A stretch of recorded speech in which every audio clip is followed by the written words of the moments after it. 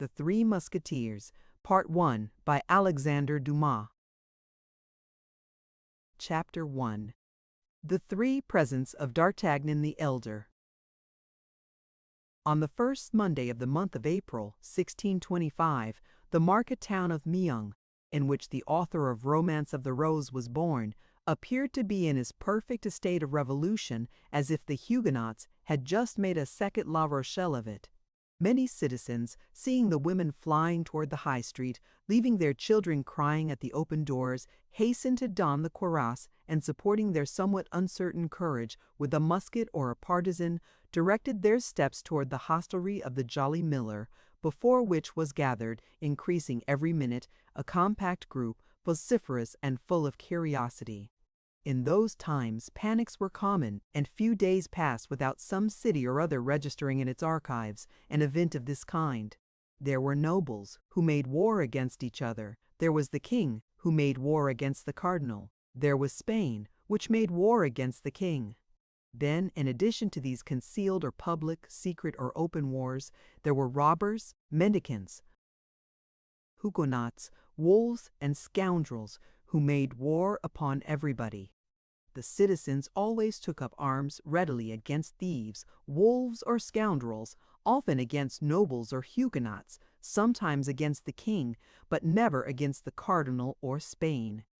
It resulted, then, from this habit that on the said first Monday of April 1625, the citizens, on hearing the clamor and seeing neither the red and yellow standard nor the livery of the Duc de Richelieu, rushed toward the hostel of the Jolly Miller. When arrived there, the cause of the hubbub was apparent to all. A young man, we can sketch his portrait at a dash. Imagine to yourself a Don Quixote of 18. A Don Quixote without his corslet, without his coat of mail, without his cuisses. A Don Quixote clothed in a woolen doublet, the blue color of which had faded into a nameless shade between lees of wine and a heavenly azure. Face long and brown, high cheekbones, a sign of sagacity, the maxillary muscles enormously developed, an infallible sign by which a Gascon may always be detected. Off with the sword of feather, the eye open and intelligent, the nose hooked but finely chiseled. Too big for a youth, too small for a grown man, an experienced eye might have taken him for a farmer's son upon a journey, had it not been for the long sword which, dangling from a leather baldric, hit against the calves of its owner as he walked, and against the rough side of his steed when he was on horseback. For our young man had a steed which was the observed of all observers. It was a Béarn pony, from 12 to 14 years old, yellow in his hide, without a hair in his tail, but not without windgalls on his legs, which, though going with his head lower than his knees, rendering a martingale quite unnecessary, contrived nevertheless to perform his 8 leagues a day. Unfortunately, the qualities of this horse were so well concealed under his strange-colored hide and his unaccountable gait, that at a time when everybody was a connoisseur in horseflesh, the appearance of the aforesaid pony at Meung, which place he had entered about a quarter of an hour before, by the gate of Beaugency, produced an unfavorable feeling, which extended to his rider. And this feeling had been more painfully perceived by young D'Artagnan, for so was the Don Quixote of this second Rozinante named from his not being able to conceal from himself the ridiculous appearance that such a steed gave him, good horseman as he was. He had sighed deeply, therefore, when accepting the gift of the pony from M. d'Artagnan the elder. He was not ignorant that such a beast was worth at least 20 livres, and the words which had accompanied the present were above all price. "My son," said the old Gascon gentleman in that pure Baron patois of which Henry IV. Could never rid himself, "this horse was born in the house of your father about 13 years ago, and has remained in it ever since, which ought to make you love it. Never sell it. Allow it to die tranquilly and honorably of old age. And if you make a campaign with it, take as much care of it as you would of an old servant. At court, provided you have ever the honor to go there," continued Miss Servant, D'Artagnan the elder, an honor to which, remember, your ancient nobility gives you the right sustain worthily your name of gentleman, which has been worthily borne by your ancestors for 500 years, both for your own sake and the sake of those who belong to you. By the latter I mean your relatives and friends. Endure nothing from anyone except Monsieur the Cardinal and the King. It is by his courage, please observe, by his courage alone, that a gentleman can make his way nowadays. Whoever hesitates for a second perhaps allows the bait to escape, which during that exact second fortune held out to him. You are young. You ought to be brave for 2 reasons. The first is that you are a Gascon, and the second is that you are my son. Never fear quarrels, but seek adventures. I have taught you how to handle a sword. You have thews of iron, a wrist of steel. Fight on all occasions. Fight the more for duels being forbidden since. Consequently, there is twice as much courage in fighting. I have nothing to give you, my son, but 15 crowns, my horse, and the counsels you have just heard. Your mother will add to them a recipe for a certain balsam which she had from a Bohemian and which has the miraculous virtue of curing all wounds that do not reach the heart. Take advantage of all and live happily and long. I have but one word to add, and that is to propose an example to you, not mine, for I myself have never appeared at court and have only taken part in religious wars as a volunteer. I speak of Monsieur de Tréville, who was formerly my neighbor, and who had the honor to be, as a child, the playfellow of our king, Louis XIII, whom God preserve. Sometimes their play degenerated into battles, and in these battles the king was not always the stronger. The blows which he received increased greatly his esteem and friendship for Monsieur de Tréville. Afterward, Monsieur de Tréville fought with others, in his first journey to Paris, 5 times, from the death of the late king till the young one came of age, without reckoning. Wars and sieges 7 times, and from that date up to the present day 100 times perhaps, so that in spite of edicts, ordinances, and decrees, there he is captain of the Musketeers, that is to say, chief of a legion of Cæsars, whom the king holds in great esteem, and whom the cardinal dreads he, who dreads nothing, as it is said. Still further, Monsieur de Tréville gains 10,000 crowns a year. He is therefore a great noble. He began as you begin. Go to him with this letter, and make him your model, in order that you may do as he has done. Upon which Amestrum, D'Artagnan, the elder, girded his own sword round his son, kissed him tenderly on both cheeks, and gave him his benediction. On leaving the paternal chamber, the young man found his mother, who was waiting for him with the famous recipe of which the counsels we have just repeated would necessitate frequent employment. The adieux on this side longer and more tender than they had been on the other, not that M. d'Artagnan did not love his son, who was his only offspring, but Michel d'Artagnan was a man, and he would have considered it unworthy of a man to give way to his feelings, whereas Michel d'Artagnan was a woman, and still more, a mother. She wept abundantly, and let us speak it to the praise of Amen. D'Artagnan the younger, notwithstanding the efforts he made to remain firm, as a future musketeer ought, nature prevailed, and he shed many tears, of which he succeeded with great difficulty in concealing the half. The same day the young man set forward on his journey, furnished with the 3 paternal gifts, which consisted, as we have said, of 15 crowns, the horse, and the letter for men. De Tréville the counsels being thrown into the bargain. With such a vates-me-comme d'Artagnan was morally and physically an exact copy of the hero of Cervantes, to whom we so happily compared him, when our duty of an historian placed us under the necessity of sketching his portrait. Don Quixote took windmills for giants and sheep for armies. D'Artagnan took every smile for an insult, and every look as a provocation, whence it resulted that from Tarbes to men his fist was constantly doubled, or his hand on the hilt of his sword. And yet the fist did not descend upon any jaw, nor did the sword issue from its scabbard. It was not that the sight of the wretched pony did not excite numerous smiles on the countenances of passers-by, but as against the side of this pony rattled a sword of respectable length, And as over this sword gleamed an eye rather ferocious than haughty, these passers-by repressed their hilarity, or if hilarity prevailed over prudence, they endeavored to laugh only on one side, like the masks of the ancients. D'Artagnan, then, remained majestic and intact in his susceptibility till he came to this unlucky city of Meung. But there, as he was alighting from his horse at the gate of the Jolly Miller, without any one host, waiter, or hostler coming to hold his stirrup or take his horse, D'Artagnan spied, through an open window on the ground floor, a gentleman well made and of good carriage, although of rather a stern countenance, talking with two persons who appeared to listen to him with respect. D'Artagnan fancied quite naturally, according to his custom, that he must be the object of their conversation, and listened. This time D'Artagnan was only in part mistaken. He himself was not in question, but his horse was. The gentleman appeared to be enumerating all his qualities to his auditors, and, as I have said, the auditors seeming to have great deference for the narrator, they every moment burst into fits of laughter.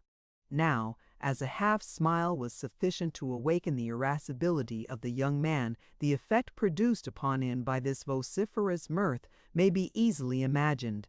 Nevertheless, D'Artagnan was desirous of examining the appearance of this impertinent personage who ridiculed him. He fixed his haughty eye upon the stranger, and perceived a man of from 40 to 45 years of age, with black and piercing eyes, pale complexion, a strongly marked nose, and a black and well-shaped mustache. He was dressed in a doublet and hose of a violet color, with a ween quoits of the same color, without any other ornaments than the customary slashes, through which the shirt appeared. This doublet and hose, though new, were creased, like traveling clothes for a long time packed in a portmanteau. D'Artagnan made all these remarks with the rapidity of a most minute observer, and doubtless from an instinctive feeling that this stranger was destined to have a great influence over his future life. Now, as at the moment in which D'Artagnan fixed his eyes upon the gentleman in the violet doublet, the gentleman made one of his most knowing and profound remarks respecting the Baronet's pony, his two auditors laughed even louder than before, and he himself, though contrary to his custom, allowed a pale smile, if I may be allowed to use such an expression, to stray over his countenance. This time there could be no doubt D'Artagnan was really insulted.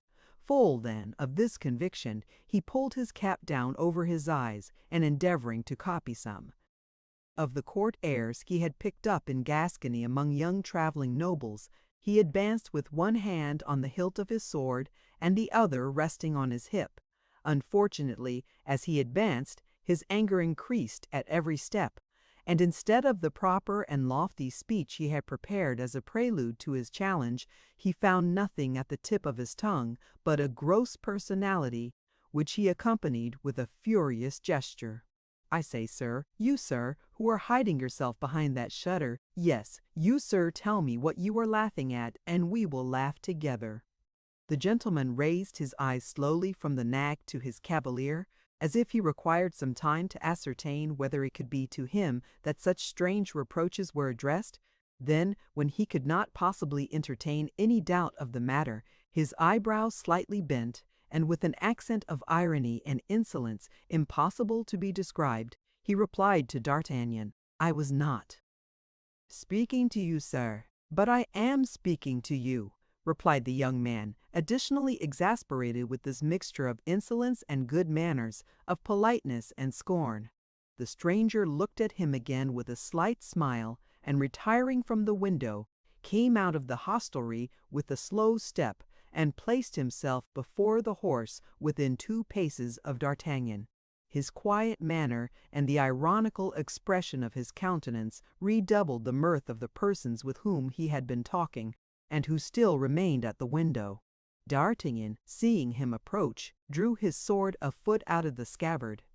"This horse is decidedly, or rather has been in his youth, a buttercup," resumed the stranger, continuing the remarks he had begun, and addressing himself to his auditors at the window, without paying the least attention to the exasperation of D'Artagnan, who, however, placed himself between him and them, It is a color very well known in botany, but till the present time very rare among horses. There are people who laugh at the horse that would not dare to lap at the master, cried the young emulator of the furious Tréville. I do not often laugh, sir, replied the stranger, as you may perceive by the expression of my countenance, but nevertheless I retain the privilege of laughing when I please. And I, cried D'Artagnan, will allow no man to laugh when it displeases me. Indeed, sir, continued the stranger, more calm than ever. Well, that is perfectly right. And turning on his heel, was about to re-enter the hostelry by the front gate, beneath which D'Artagnan on arriving had observed a saddled horse. But D'Artagnan was not of a character to allow a man to escape him thus who had the insolence to ridicule him. He drew his sword entirely from the scabbard and followed him, crying, "Turn, turn, Master Joker, lest I strike you behind. Strike me!" said the other, turning on his heels and surveying the young man with as much astonishment as contempt. "Why, my good fellow, you must be mad." Then, in a suppressed tone, as if speaking to himself, "This is annoying," continued he. "What a godsend this would be for his Majesty, who is seeking everywhere for brave fellows to recruit for his musketeers." He had scarcely finished when D'Artagnan made such a furious lunge at him that if he had not sprung nimbly backward, it is probable he would have jested for the last time. The stranger, then perceiving that the matter went beyond raillery, drew his sword, saluted his adversary, and seriously placed himself on guard. But at the same moment his two auditors, accompanied by the host, fell upon D'Artagnan with sticks, shovels, and tongs. This caused so rapid and complete a diversion from the attack that D'Artagnan's adversary, while the latter turned round to face the shower of blows, sheathed his sword with the same precision, and instead of an actor, which he had nearly been, became a spectator of the fight, a part in which he acquitted himself with his usual impassiveness, muttering, "Nevertheless, a plague upon these Gascons. Replace him on his orange horse, and let him be gone. Not before I have killed you, poltroon," cried D'Artagnan, making the best face possible, and never retreating one step before his three assailants, who continued to shower blows upon him. "Another Gasconade," murmured the gentleman. "By my honor, these Gascons are incorrigible." "Keep up the dance, then, since he will have it so. When he is tired, he will perhaps tell us that he has had enough of it." But the stranger knew not the headstrong personage he had to do with. D'Artagnan was not the man ever to cry for quarter. The fight was therefore prolonged for some seconds, but at length D'Artagnan dropped his sword, which was broken in two pieces by the blow of a stick. Another blow full upon his forehead at the same moment brought him to the ground, covered with blood and almost fainting. It was at this moment that people came flocking to the scene of action from all sides. The host, fearful of consequences, with the help of his servants carried the wounded man into the kitchen, where some trifling attentions were bestowed upon him.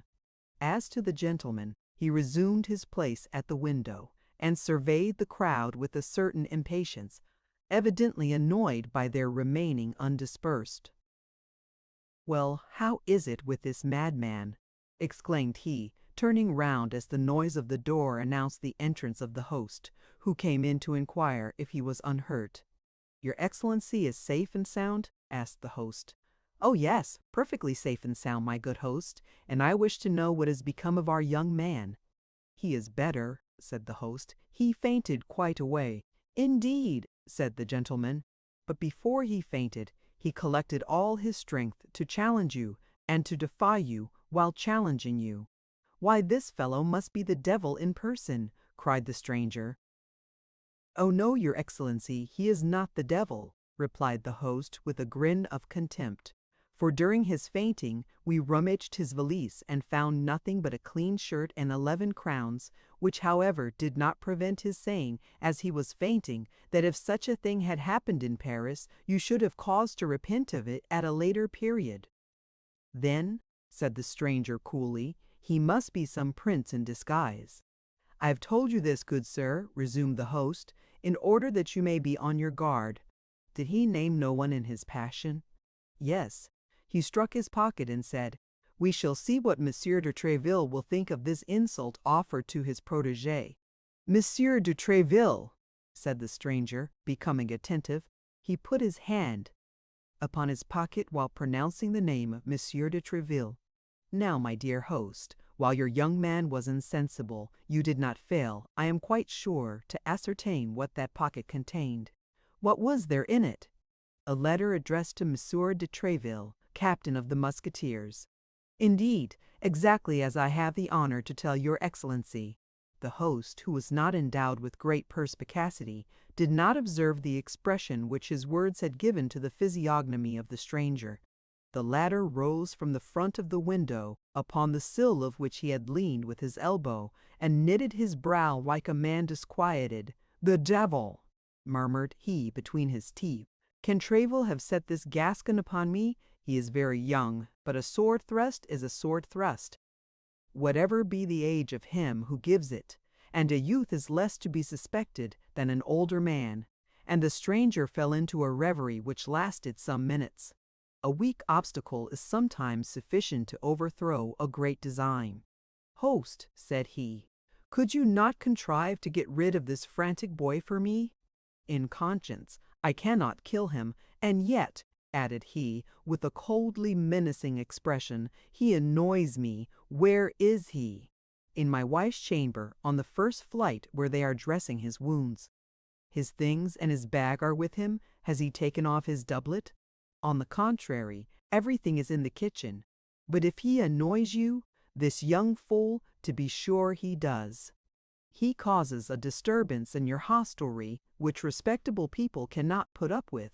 Go, make out my bill and notify my servant." "What, monsieur, will you leave us so soon? You know that very well, as I gave my order to saddle my horse. Have they not obeyed me?" "It is done. As your Excellency may have observed, your horse is in the great gateway, ready saddled for your departure." "That is well. Do as I have directed you, then." "What the devil," said the host to himself, "can he be afraid of this boy?" But an imperious glance from the stranger stopped him short. He bowed humbly and retired. "It is not necessary for Milady to be seen by this fellow," continued the stranger. "She will soon pass. She is already late. I had better get on horseback and go and meet her. I should like, however, to know what this letter addressed to Tréville contains." And the stranger, muttering to himself, directed his steps toward the kitchen. We are well aware that this term Milady is only properly used when followed by a family name, but we find it thus in the manuscript, and we do not choose to take upon ourselves to alter it. In the meantime, the host, who entertained no doubt that it was the presence of the young man that drove the stranger from his hostelry, reascended to his wife's chamber and found D'Artagnan just recovering his senses, giving him to understand that the police would deal with him pretty severely for having sought a quarrel with a great lord, for in the opinion of the host, the stranger could be nothing less than a great lord. He insisted that notwithstanding his weakness, D'Artagnan should get up and depart as quickly as possible. D'Artagnan, half stupefied, without his doublet, and with his head bound up in a linen cloth, arose then, and urged by the host, began to descend the stairs. But on arriving at the kitchen, the first thing he saw was his antagonist talking calmly at the step of the heavy carriage drawn by two large Norman horses. His interlocutor, whose head appeared through the carriage window, was a woman of from 20 to 22 years. We have already observed with what rapidity D'Artagnan seized the expression of a countenance. He perceived then, at a glance, that this woman was young and beautiful, and her style of beauty struck him more forcibly from its being totally different from that of the southern countries in which D'Artagnan had hitherto resided. She was pale and fair, with long curls falling in profusion over her shoulders, had large, blue, languishing eyes, rosy lips, and hands of alabaster. She was talking with great animation with the stranger. "His Eminence, then, orders me," said the lady, "to return instantly to England, and to inform him as soon as the Duke leaves London." "And as to my other instructions?" asked the fair traveller. "They are contained in this box, which you will not open until you are on the other side of the channel." "Very well, and you, what will you do?" "I return to Paris." "What, without chastising this insolent boy?" asked the lady. The stranger was about to reply, but at the moment he opened his mouth, D'Artagnan, who had heard all, precipitated himself over the threshold of the door. "This insolent boy chastises others," cried he, "and I hope that this time he whom he ought to chastise will not escape him as before." "Will not escape him?" replied the stranger, knitting his brow. "No, before a woman you would dare not fly, I presume." "Remember," said Milady, seeing the stranger lay his hand on his sword, "the least delay may ruin everything." "You are right," cried the gentleman. "Begone then on your part, and I will depart as quickly on mine." And bowing to the lady, he sprang into his saddle, while her coachman applied his whip vigorously to his horses. The two interlocutors thus separated, taking opposite directions, at full gallop. "Pay him, booby!" cried the stranger to a servant, without checking the speed of his horse, and the man, after throwing 2 or 3 silver pieces at the foot of mine host, galloped after his master. "Base coward, false gentleman!" cried D'Artagnan, springing forward in his turn after the servant. But his wound had rendered him too weak to support such an exertion. Scarcely had he gone 10 steps when his ears began to tingle. A faintness seized him. A cloud of blood passed over his eyes, and he fell in the middle of the street, crying still, "Coward! Coward! Coward!" "He is a coward indeed," grumbled the host, drawing near to D'Artagnan, and endeavoring by this little flattery to make up matters with the young man, as the heron of the fable did with the snail he had despised the evening before. "Yes, a base coward," murmured D'Artagnan, "but she was very beautiful." "What she?" demanded the host. "Milady," faltered D'Artagnan, and fainted a second time. "Ah, it's all one," said the host. "I have lost 2 customers, but this one remains, of whom I am pretty certain for some days to come. There will be 11 crowns gained." It is to be remembered that 11 crowns was just the sum that remained in D'Artagnan's purse. The host had reckoned upon 11 days of confinement at 1 crown a day, but he had reckoned without his guest. On the following morning at 5 o'clock D'Artagnan arose, and descending to the kitchen without help, asked, among other ingredients, the list of which has not come down to us, for some oil, some wine, and some rosemary, and with his mother's recipe in his hand, composed a balsam, with which he anointed his numerous wounds, replacing his bandages himself, and positively refusing the assistance of any doctor. D'Artagnan walked about that same evening, and was almost cured by the morrow. But when the time came to pay for his rosemary, this oil, and the wine, the only expense the master had incurred, as he had preserved a strict abstinence, while, on the contrary, the yellow horse, by the account of the hostler at least, had eaten 3 times as much as a horse of his size could reasonably be supposed to have done, D'Artagnan found nothing in his pocket but his little old velvet purse, with the 11 crowns it contained. For as to the letter addressed to the Emtaine de Tréville, it had disappeared. The young man commenced his search for the letter with the greatest patience, turning out his pockets of all kinds over and over again, rummaging and re-rummaging in his valise, and opening and reopening his purse, but when he found that he had come to the conviction that the letter was not to be found, he flew, for the 3rd time, into such a rage as was near costing him a fresh consumption of wine, oil, and rosemary, for upon seeing this hothead youth become exasperated and to destroy everything in establishment, if his letter were not found, the host seized the spit, his wife a broom handle, and the servants the same sticks they had used the day before. "My letter of recommendation," cried D'Artagnan, "my letter of recommendation, or, the holy blood, I will spit you all like ortolans." Unfortunately, there was one circumstance which created a powerful obstacle to the accomplishment of this threat, which was, as we have related, that his sword had been in his first conflict broken in 2, and which he had entirely forgotten.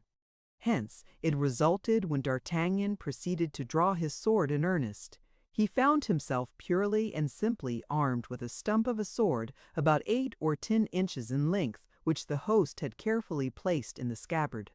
As to the rest of the blade, the master had slyly put that on one side to make himself a larding pin, but this deception would probably not have stopped our fiery young man if the host had not reflected that the reclamation which his guest made was perfectly just. "But after all," said he, lowering the point of his spit, "where is this letter?" "Yes, where is this letter?" cried D'Artagnan. "In the first place, I warn you that that letter is for Monsieur de Tréville, and it must be found, or if it is not found, he will know how to find it." His threat completed the intimidation of the host. After the king and the cardinal, Muldsin, de Tréville was the man whose name was perhaps most frequently repeated by the military, and even by citizens. There was, to be sure, Father Joseph, but his name was never pronounced, but with a subdued voice. Such was the terror inspired by his Grey Eminence, as the cardinal's familiar was called, throwing down his spit and ordering his wife to do the same with her broom handle, and the servants with their sticks. He set the first example of commencing an earnest search for the lost letter. "Does the letter contain anything valuable?" demanded the host after a few minutes of useless investigation. "Zounds, I think it does indeed," cried the Gascon, who reckoned upon this letter for making his way at court. "It contained my fortune." "Bills upon Spain?" asked the disturbed host. "Bills upon His Majesty's private treasury," answered D'Artagnan, who, reckoning upon entering into the king's service in consequence of this recommendation, believed he could make this somewhat hazardous reply without telling of a falsehood. "The devil!" cried the host, at his wits' end. "But it's of no importance," continued D'Artagnan with natural assurance. "It's of no importance. The money is nothing. That letter was everything. I would rather have lost 1,000 pistols than have lost it." He would not have risked more if he had said 20,000, but a certain juvenile modesty restrained him. A ray of light all at once broke upon the mind of the host as he was giving himself to the devil upon finding nothing. "That letter is not lost," cried he. "What?" cried D'Artagnan. "No, it has been stolen from you." "Stolen? By whom?" "By the gentleman who was here yesterday. He came down into the kitchen where your doublet was. He remained there some time alone. I would lay a wager he has stolen it." "Do you think so?" answered D'Artagnan, but little convinced, as he knew better than anyone else how entirely personal the value of this letter was, and saw nothing in it likely to tempt cupidity. The fact was that none of his servants, none of the travelers present, could have gained anything by being possessed of this paper. "Do you say," resumed D'Artagnan, "that you suspect that impertinent gentleman?" "I tell you I am sure of it," continued the host. "When I informed him that your lordship was the protégé of Monsieur de Tréville, and that you even had a letter for that illustrious gentleman, he appeared to be very much disturbed, and asked me where that letter was, and immediately came down into the kitchen, where he knew your doublet was." "Then that's my thief," replied D'Artagnan. "I will complain to Monsieur de Tréville, and Monsieur de Tréville will complain to the king." He then drew 2 crowns majestically from his purse and gave them to the host, who accompanied him, cap in hand, to the gate, and remounted his yellow horse, which bore him without any further accident to the gate of Saint Antoine at Paris, where his owner sold him for 3 crowns, which was a very good price, considering that D'Artagnan had ridden him hard during the last stage. Thus the dealer to whom D'Artagnan sold him for the 9 livres did not conceal from the young man that he only gave that enormous sum for him on the account of the originality of his color. Thus D'Artagnan entered Paris on foot, carrying his little packet under his arm, and walked about till he found an apartment to be let on terms suited to the scantiness of his means. This chamber was a sort of garret situated in the Rue des Fossoyeurs, near the Luxembourg. As soon as the earnest money was paid, D'Artagnan took possession of his lodging, and passed the remainder of the day in sewing onto his doublet and hose some ornamental braiding which his mother had taken off an almost new doublet of the elder D'Artagnan, and which she had given her son secretly. Next he went to the Quai de Ferrare to have a new blade put to his sword, and then returned toward the Louvre, inquiring of the first musketeer he met for the situation of the Hotel of Imdram de Tréville, which proved to be in the Rue du Vieux Colombier, that is to say, in the immediate vicinity of the chamber hired by D'Artagnan, a circumstance which appeared to furnish a happy augury for the success of his journey. After this, satisfied with the way in which he had conducted himself at Meung, without remorse for the past, confident in the present, and full of hope for the future, he retired to bed and slept the sleep of the brave. This sleep, provincial as it was, brought him to 9 o'clock in the morning, at which hour he rose, in order to repair to the residence of M. Simpon de Tréville, the third personage in the kingdom, in the paternal estimation. Chapter 2. The Antichamber of M. de Tréville. M. de Troisville, as his family was still called in Gascony, or M. de Tréville, as he has ended by styling himself in Paris, had really commenced life as D'Artagnan now did.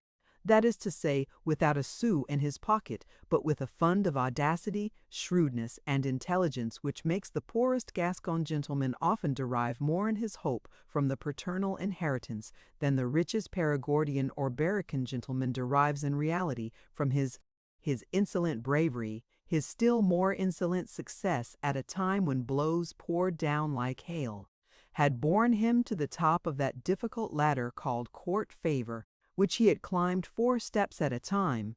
He was the friend of the king, who honored highly, as everyone knows, the memory of his father, Henry IV.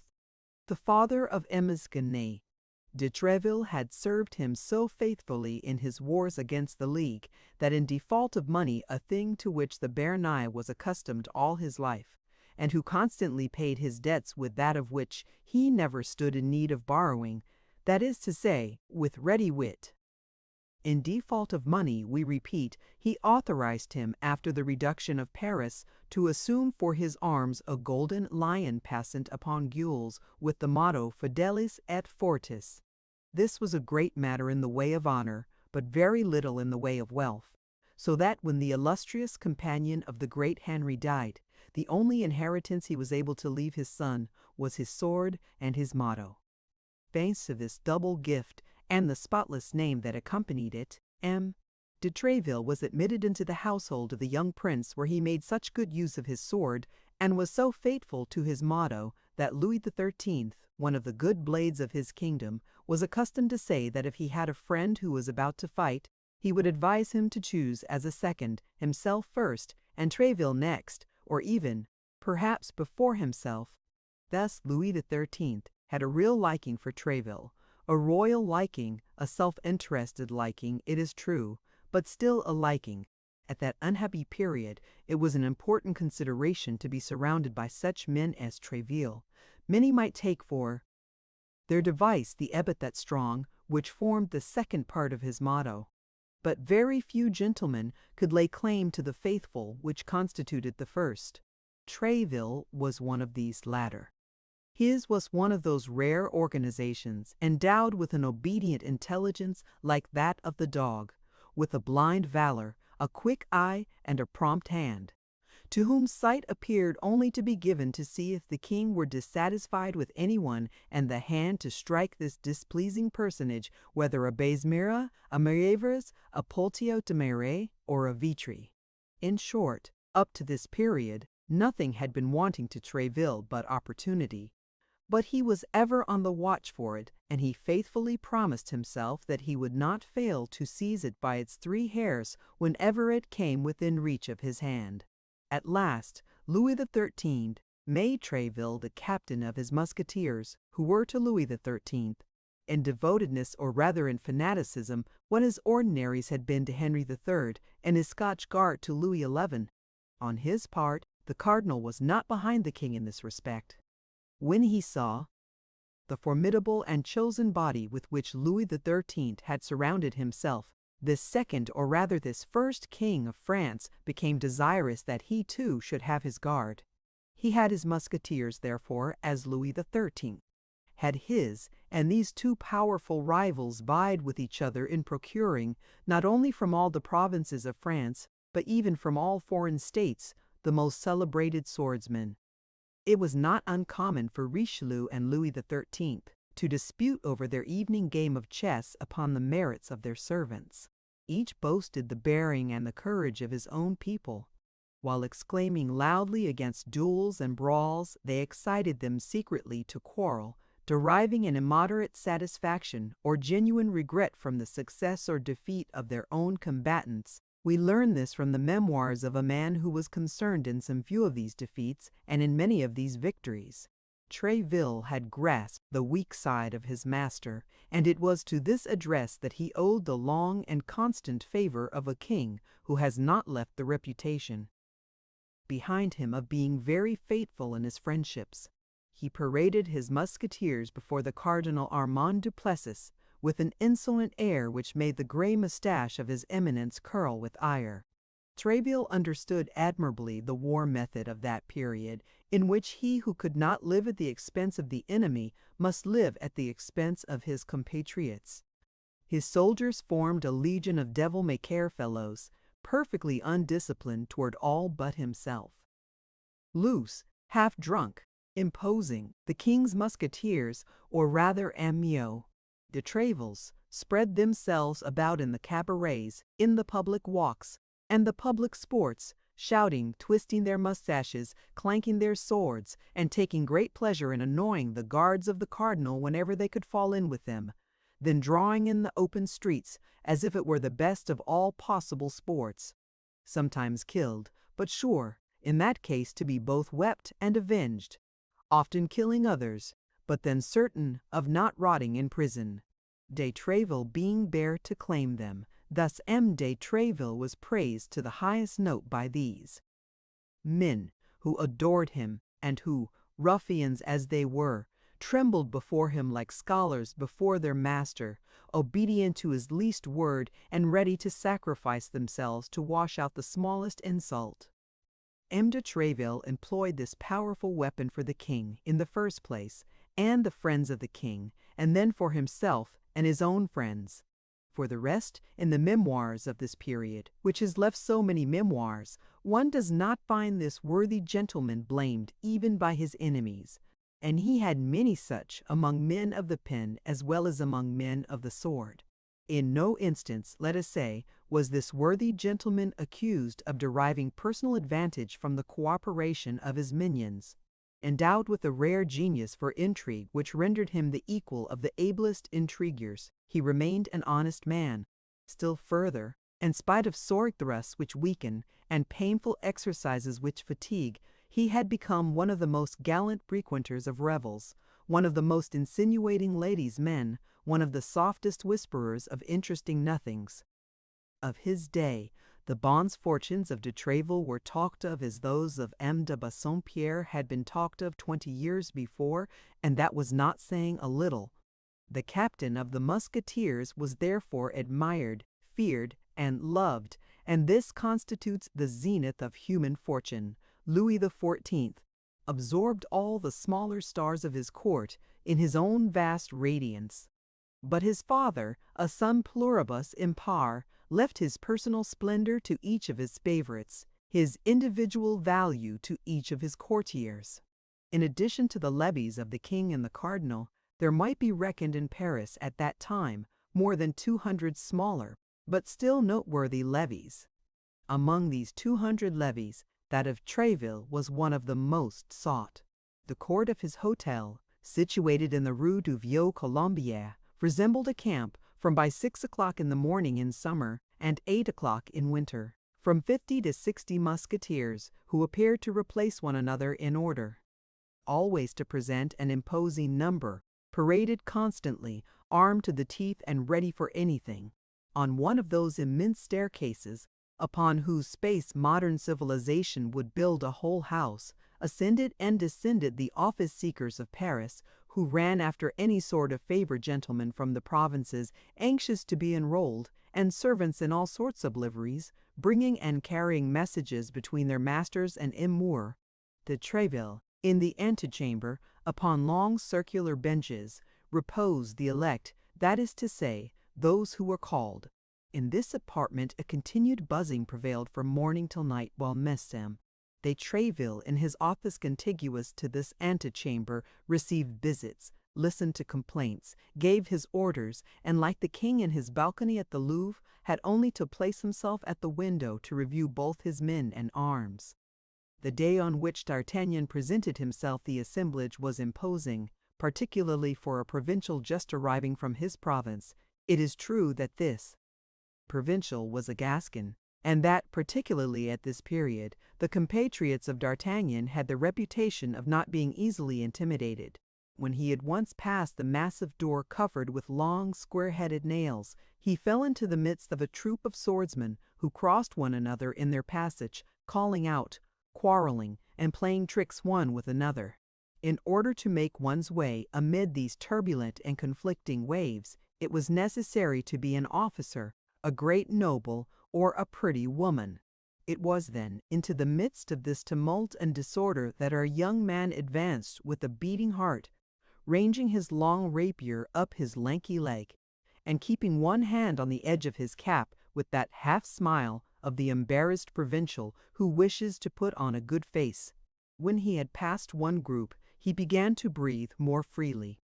But he could not help observing that they turned round to look at him, and for the first time in his life, D'Artagnan, who had till that day entertained a very good opinion of himself, felt ridiculous.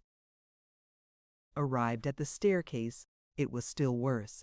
There were 4 musketeers on the bottom steps, amusing themselves with the following exercise, while 10 or 12 of their comrades waited upon the landing place to take their turn in the sport.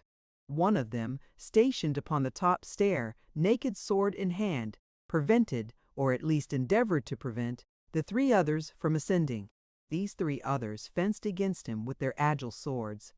D'Artagnan at first took these weapons for foils, and believed them to be buttoned, but he soon perceived by certain scratches that every weapon was pointed and sharpened, and that at each of these scratches not only the spectators, but even the actors themselves, laughed like so many madmen.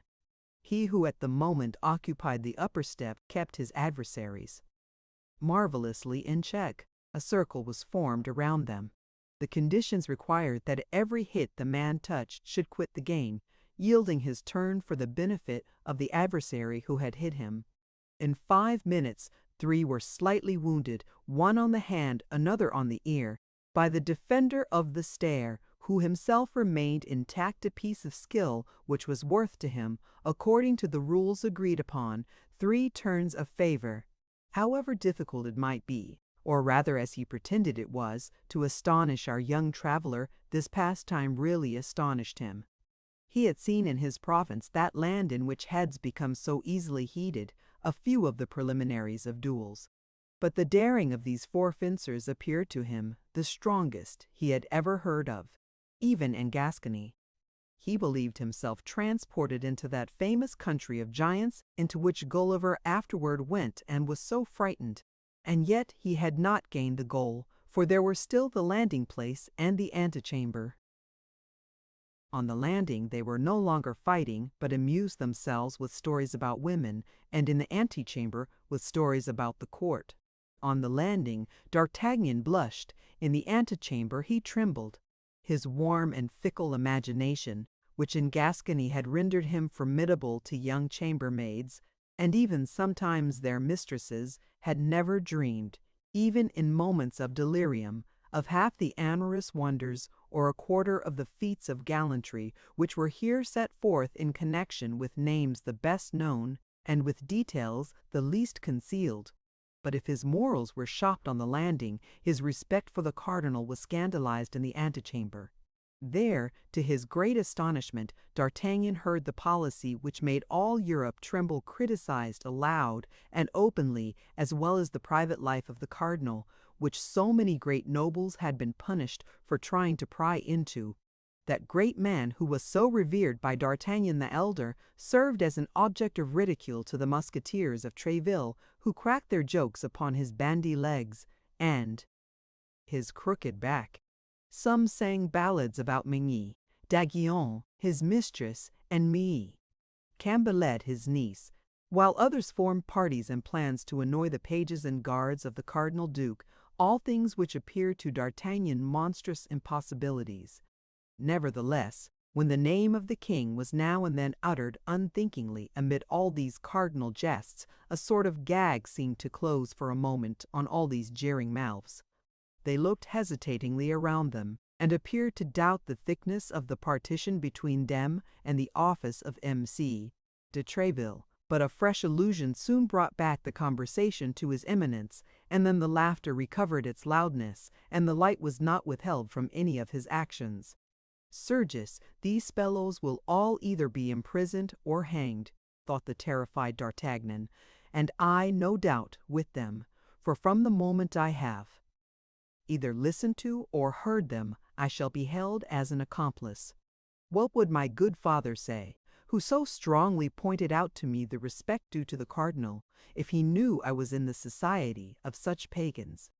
We have no need, therefore, to say that D'Artagnan dared not join in the conversation, only he looked with all his eyes and listened with all his ears, stretching his 5 senses so as to lose nothing, and despite his confidence on the paternal admonitions, he felt himself carried by his tastes and led by his instincts to praise rather than to blame the unheard-of things which were taking place, although he was a perfect stranger in the court of men, de Tréville's courtiers, and this his first appearance in that place. He was at length noticed, and somebody came and asked him what he wanted. At this demand D'Artagnan gave his name very modestly, emphasized the title of compatriot, and begged the servant who had put the question to him to request a moment's audience of Mr. Reims de Tréville, a request which the other, with an air of protection, promised to transmit in due season. D'Artagnan, a little recovered from his first surprise, had now leisure to study costumes and physiognomy. The center of the most animated group was a musketeer of great height and haughty countenance, dressed in a costume so peculiar as to attract general attention. He did not wear the uniform cloak which was not obligatory at that epoch of less liberty, but more independence, but a cerulean blue doublet, a little faded and worn, and over this a magnificent baldric, worked in gold, which shone like water ripples in the sun. A long cloak of crimson velvet fell in graceful folds from his shoulders, disclosing in front the splendid baldric, from which was suspended a gigantic rapier. This musketeer had just come off guard, complained of having a cold, and coughed from time to time affectedly. It was for this reason, as he said to those around him, that he had put on his cloak, and while he spoke with a lofty air and twisted his moustache disdainfully, all admired his embroidered baldric, and D'Artagnan more than anyone. "What would you have?" said the musketeer. "This fashion is coming in. It is a folly, I admit, but still it is the fashion. Besides, one must lay out one's inheritance somehow." "Ah, Porthos," cried one of his companions, "don't try to make us believe you obtained that baldric by paternal generosity.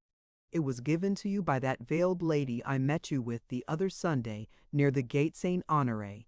No, upon honor, and by the faith of a gentleman, I bought it with the contents of my own purse," answered he, whom they designated by the name Porthos.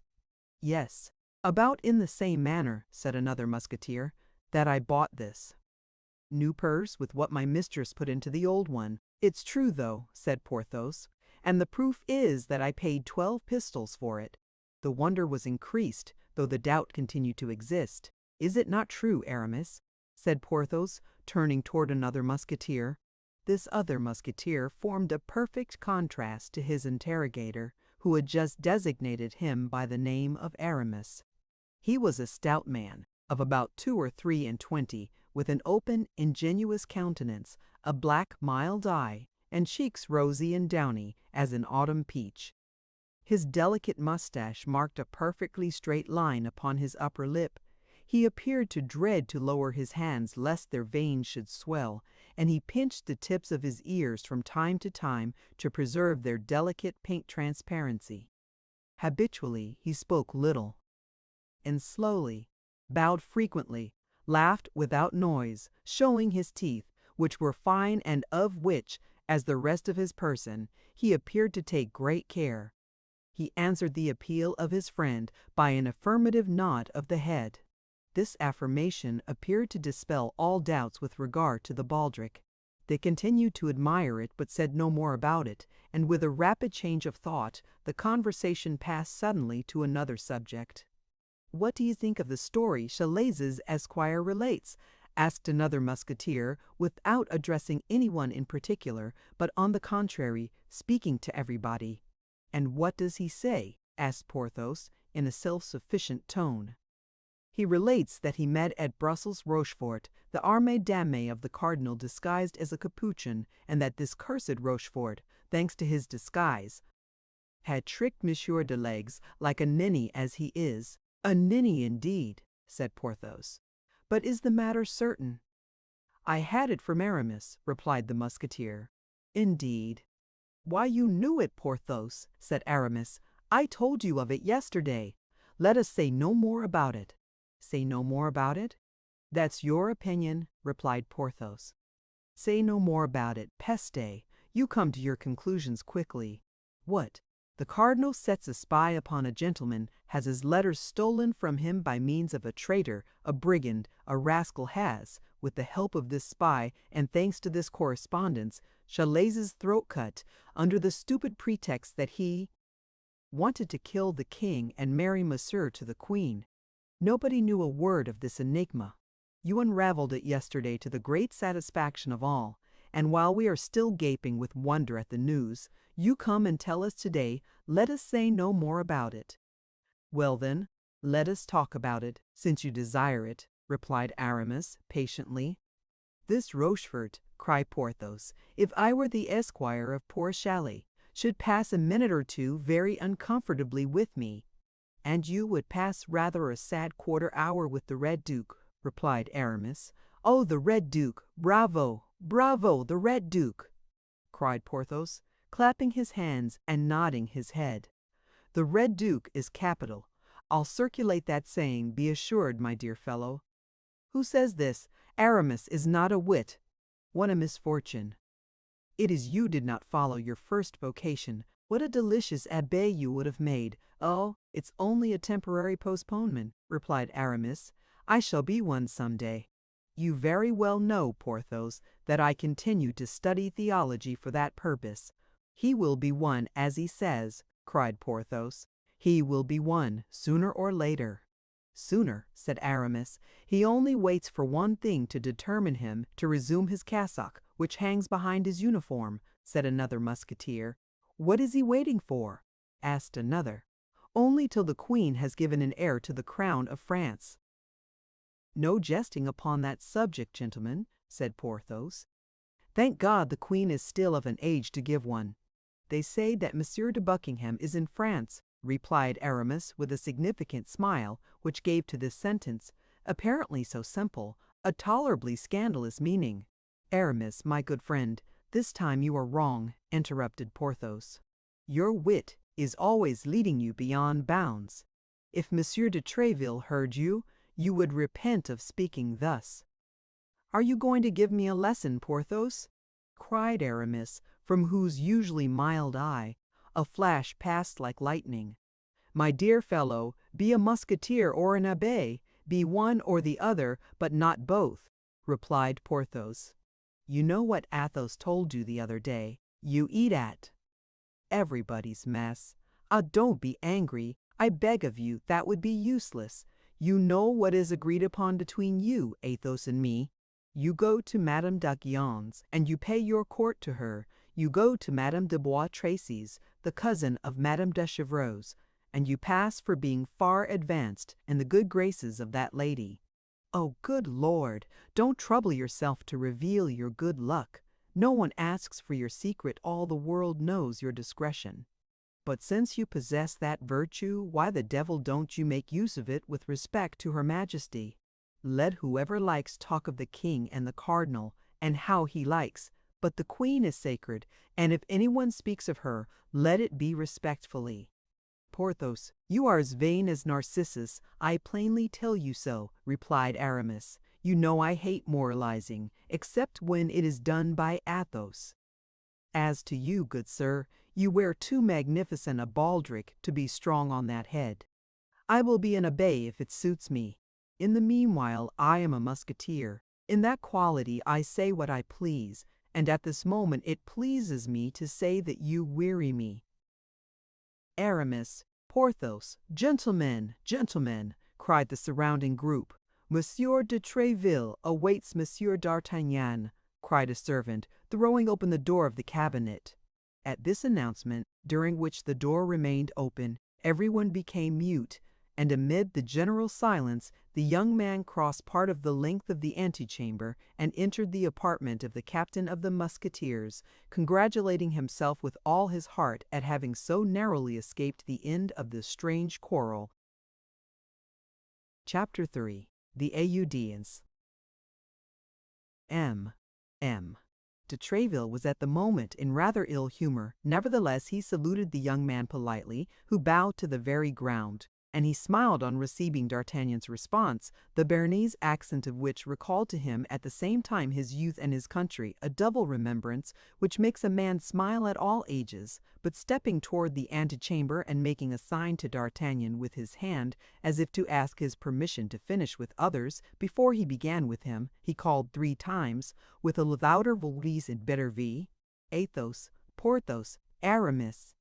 The 2 musketeers with whom we have already made acquaintance, and who answered to the last of these 3 names, immediately quitted the group of which they had formed a part, and advanced toward the cabinet, the door of which closed after them as soon as they had entered. Their appearance, although it was not quite at ease, excited by its carelessness, at once full of dignity and submission, the admiration of D'Artagnan, who beheld in these 2 men demigods, and in their leader an Olympian Jupiter, armed with all his thunders. When the 2 musketeers had entered, when the door was closed behind them, when the buzzing murmur of the antechamber, to which the summons which had been made had bed Nateless furnished fresh food, had recommenced, when Mr. Berdil had 3 or 4 times paced in silence and with a frowning brow the whole length of his cabinet, passing each time before Porthos and Aramis, who were as upright and silent as if on parade, he stopped all at once full in front of them, and covering them, which coming vis beat.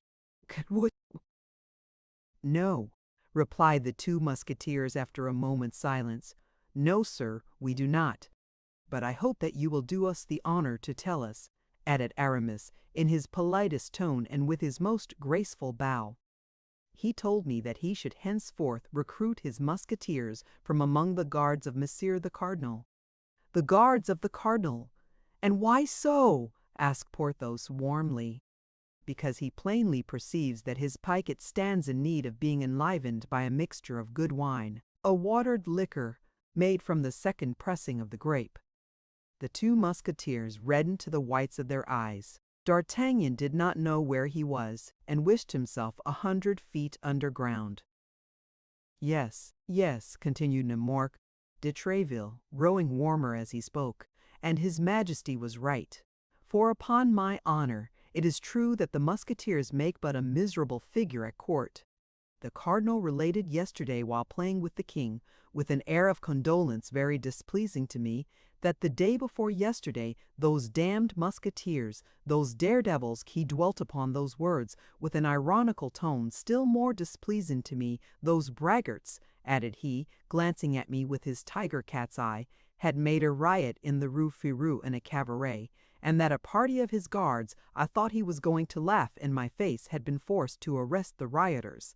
Morbleu, you must know something about it. Arrest musketeers, you were among them, you were. Don't deny it, you were recognized, and the cardinal named you. But it's all my fault. Yes, it's all my fault, because it is myself who selects my men. You, Aramis, why the devil did you ask me for a uniform when you would have been so much better in a cassock? And you, Porthos, do you only wear such a fine golden baldric to suspend a sword of straw from it? And Athos, I don't see Athos. Where is he? Ill, very ill, say you? And of what malady?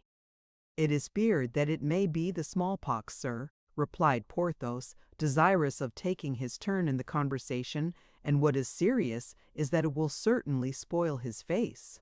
The smallpox, that's a great story to tell me, Porthos, sick of the smallpox at his age.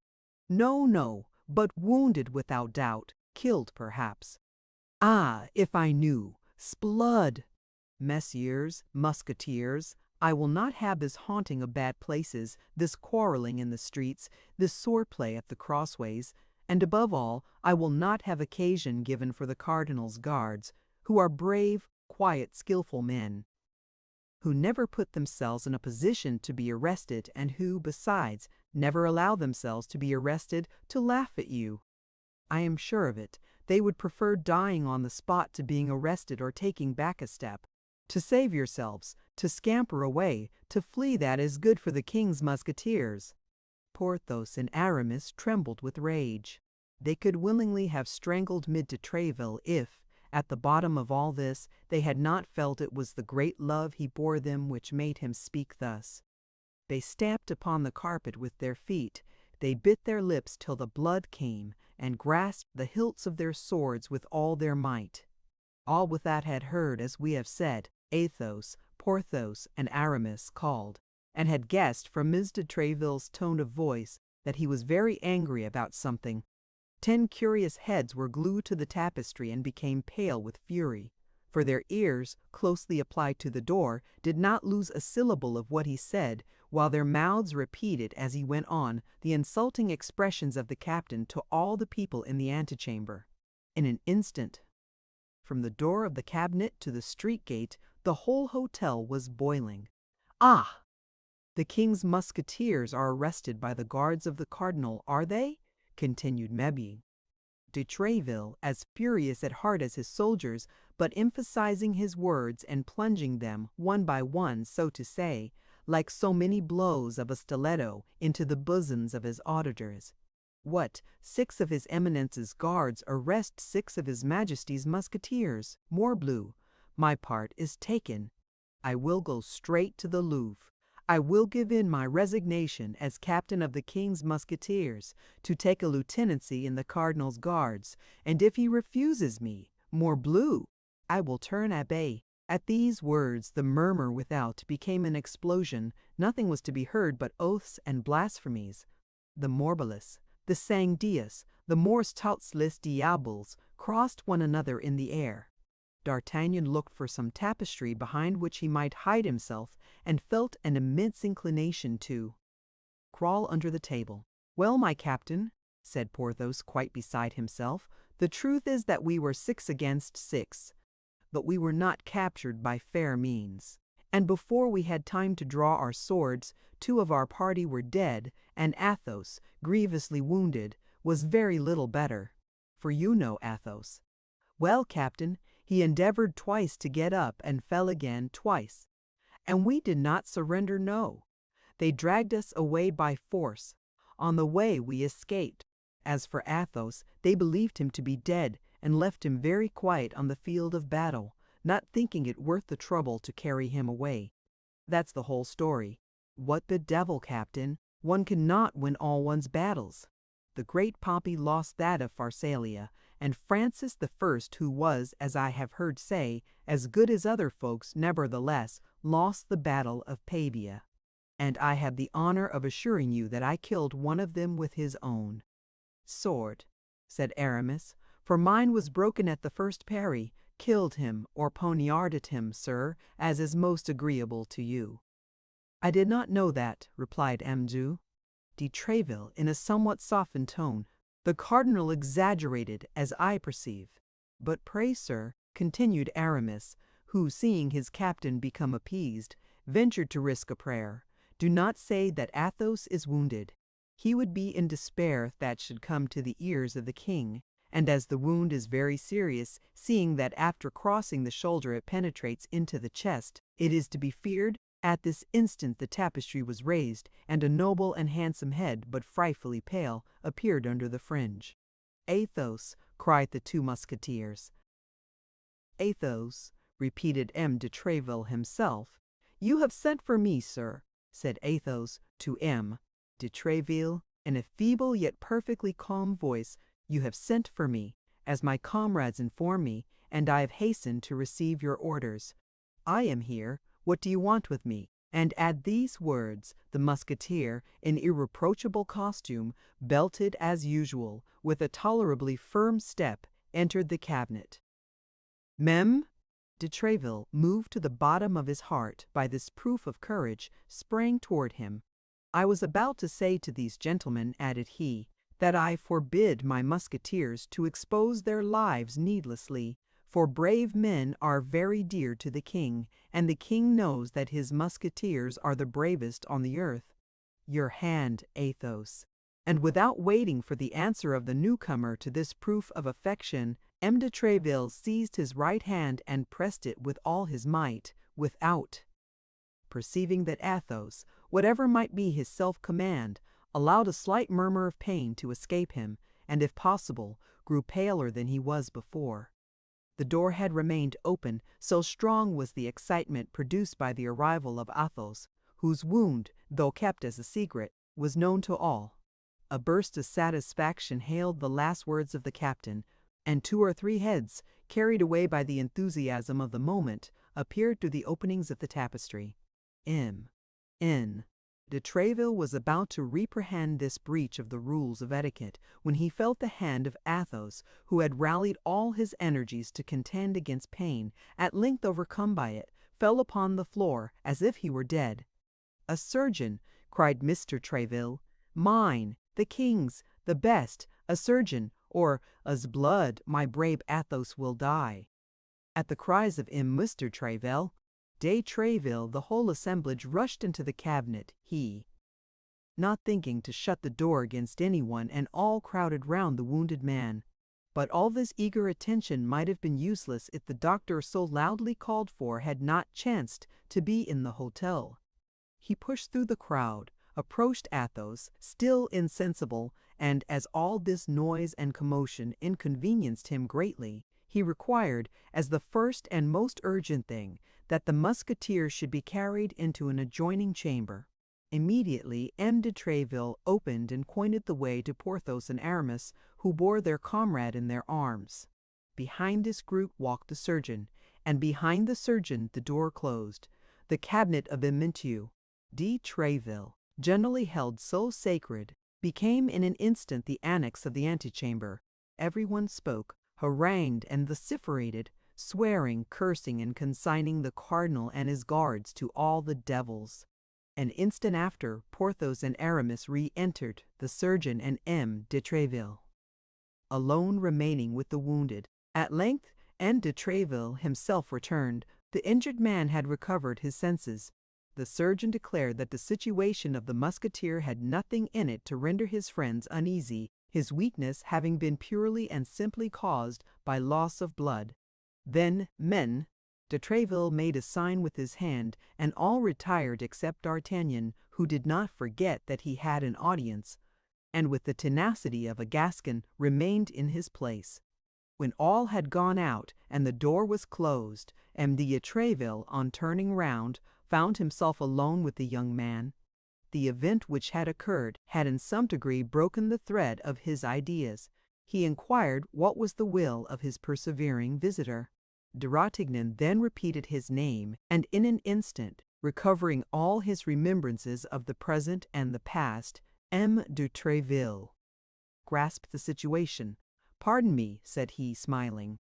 "Pardon me, my dear compatriot, but I had wholly forgotten you. But what help is there for it? A captain is nothing but a father of a family, charged with even a greater responsibility than the father of an ordinary family. Soldiers are big children, but as I maintain that the orders of the king, and more particularly the orders of the cardinal, should be executed," D'Artagnan could not restrain a smile. By this smile M. de Tréville judged that he had not to deal with a fool, and changing the conversation, came straight to the point. "I respected your father very much," said he.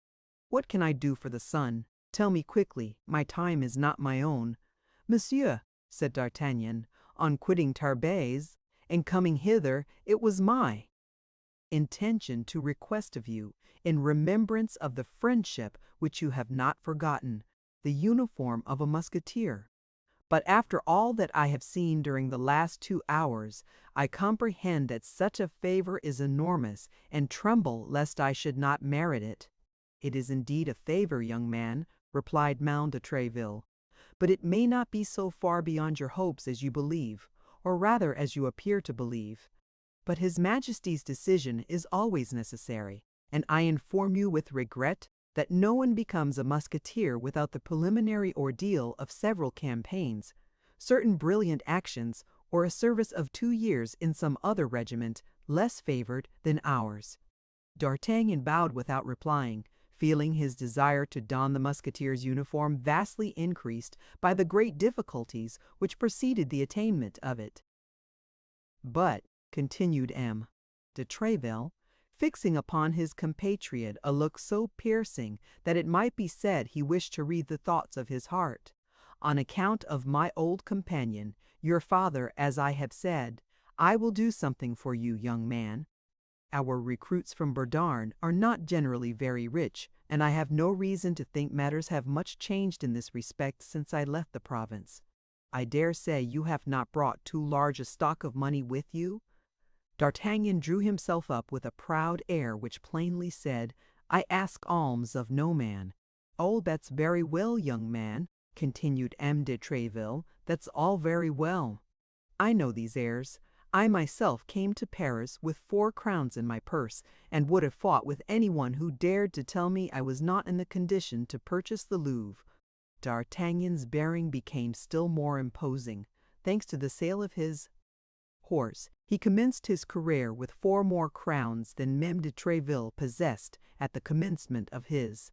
"You ought, I say then, to husband the means you have, however large the sum may be, but you ought also to endeavor to perfect yourself in the exercises becoming a gentleman. I will write a letter today to the director of the Royal Academy, and tomorrow he will admit you without any expense to yourself. Do not refuse this little service. Our best born and richest gentlemen sometimes solicit it without being able to obtain it. You will learn horsemanship, swordsmanship in all its branches, and dancing. You will make some desirable acquaintances, and from time to time you can call upon me, just to tell me how you are getting on, and to say whether I can be of further service to you." D'Artagnan, stranger as he was to all the manners of a court, could not but perceive a little coldness in this reception. "Alas, sir," said he, "I cannot but perceive how sadly I miss the letter of introduction which my father gave me to present to you." "I certainly am surprised," replied M. de Treville, "that you should undertake so long a journey without that necessary passport, the sole resource of us poor Béarnais." "I had one, sir, and thank God such as I could wish," cried D'Artagnan, "but it was perfidiously stolen from me." He then related the adventure of Guillaume, described the unknown gentleman with the greatest minuteness, and all with a warmth and truthfulness that delighted Mr. Treville. "This is all very strange," said M. de Treville after meditating a minute. "You mentioned my name, then, aloud?" "Yes, sir. I certainly committed that imprudence. But why should I have done otherwise? A name like yours must be as a buckler to me on my way. Judge if I should not put myself under its protection." Flattery was at that period very current, and M. de Treville loved incense as well as a king, or even a cardinal. He could not refrain from a smile of visible satisfaction, but this smile soon disappeared, and returning to the adventure of Meung, "Tell me," continued he, "had not this gentleman a slight scar on his cheek?" "Yes, such a one as would be made by the grazing of a ball. Was he not a fine-looking man?" "Yes." "Of lofty stature?" "Yes." "Of pale complexion and brown hair?" "Yes, yes, that is he. How is it, sir, that you are acquainted with this man?" "If I ever find him again, and I will find him, I swear, were it in hell." "He was waiting for a woman," continued Treville. "He departed immediately after having conversed for a minute with her whom he awaited. You know not the subject of their conversation? He gave her a box, told her not to open it except in London. Was this woman English?" "He called her Milady. It is he, it must be he," murmured Treville. "I believed him still at Brussels." "Oh, sir, "If you know who this man is," cried D'Artagnan, "tell me who he is and whence he is. I will then release you from all your promises, even that of procuring my admission into the Musketeers, for before everything I wish to avenge myself." "Beware, young man," cried Tréville. "If you see him coming on one side of the street, pass by on the other. Do not cast yourself against such a rock, he would break you like glass." "That will not prevent me," replied D'Artagnan, "if ever I find him." "In the meantime," said Tréville, "seek him, not if I have a right to advise you." All at once the captain stopped, as if struck by a sudden suspicion. This great hatred which the young traveller manifested so loudly for this man, who a rather improbable thing had stolen his father's letter from him, was there not some perfidy concealed under this hatred? Might not this young man be sent by his Eminence? Might he not have come for the purpose of laying a snare for him? This pretended D'Artagnan, was he not an emissary of the cardinal, whom the cardinal sought to introduce into Tréville's house, to place near him, to win his confidence, and afterward to ruin him, as had been done in 1,000 other instances? He fixed his eyes upon D'Artagnan even more earnestly than before. He was moderately reassured, however, by the aspect of that countenance, full of astute intelligence and affected humility. "I know he is a Gascon," reflected he, "but he may be one for the cardinal as well as for me. Let us try him." "My friend," said he slowly, "I wish, as the son of an ancient friend, for I consider this story of the lost letter perfectly true, I wish, I say, in order to repair the coldness you may have remarked in my reception of you, to discover to you the secrets of our policy. The king and the cardinal are the best of friends. Their apparent bickerings are only feints to deceive fools. I am not willing that a compatriot, a handsome cavalier, a brave youth quite fit to make his way, should become the dupe of all these artifices and fall into the snare, after the example of so many others who have been ruined by it. Be assured that I am devoted to both these all-powerful masters, and that my earnest endeavors have no other aim than the service of the king, and also the cardinal, one of the most illustrious geniuses that France has ever produced. Now, young man, regulate your conduct accordingly, and if you entertain, whether from your family, your relations, or even from your instincts, any of these enmities which we see constantly breaking out against the cardinal, bid me adieu and let us separate. I will aid you in many ways, but without attaching you to my person. I hope that my frankness at least will make you my friend, for you are the only young man to whom I have hitherto spoken as I have done to you." Tréville said to himself, "If the cardinal has set this young fox upon me, he will certainly not have failed. He, who knows how bitterly I execrate him, to tell his spy that the best means of making his court to me is to rail at him. Therefore, in spite of all my protestations, if it be as I suspect, my cunning gossip will assure me that he holds his Eminence in horror." It, however, proved otherwise. D'Artagnan answered with the greatest simplicity, "I came to Paris with exactly such intentions. My father advised me to stoop to nobody but the king, the cardinal, and yourself, whom he considered the first 3 personages in France." D'Artagnan added en menu de Tréville to the others, as may be perceived. But he thought this addition would do no harm. "I have the greatest veneration for the cardinal," continued he, "and the most profound respect for his actions. So much the better for me, sir, if you speak to me, as you say, with frankness, for then you will do me the honor to esteem the resemblance of our opinions. But if you have entertained any doubt, as naturally you may, I feel that I am ruining myself by speaking the truth. But I still trust you will not esteem me the less for it, and that is my object beyond all others." And de Tréville was surprised to the greatest degree. So much penetration, so much frankness, created admiration, but did not entirely remove his suspicions. The more this young man was superior to others, the more he was to be dreaded if he meant to deceive him. Nevertheless, he pressed D'Artagnan's hand and said to him, "You are an honest youth, but at the present moment I can only do for you that which I just now offered. my hôtel will be always open to you. Hereafter, being able to ask for me at all hours, and consequently to take advantage of all opportunities, you will probably obtain that which you desire." "That is to say," replied D'Artagnan, "that you will wait until I have proved myself worthy of it. Well, be assured," added he, with the familiarity of a Gascon, "you shall not wait long." And he bowed in order to retire, and as if he considered the future in his own hands. "But wait a minute," said M. de Tréville, stopping him. "I promised you a letter for the director of the Academy. Are you too proud to accept it, young gentleman?" "No, sir," said D'Artagnan, "and I will guard it so carefully that I will be sworn it shall arrive at its address, and woe be to him who shall attempt to take it from me." M. de Tréville smiled at this flourish, and leaving his young man compatriot in the embrasure of the window, where they had talked together, he seated himself at a table in order to write the promised letter of recommendation. While he was doing this, D'Artagnan, having no better employment, amused himself with beating a march upon the window, and with looking at the musketeers who went away, one after another, following them with his eyes until they disappeared. M. de Tréville, after having written a letter, sealed it, and rising, approached the young man in order to give it to him. But at the very moment when D'Artagnan stretched out his hand to receive it, M.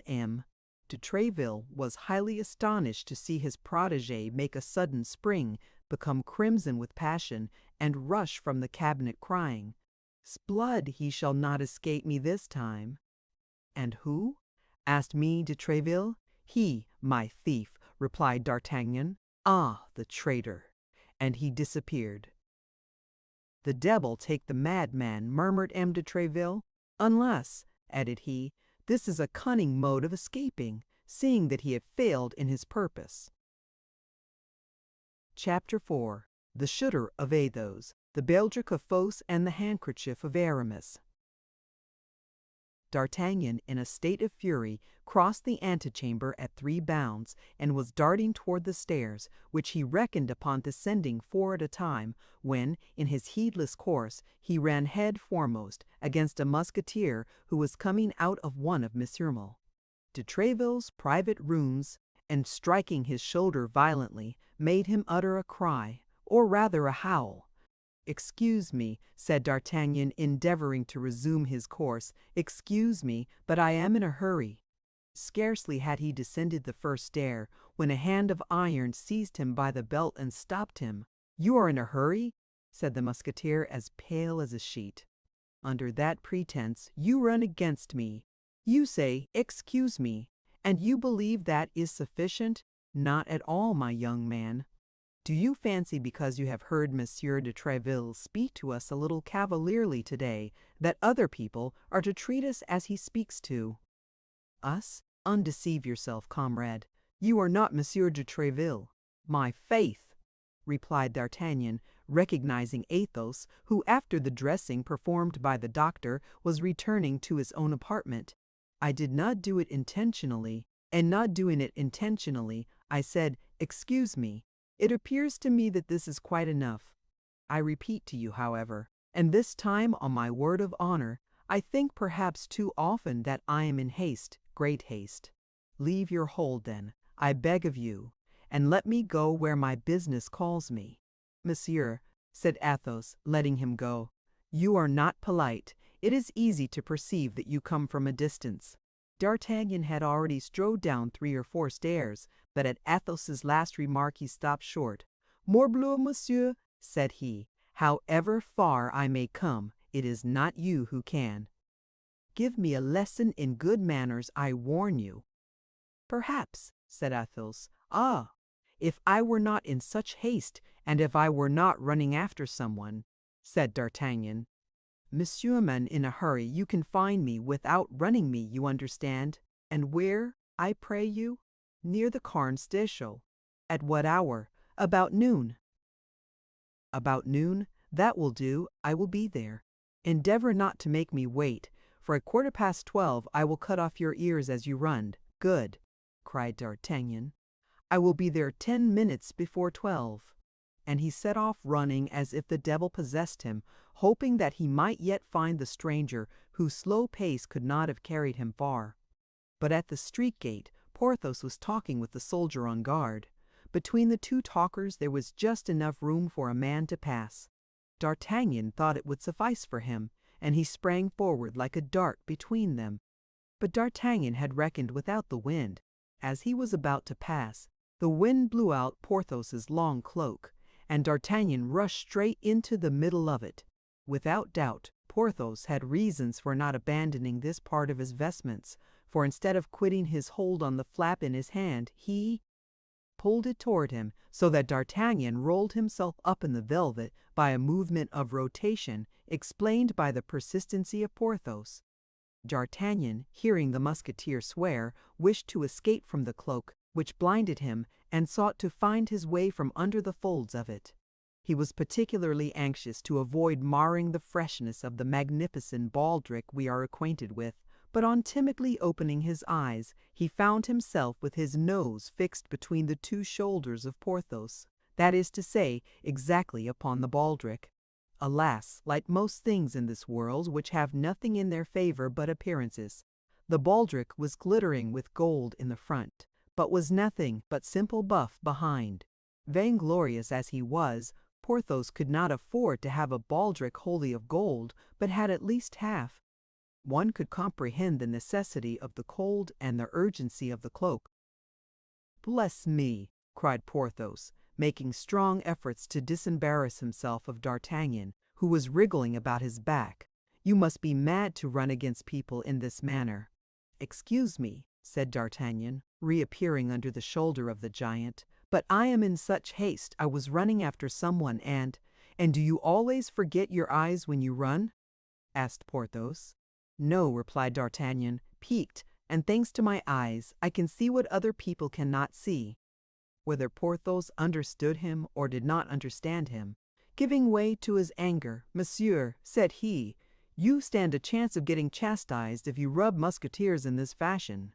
"Chastised, monsieur," said D'Artagnan, "the expression is strong. It is one that becomes a man accustomed to look his enemies in the face. Ah, pardieu! I know full well that you don't turn your back to yours." And the young man, delighted with his joke, went away laughing loudly. Porthos foamed with rage, and made a movement to rush after D'Artagnan. Presently," cried the latter, "when you haven't your cloak on." "At 1 o'clock, then, behind the Luxembourg." "Very well, at 1 o'clock, then," replied D'Artagnan, turning the angle of the street.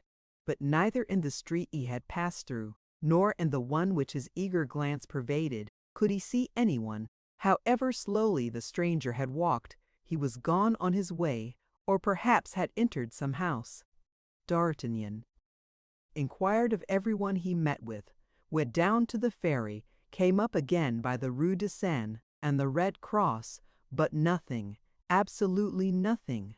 This chase was, however, advantageous to him in one sense, for in proportion as the perspiration broke from his forehead, his heart began to cool.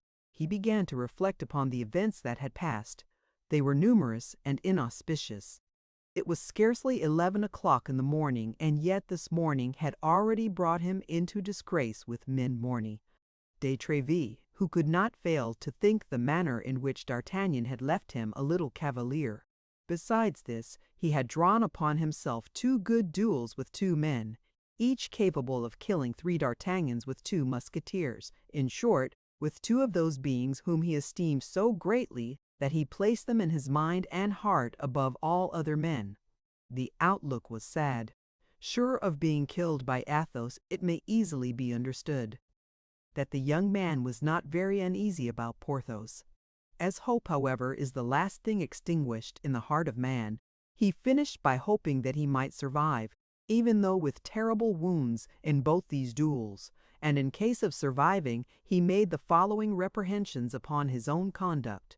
"What a madcap I was, and what a stupid fellow I am! That brave and unfortunate Athos was wounded on that very shoulder against which I must run head foremost, like a ram. The only thing that astonishes me is that he did not strike me dead at once. He had good cause to do so. The pain I gave him must have been atrocious. As to Porthos, oh, as to Porthos, faith, that's a droll affair." And in spite of himself, the young man began to laugh aloud, looking round carefully, however, to see that his solitary laugh, without a cause in the eyes of passers-by, offended no one. "As to Porthos, that is certainly droll, but I am not the less a giddy fool. Are people to be run against without warning? No, and have I any right to go and peep under their cloaks to see what is not there? He would have pardoned me. He would certainly have pardoned me if I had not said anything to him about that cursed baldric in ambiguous words, it is true, but rather drolly ambiguous. Ah, cursed Gascon that I am! I get from one hobble into another. Friend D'Artagnan," continued he, speaking to himself with all the amenity that he thought due himself, "if you escape, of which there is not much chance, I would advise you to practice perfect politeness for the future. You must henceforth be admired and quoted as a model of it. To be obliging and polite does not necessarily make a man a coward. Look at Aramis now. Aramis is mildness and grace personified. Well, did anybody ever dream of calling Aramis a coward? No, certainly not, and from this moment I will endeavor to model myself after him. Ah, that's strange, here he is." D'Artagnan, walking and soliloquizing, had arrived within a few steps of the Hôtel d'Arion, and in front of that hotel perceived Aramis, chatting gaily with three gentlemen, but as he had not forgotten that it was in presence of this young man that Immergem de Tréville had been so angry in the morning, and as a witness of the rebuke the Musketeers had received was not likely to be at all agreeable, he pretended not to see him. D'Artagnan, on the contrary, quite full of his plans of conciliation and courtesy, approached the young men with a profound bow, accompanied by a most gracious smile. All four, besides, immediately broke off their conversation. D'Artagnan was not so dull as not to perceive that he was one too many, but he was not sufficiently broken into the fashions of the gay world to know how to extricate himself gallantly from a false position, like that of a man who begins to mingle with people he is scarcely acquainted with, and, in a conversation that does not concern him, he was seeking in his mind, then, for the least awkward means of retreat, when he remarked that Aramis had let his handkerchief fall, and by mistake, no doubt, had placed his foot upon it. This appeared to be a favorable opportunity to repair his intrusion. He stooped, and with the most gracious air he could assume, drew the handkerchief from under the foot of the musketeer, in spite of the efforts the latter made to detain it, and holding it out to him, said, "I believe, monsieur, that this is a handkerchief you would be sorry to lose." The handkerchief was indeed richly embroidered, and had a coronet and arms at one of its corners. Aramis blushed excessively, and snatched rather than took the handkerchief from the hand of the Gascon. "Ah, ah!" cried one of the guards. "Will you persist in saying, most discreet Aramis, that you are not on good terms with Madame de Bois Tracy, when that gracious lady has the kindness to lend you one of her handkerchiefs?" Aramis darted at D'Artagnan one of those looks which inform a man that he has acquired a mortal enemy. Then, resuming his mild air, "You are deceived." "Gentlemen," said he, "this handkerchief is not mine, and I cannot fancy why monsieur has taken it into his head to offer it to me rather than to one of you. And as a proof of what I say, here is mine in my pocket." So saying, he pulled out his own handkerchief, likewise a very elegant handkerchief, and a fine cambric, though cambric was dear at the period, but a handkerchief without embroidery and without arms, only ornamented with a single cipher, that of its proprietor. This time D'Artagnan was not hasty. He perceived his mistake, but the friends of Aramis were not at all convinced by his denial, and one of them addressed the young musketeer with affected seriousness. "If it were as you pretend it is," said he, "I should be forced, my dear Aramis, to reclaim it myself. For, as you very well know, Boris Tracy is an intimate friend of mine, and I cannot allow the property of his wife to be sported as a trophy." "You make the demand badly," replied Aramis, "and while acknowledging the justice of your reclamation, I refuse it on account of the form. "The fact is," hazarded D'Artagnan, timidly, "I did not see the handkerchief fall from the pocket of Monsieur Aramis. He had his foot upon it, that is all, and I thought from having his foot upon it the handkerchief was his." "And you were deceived, my dear sir," replied Aramis, coldly, very little sensible to the reparation. Then turning toward that one of the guards who had declared himself the friend of Bois Tracy, "Besides," continued he, "I have reflected, my dear intimate of Bois Tracy, that I am not less tenderly his friend than you can possibly be, so that decidedly this handkerchief is as likely to have fallen from your pocket as mine." "No, upon my honor," cried His Majesty's guardsman. "You are about to swear upon your honor, and I upon my word, and then it will be pretty evident that one of us will have lied. Now, here, Monterey, we will do better than that. Let each take a half. Of the handkerchief? Yes. Perfectly just," cried the other two guardsmen. "The judgment of King Solomon. Aramis, you certainly are full of wisdom." The young men burst into a laugh, and as may be supposed, the affair had no other sequel.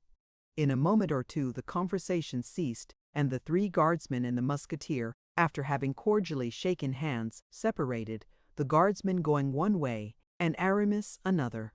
"Now is my time to make peace with this gallant man," said D'Artagnan to himself, having stood on one side during the whole of the latter part of the conversation, and with this good feeling drawing near to Aramis, who was departing without paying any attention to him. "Monsieur," said he, "you will excuse me, I hope."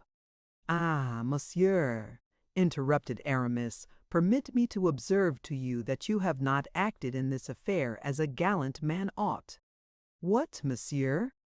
cried D'Artagnan. "And do you suppose, I suppose, monsieur, that you are not a fool, and that you knew very well, although coming from Gascony, that people do not tread upon handkerchiefs without a reason? What the devil! Paris is not paved with cambric?" "Monsieur, you act wrongly in endeavoring to mortify me," said D'Artagnan, in whom the natural quarrelsome spirit began to speak more loudly than his pacific resolutions. "I am from Gascony, it is true, and since you know it, there is no occasion to tell you that Gascons are not very patient, so that when they have begged to be excused once, were it even for a folly, they are convinced that they have done already at least as much again as they ought to have done." "Monsieur, what I say to you about the matter," said Aramis, "is not for the sake of seeking a quarrel. Thank God, I am not a bravo, and being a musketeer, but for a time I only fight when I am forced to do so, and always with great repugnance. But this time the affair is serious, for here is a lady compromised by you." "By us, you mean?" cried D'Artagnan. "Why did you so maladroitly restore me the handkerchief? Why did you so awkwardly let it fall?" "I have said, monsieur, and I repeat, that the handkerchief did not fall from my pocket." "And thereby you have lied twice, monsieur, for I saw it fall." "Ah, you take it with that tone, do you, Master Gascon? Well, I will teach you how to behave yourself, and I will send you back to your mass book, Master Abbé. Draw, if you please, and instantly, not so, if you please, my good friend not here at least. Do you not perceive that we are opposite the Hôtel d'Arguillan, which is full of the cardinal's creatures? How do I know that this is not his eminence who has honored you with the commission to procure my head? Now, I entertain a ridiculous partiality for my head, it seems to suit my shoulders so correctly.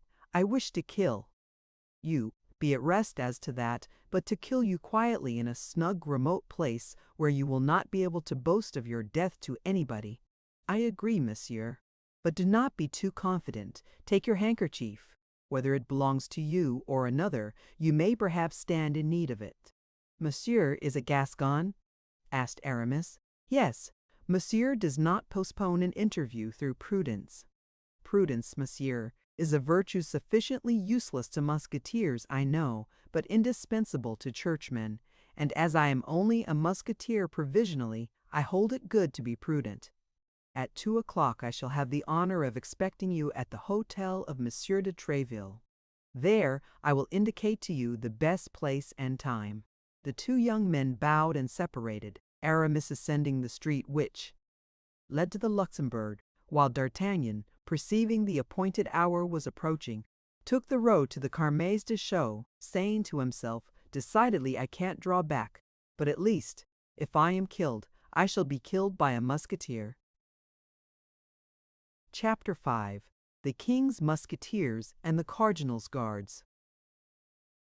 D'Artagnan was acquainted with nobody in Paris. He went therefore to his appointment with Athos without a second, determined to be satisfied with those his adversary should choose. Besides, his intention was formed to make the brave musketeer all suitable apologies, but without meanness or weakness, fearing that might result from this duel, which generally results from an affair of this kind, when a young and vigorous man fights with an adversary who is wounded and weakened. If conquered, he doubles the triumph of his antagonist. If a conqueror, he is accused of foul play and want of courage.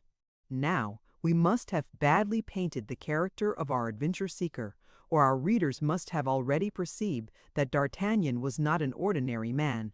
Therefore, while repeating to himself that his death was inevitable, he did not make up his mind to die quietly, as one less courageous and less restrained might have done in his place. He reflected upon the different characters of those with whom he was going to fight, and began to view his situation more clearly. He hoped, by means of loyal excuses, to make a friend of Athos, whose lordly air and austere bearing pleased him much.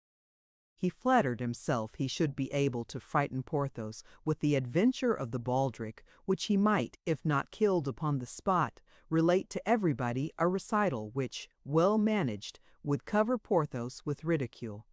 As to the astute Aramis, he did not entertain much dread of him, and supposing he should be able to get so far, he determined to dispatch him in good style, or at least by hitting him in the face, as Caesar recommended his soldiers do to those of Pompey, to damage forever the beauty of which he was so proud. In addition to this, D'Artagnan possessed that invincible stock of resolution which the counsels of his father had implanted in his heart. Endure nothing from anyone but the king, the cardinal, and Monsieur de Tréville. He flew, then, rather than walked, toward the convent of the Carmes Deschaux, or rather Deschaux, as it was called at that period, a sort of building without a window, surrounded by barren fields, and accessory to the Pré aux Clercs, and which was generally employed as the place for the duels of men who had no time to lose. When D'Artagnan arrived in sight of the bare spot of ground which extended along the foot of the monastery, Athos had been waiting about 5 minutes, and 12 o'clock was striking. He was, then, as punctual as the Samaritan woman, and the most rigorous casuist with regard to duels could have nothing to say. Athos, who still suffered grievously from his wound, though it had been dressed anew by Emy, de Tréville's surgeon, was seated on a post and waiting for his adversary, with hat in hand, his feather even touching the ground. "Monsieur," said Athos, "I have engaged 2 of my friends as seconds, but these 2 friends are not yet come, at which I am astonished, as it is not at all their custom." "I have no seconds on my part, monsieur," said D'Artagnan, "for having only arrived yesterday in Paris, I as yet know no one but Monsieur de Tréville, to whom I was recommended by my father, who has the honor to be, in some degree, one of his friends." Athos reflected for an instant. "You know no one but Monsieur de Tréville?" he asked. "Yes, monsieur, I know only him." "Well, but then," continued Athos, speaking half to himself, "if I kill you, I shall have the air of a boy-slayer." "Not too much so," replied D'Artagnan, with a bow that was not deficient in dignity, "since you do me the honor to draw a sword with me while suffering from a wound which is very inconvenient."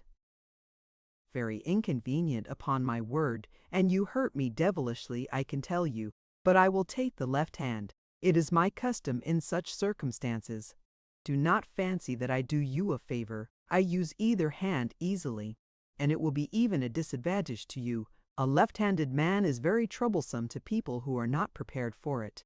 I regret I did not inform you sooner of this circumstance." "You have truly, monsieur," said D'Artagnan, bowing again, "a courtesy for which, I assure you, I am very grateful." "You confuse me," replied Athos with his gentlemanly air. "Let us talk of something else, if you please. As blood, how you have hurt me! My shoulder quite burns." "If you would permit me," said D'Artagnan, with timidity. "What, monsieur?" "I have a miraculous balsam for wounds, a balsam given to me by my mother and of which I have made a trial upon myself. Well, well, I am sure that in less than 3 days this balsam would cure you, and at the end of 3 days, when you would be cured well, sir, it would still do me a great honor to be your man." D'Artagnan spoke these words with a simplicity that did honor to his courtesy, without throwing the least doubt upon his courage. "Pardieu, monsieur," said Athos, "that's a proposition that pleases me. Not that I can accept it, but a league off it savors of the gentleman." Thus spoke and acted the gallant knights of the time of Charlemagne, in whom every cavalier ought to seek his model. Unfortunately, we do not live in the times of the great emperor, we live in the times of the cardinal, and 3 days hence, however well the secret might be guarded, it would be known, I say, that we were to fight, and our combat would be prevented. I think these fellows will never come. "If you are in haste, monsieur," said D'Artagnan, with the same simplicity with which a moment before he had proposed to him to put off the duel for 3 days, "and if it be your will to dispatch me at once, do not inconvenience yourself, I pray you." "There is another word which pleases me," cried Athos, with a gracious nod to D'Artagnan. "That did not come from a man without a heart. Monsieur, I love men of your kidney, and I foresee plainly that if we don't kill each other, I shall hereafter have much pleasure in your conversation. We will wait for these gentlemen, so please you. I have plenty of time, and it will be more correct. Ah, here is one of them, I believe." In fact, at the end of the Rue Vaugirard, the gigantic Porthos appeared. "What!" cried D'Artagnan, "is your first witness Monsieur Porthos?" "Yes, that disturbs you." "By no means." "And here is the second." D'Artagnan turned in the direction pointed to by Athos and perceived Aramis. "What!" cried he, in an accent of greater astonishment than before, "your second witness is Monsieur Aramis?" "Doubtless." "Are you not aware that we are never seen one without the others, and that we are called among the Musketeers and the Guards, at court and in the city, Athos, Porthos, and Aramis, or the three inseparables? And yet, as you come from Dax or Pau, from Tarbes," said D'Artagnan. "It is probable you are ignorant of this little fact," said Athos. "My faith," replied D'Artagnan, "you are well named, gentlemen, and my adventure, if it should make any noise, will prove at least that your union is not founded upon contrasts." In the meantime Porthos had come up, waved his hand to Athos, and then turning toward D'Artagnan, stood quite astonished. Let us say in passing that he had changed his baldric and relinquished his cloak. "Ah, ah," said he, "what does this mean?" "This is the gentleman I am going to fight with," said Athos, pointing to D'Artagnan with his hand and saluting him with the same gesture. "Why, it is with him I am also going to fight," said Porthos. "But not before 1 o'clock," replied D'Artagnan. "And I also am to fight with this gentleman," said Aramis, coming in his turn onto the place. "But not until 2 o'clock," said D'Artagnan with the same calmness. "But what are you going to fight about, Athos?" asked Aramis. "Faith, I don't very well know. He hurt my shoulder." "And you, Porthos?" "Faith, I am going to fight because I am going to fight," answered Porthos, reddening. Athos, whose keen eye lost nothing, perceived a faintly sly smile pass over the lips of the young Gascon as he replied, "We had a short discussion upon dress." "And you, Aramis?" asked Athos. "Oh, ours is a theological quarrel," replied Aramis, making a sign to D'Artagnan to keep secret the cause of their duel. Athos indeed saw a second smile on the lips of D'Artagnan. "Indeed?" said Athos. "Yes, a passage of St. Augustine, upon which we could not agree," said the Gascon. "Decidedly, this is a clever fellow," murmured Athos. "And now you are assembled, gentlemen," said D'Artagnan, "permit me to offer you my apologies, At this word, apologies, a cloud passed over the brow of Athos. A haughty smile curled the lip of Porthos, and a negative sign was the reply of Aramis. "You do not understand me, gentlemen," said D'Artagnan, throwing up his head, the sharp and bold lines of which were at the moment gilded by a bright ray of the sun. "I asked to be excused in case I should not be able to discharge my debt to all three, for Monsieur Athos has the right to kill me first, which must much diminish the face value of your bill, Monsieur Porthos, and render yours almost null, Monsieur Aramis. And now, gentlemen, I repeat, excuse me, but on that account only, and on guard." At these words, with the most gallant air possible, D'Artagnan drew his sword.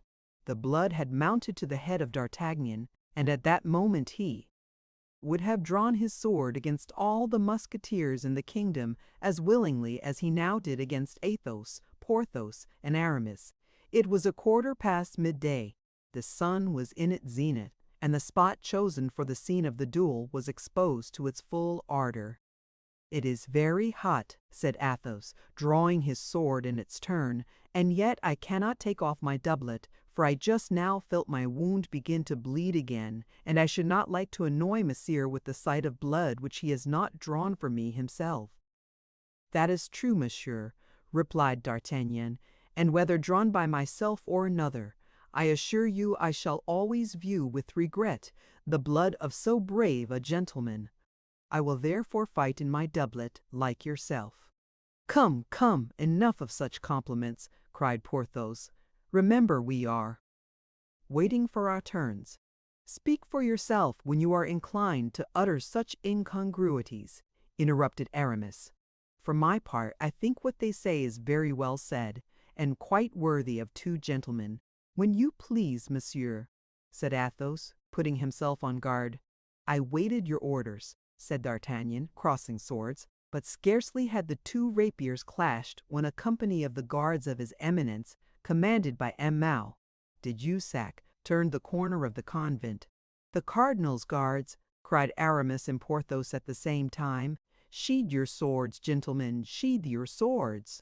But it was too late. The two combatants had been seen in a position which left no doubt of their intentions. "Halloo!" cried Jussac, advancing toward them, and making a sign to his men to do so likewise. "Halloo, musketeers! Fighting here, are you? And the edicts? What is become of them?" "You are very generous, gentlemen of the guards," said Athos, full of rancor, for Jussac was one of the aggressors of the preceding day. "If we were to see you fighting, I can assure you that we would make no effort to prevent you." "Leave us alone, then, and you will enjoy a little amusement without cost to yourselves." "Gentlemen," said Jussac, "it is with great regret that I pronounce the thing impossible. Duty before everything. Sheathe, then, if you please, and follow us." "Monsieur," said Aramis, parodying Jussac, "it would afford us great pleasure to obey your polite invitation if it depended upon ourselves. But unfortunately the thing is impossible. Monsieur de Tréville has forbidden it. Pass on your way, then. It is the best thing to do." This raillery exasperated Jussac. "We will charge upon you, then," said he, "if you disobey." "There are 5 of them," said Athos, half aloud, "and we are but 3. We shall be beaten again, and must die on the spot, for, on my part, I declare I will never appear again before the captain as a conquered man." Athos, Porthos, and Aramis instantly drew near one another, while Jussac drew up his soldiers. The short interval was sufficient to determine D'Artagnan on the part he was to take. It was one of those events which decide the life of a man. It was a choice between the king and the cardinal. The choice made, it must be persisted in. To fight, that was to disobey the law, that was to risk his head, that was to make at one blow an enemy of a minister more powerful than the king himself. All this the young man perceived, and yet to his praise, we speak it, he did not hesitate a second. Turning towards Athos and his friends, "Gentlemen," said he, "allow me to correct your words, if you please. You said you were but 3, but it appears to me we are 4. "But you are not one of us," said Porthos. "That's true," replied D'Artagnan. "I have not the uniform, but I have the spirit. My heart is that of a musketeer. I feel it, monsieur, and that impels me on."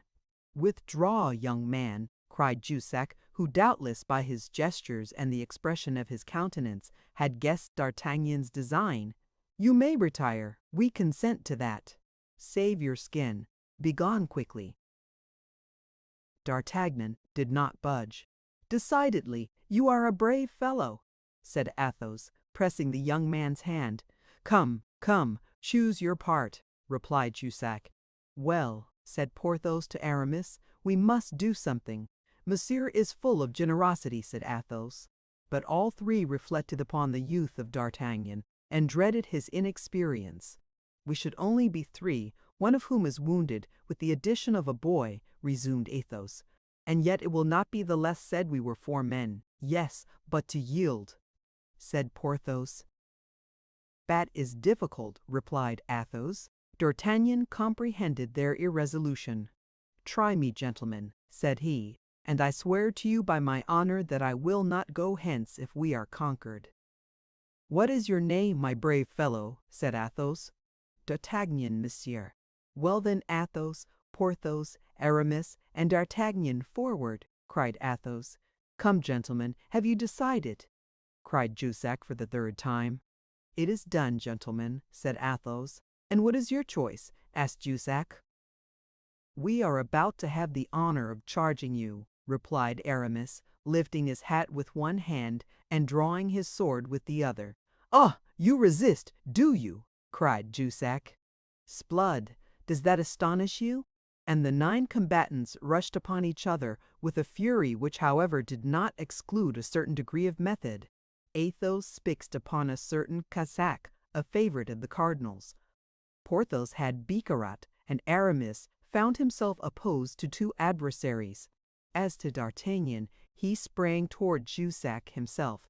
The heart of the young Gascon beat as if it would burst through his side, not from fear, God be thanked, he had not the shade of it, but with emulation. He fought like a furious tiger, turning 10 times round his adversary, and changing his ground and his guard 20 times.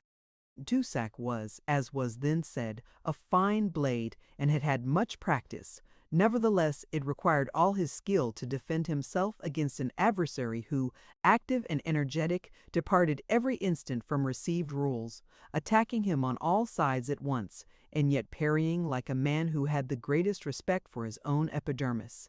This contest at length exhausted Jussac's patience. Furious at being held in check by one whom he had considered a boy, he became warm and began to make mistakes. D'Artagnan, who though wanting in practice had a sound theory, redoubled his agility. Jussac, anxious to put an end to this, springing forward, aimed a terrible thrust at his adversary, but the latter parried it, and while Jussac was recovering himself, glided like a serpent beneath his blade and passed his sword through his body. Jussac fell like a dead mass. D'Artagnan then cast an anxious and rapid glance over the field of battle. Aramis had killed one of his adversaries, but the other pressed him warmly. Nevertheless, Aramis was in a good situation and able to defend himself. Bicarat and Porthos had just made counter-hits. Porthos had received a thrust through his arm, and Bicarat one through his thigh. But neither of these 2 wounds was serious, and they only fought more earnestly. Athos, wounded anew by Cahusac, became evidently paler, but did not give way a foot. He only changed his sword hand and fought with his left hand. According to the laws of dueling at that period, D'Artagnan was at liberty to assist whom he pleased. While he was endeavoring to find out which of his companions stood in greatest need, he caught a glance from Athos. The glance was of sublime eloquence. Athos would have died rather than appeal for help, but he could look, and with that look ask assistance. D'Artagnan interpreted it. With a terrible bound he sprang to the side of Cahusac, crying, "To me, monsieur." "Guardsmen, I will slay you." Cahusac turned. It was time, for Athos, whose great courage alone supported him, sank upon his knee. "S'blood!" cried he to D'Artagnan. "Do not kill him, young man, I beg of you.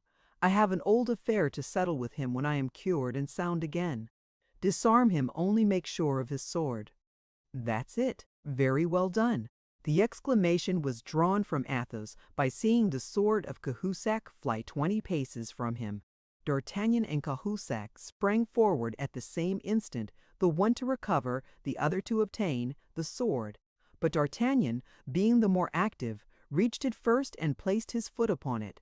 Cahusac immediately ran to the guardsman whom Aramis had killed, seized his rapier, and returned toward D'Artagnan.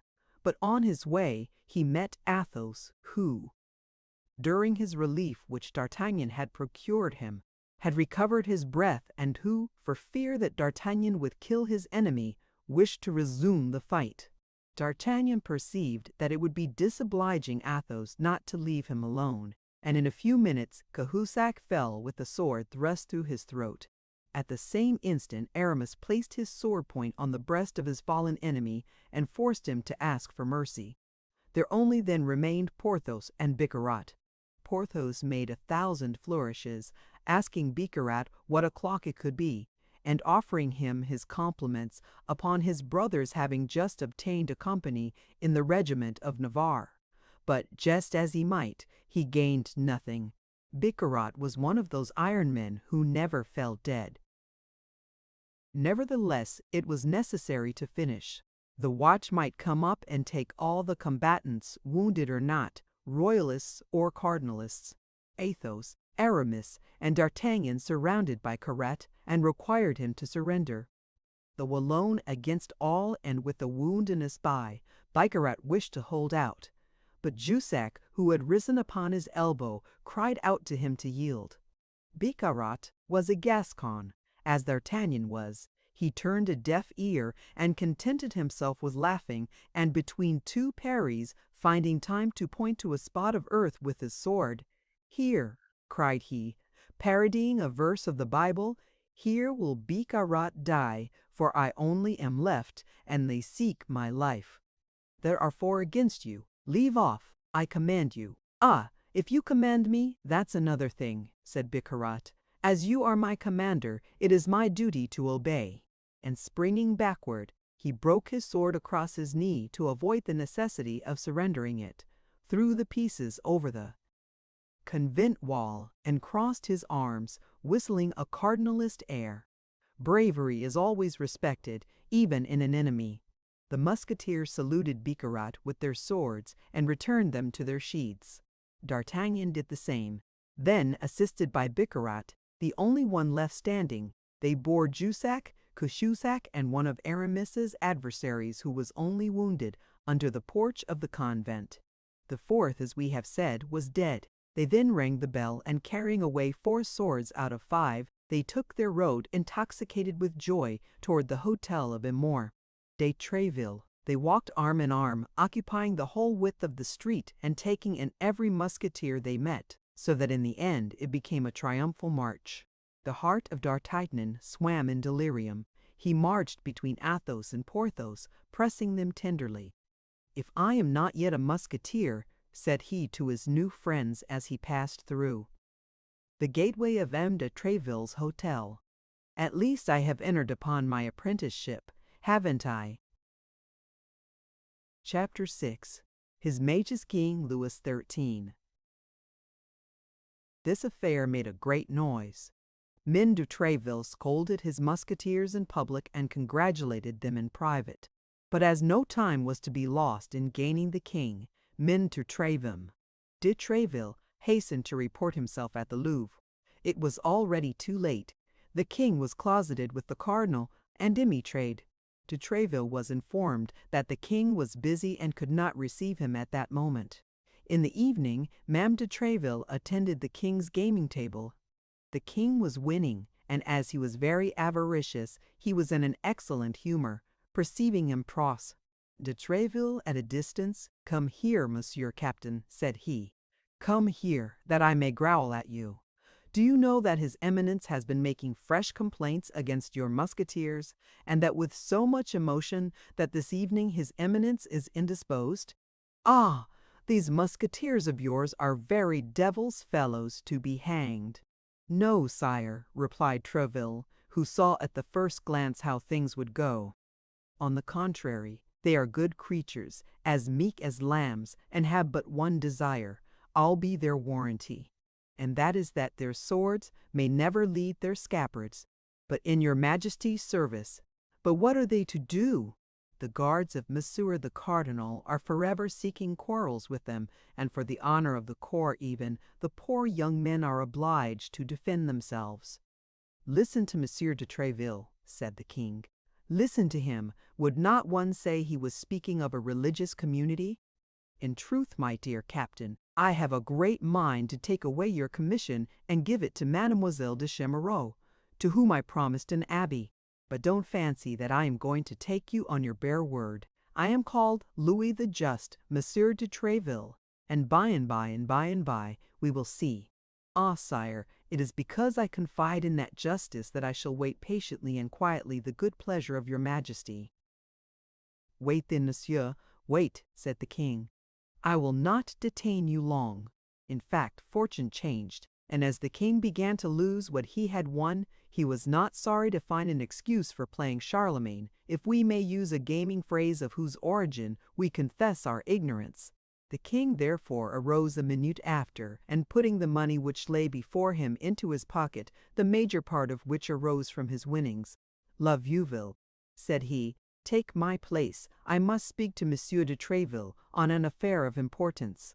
Ah, I had 80 louis before me. Put down the same sum, so that they who have lost may have nothing to complain of. Justice before everything. Then turning toward M. de Tréville and walking with him toward the embrasure of a window. "Well, monsieur," continued he, "you say it is his Eminence's guards who have sought a quarrel with your musketeers." "Yes, sire, as they always do."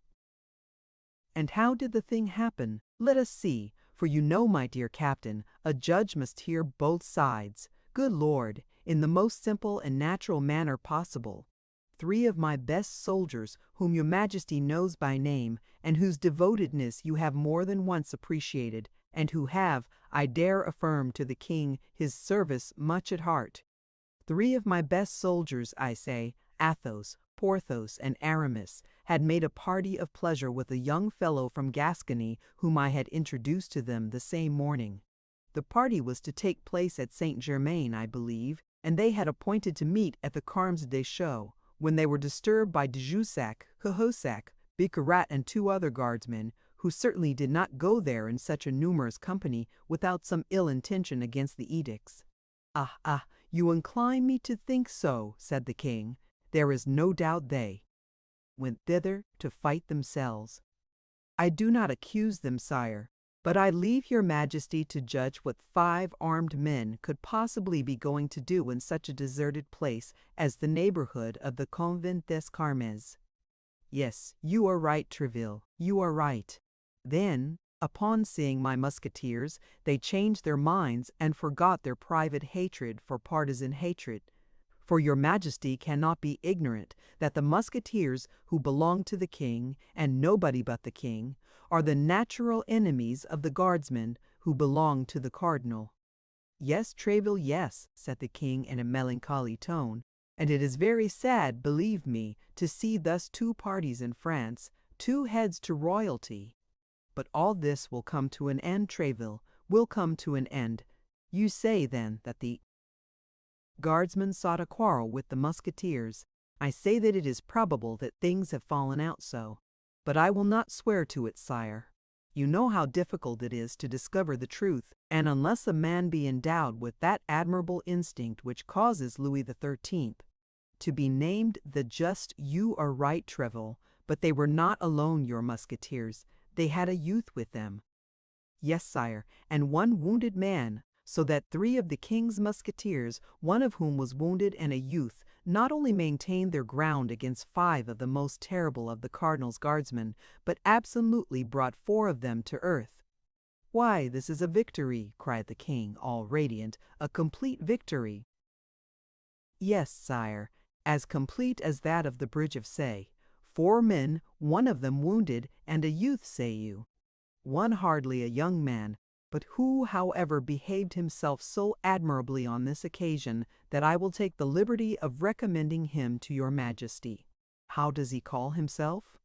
D'Artagnan, sire. He is the son of one of my oldest friends, the son of a man who served under the king your father, of glorious memory, in the Civil War. And you say this young man behaved himself well? Tell me how, Tréville. You know how I delight in accounts of war and fighting. And Louis XIII twisted his mustache proudly, placing his hand upon his hip. Sire, resumed Tréville, as I told you, Monsieur d'Artagnan is little more than a boy, and as he has not the honor of being a musketeer, he was dressed as a citizen. The guards of the cardinal, perceiving his youth and that he did not belong to the corps, invited him to retire before they attacked. So you may plainly see, Tréville, interrupted the king, it was they who attacked. That is true, sire, there can be no more doubt on that head. They called upon him then to retire, but he answered that he was a musketeer at heart, entirely devoted to your majesty, and that therefore he would remain with messieurs the musketeers. Brave young man, murmured the king. Well, he did remain with them, and your majesty has in him so firm a champion that it was he who gave Jussac the terrible sword thrust which has made the cardinal so angry. He who wounded Jussac, cried the king, he, a boy. Tréville, that's impossible. It is as I have the honor to relate it to your majesty. Jussac, one of the first swordsmen in the kingdom? Well, sire, for once he found his master. I will see this young man, Tréville. I will see him, and if anything can be done well, we will make it our business. When will your majesty deign to receive him? Tomorrow, at midday, Tréville. Shall I bring him alone? No, bring me all four together. I wish to thank them all at once. Devoted men are so rare, Tréville, by the back staircase. It is useless to let the cardinal know. Yes, sire. You understand, Tréville, an edict is still an edict. It is forbidden to fight after all. But this encounter, sire, is quite out of the ordinary conditions of a duel. It is a brawl, and the proof is that there were 5 of the cardinal's guardsmen against my 3 musketeers and Monsieur d'Artagnan. That is true, said the king. But never mind, Tréville, come still by the back staircase. Tréville smiled, but as it was indeed something to have prevailed upon this child to rebel against his master, he saluted the king respectfully, and with this agreement took leave of him. That evening the 3 musketeers were informed of the honor accorded them. As they had long been acquainted with the king, they were not much excited, but D'Artagnan, with his Gascon imagination, saw in it his future fortune, and passed the night in golden dreams. By 8 o'clock in the morning he was at the apartment of Athos. D'Artagnan found the musketeer dressed and ready to go out. As the hour to wait upon the king was not till 12, he had made a party with Porthos and Aramis to play a game at tennis in a tennis court situated near the stables of the Luxembourg. Athos invited D'Artagnan to follow them, and although ignorant of the game, which he had never played, he accepted, not knowing what to do. With his time from 9 o'clock in the morning, as it then scarcely was, till 12. The 2 musketeers were already there, and were playing together. Athos, who was very expert in all bodily exercises, passed with D'Artagnan to the opposite side and challenged them. But at the first effort he made, although he played with his left hand, he found that his wound was yet too recent to allow of such exertion. D'Artagnan remained, therefore, alone, and as he declared he was too ignorant of the game to play it regularly, they only continued giving balls to one another without counting.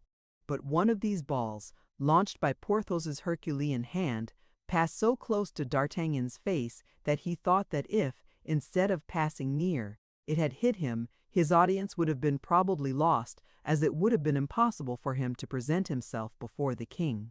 Now, as upon this audience, in his Gascon imagination, depended his future life, he saluted Aramis and Porthos politely, declaring that he would not resume the game until he should be prepared to play with them on more equal terms, and went and took his place near the cord and in the gallery.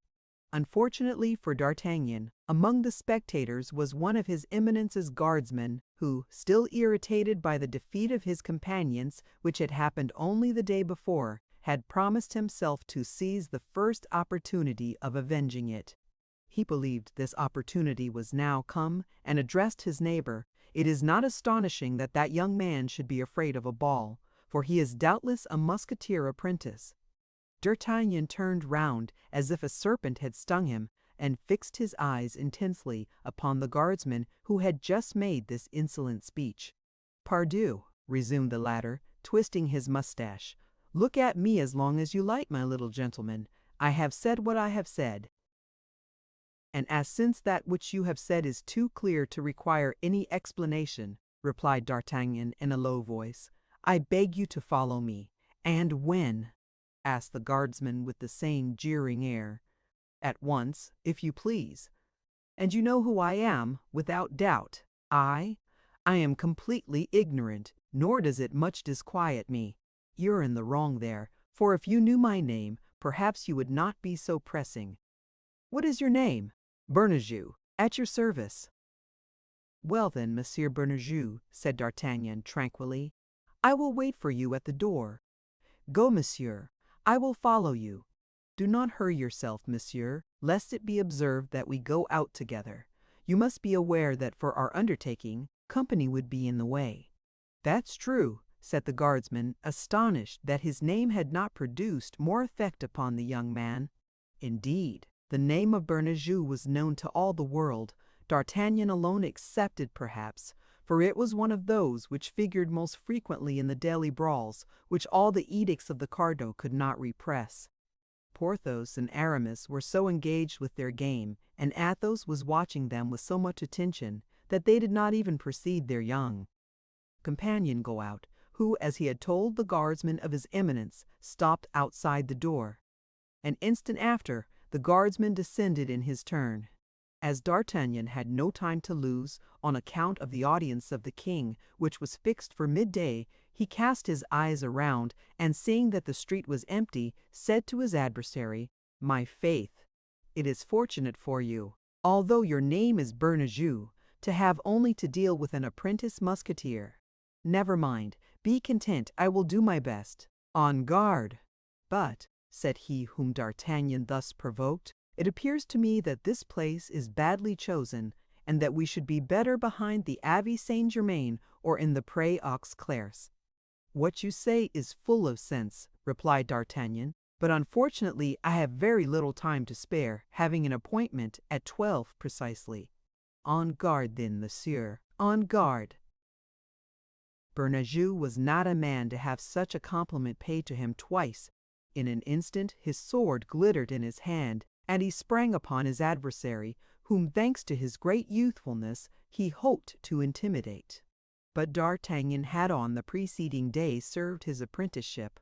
Fresh, sharpened by his victory, full of hopes of future favor, he was resolved not to recoil a step.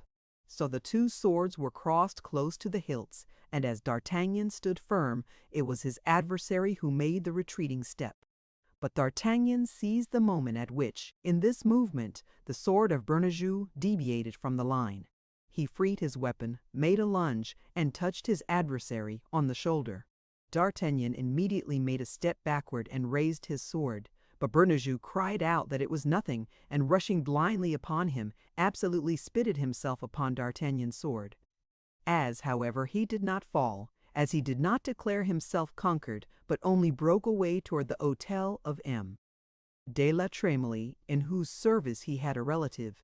D'Artagnan was ignorant of the seriousness of the last wound his adversary had received, and pressing him warmly, without doubt would soon have completed his work with the third blow, when the noise which arose from the street being heard in the tennis court, two of the friends of the guardsman, who had seen him go out after exchanging some words with D'Artagnan, rushed, sword in hand, from the court, and fell upon the conqueror. But Athos, Porthos, and Aramis quickly appeared in their turn, and the moment the two guardsmen attacked their young companion, drove them back. Bernajoux now fell, and as the guardsmen were only 2 against 4, they began to cry, "To the rescue! The Hôtel de la Trémouille!" At these cries, all who were in the hotel rushed out and fell upon the four companions, who on their side cried aloud, "To the rescue, Musketeers!" This cry was generally heeded, for the Musketeers were known to be enemies of the Cardinal, and were beloved on account of the hatred they bore to his eminence. Thus the soldiers of other companies than those which belonged to the Red Duke, as Aramis had called him, often took part with the king's musketeers in these quarrels. Of 3 guardsmen of the company of M. Dessertes who were passing, 2 came to the assistance of the 4 companions, while the other ran toward the hotel of M. Dessertel. De Treville crying, "To the rescue, Musketeers! To the rescue!" As usual, this hotel was full of soldiers of this company who hastened to the succor of their comrades. The melee became general, but strength was on the side of the Musketeers. The Cardinal's guards and Emessi, de la Trémouille's people, retreated into the hotel, the doors of which they closed just in time to prevent their enemies from entering with them. As to the wounded man, he had been taken in at once and, as we have said, in a very bad state. Excitement was at its height among the Musketeers and their allies, and they even began to deliberate whether they should not set fire to the hotel to punish the insolence of Miss Mary, de la Trémouille's domestics, in daring to make a sortie upon the king's Musketeers. The proposition had been made and received with enthusiasm when fortunately 11 o'clock struck. D'Artagnan and his companions remembered their audience, and as they would very much have regretted that such an opportunity should be lost, they succeeded in calming their friends, who contented themselves with hurling some paving stones against the gates. But the gates were too strong. They soon tired of the sport. Besides, those who must be considered the leaders of the enterprise had quit the group and were making their way toward the Hotel of Mannes. De Treville, who was waiting for them, already informed of this fresh disturbance. "Quick to the Louvre," said he, "to the Louvre without losing an instant, and let us endeavour to see the king before he is prejudiced by the cardinal. We will describe the thing to him as a consequence of the affair of yesterday, and the two will pass off together." Now, de Treville, accompanied by the 4 young fellows, directed his course toward the Louvre. But to the great astonishment of the captain of the Musketeers, he was informed that the king had gone stag hunting in the forest of Saint Germain. De Treville required this intelligence to be repeated to him twice, and each time his companion saw his brow become darker. "Had his Majesty," asked he, "any intention of holding this hunting party yesterday?" "No, your Excellency," replied the valet de chambre. "The master of the hounds came this morning to inform him that he had marked down a stag." At first the king answered that he would not go, but he could not resist his love of sport, and set out after dinner. "And the king has seen the cardinal?" asked de Treville.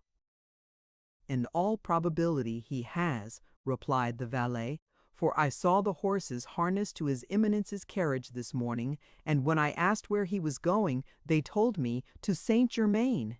"He is beforehand with us," said Mia. De Treville: "Gentlemen, I will see the king this evening, but as to you, I do not advise you to risk doing so."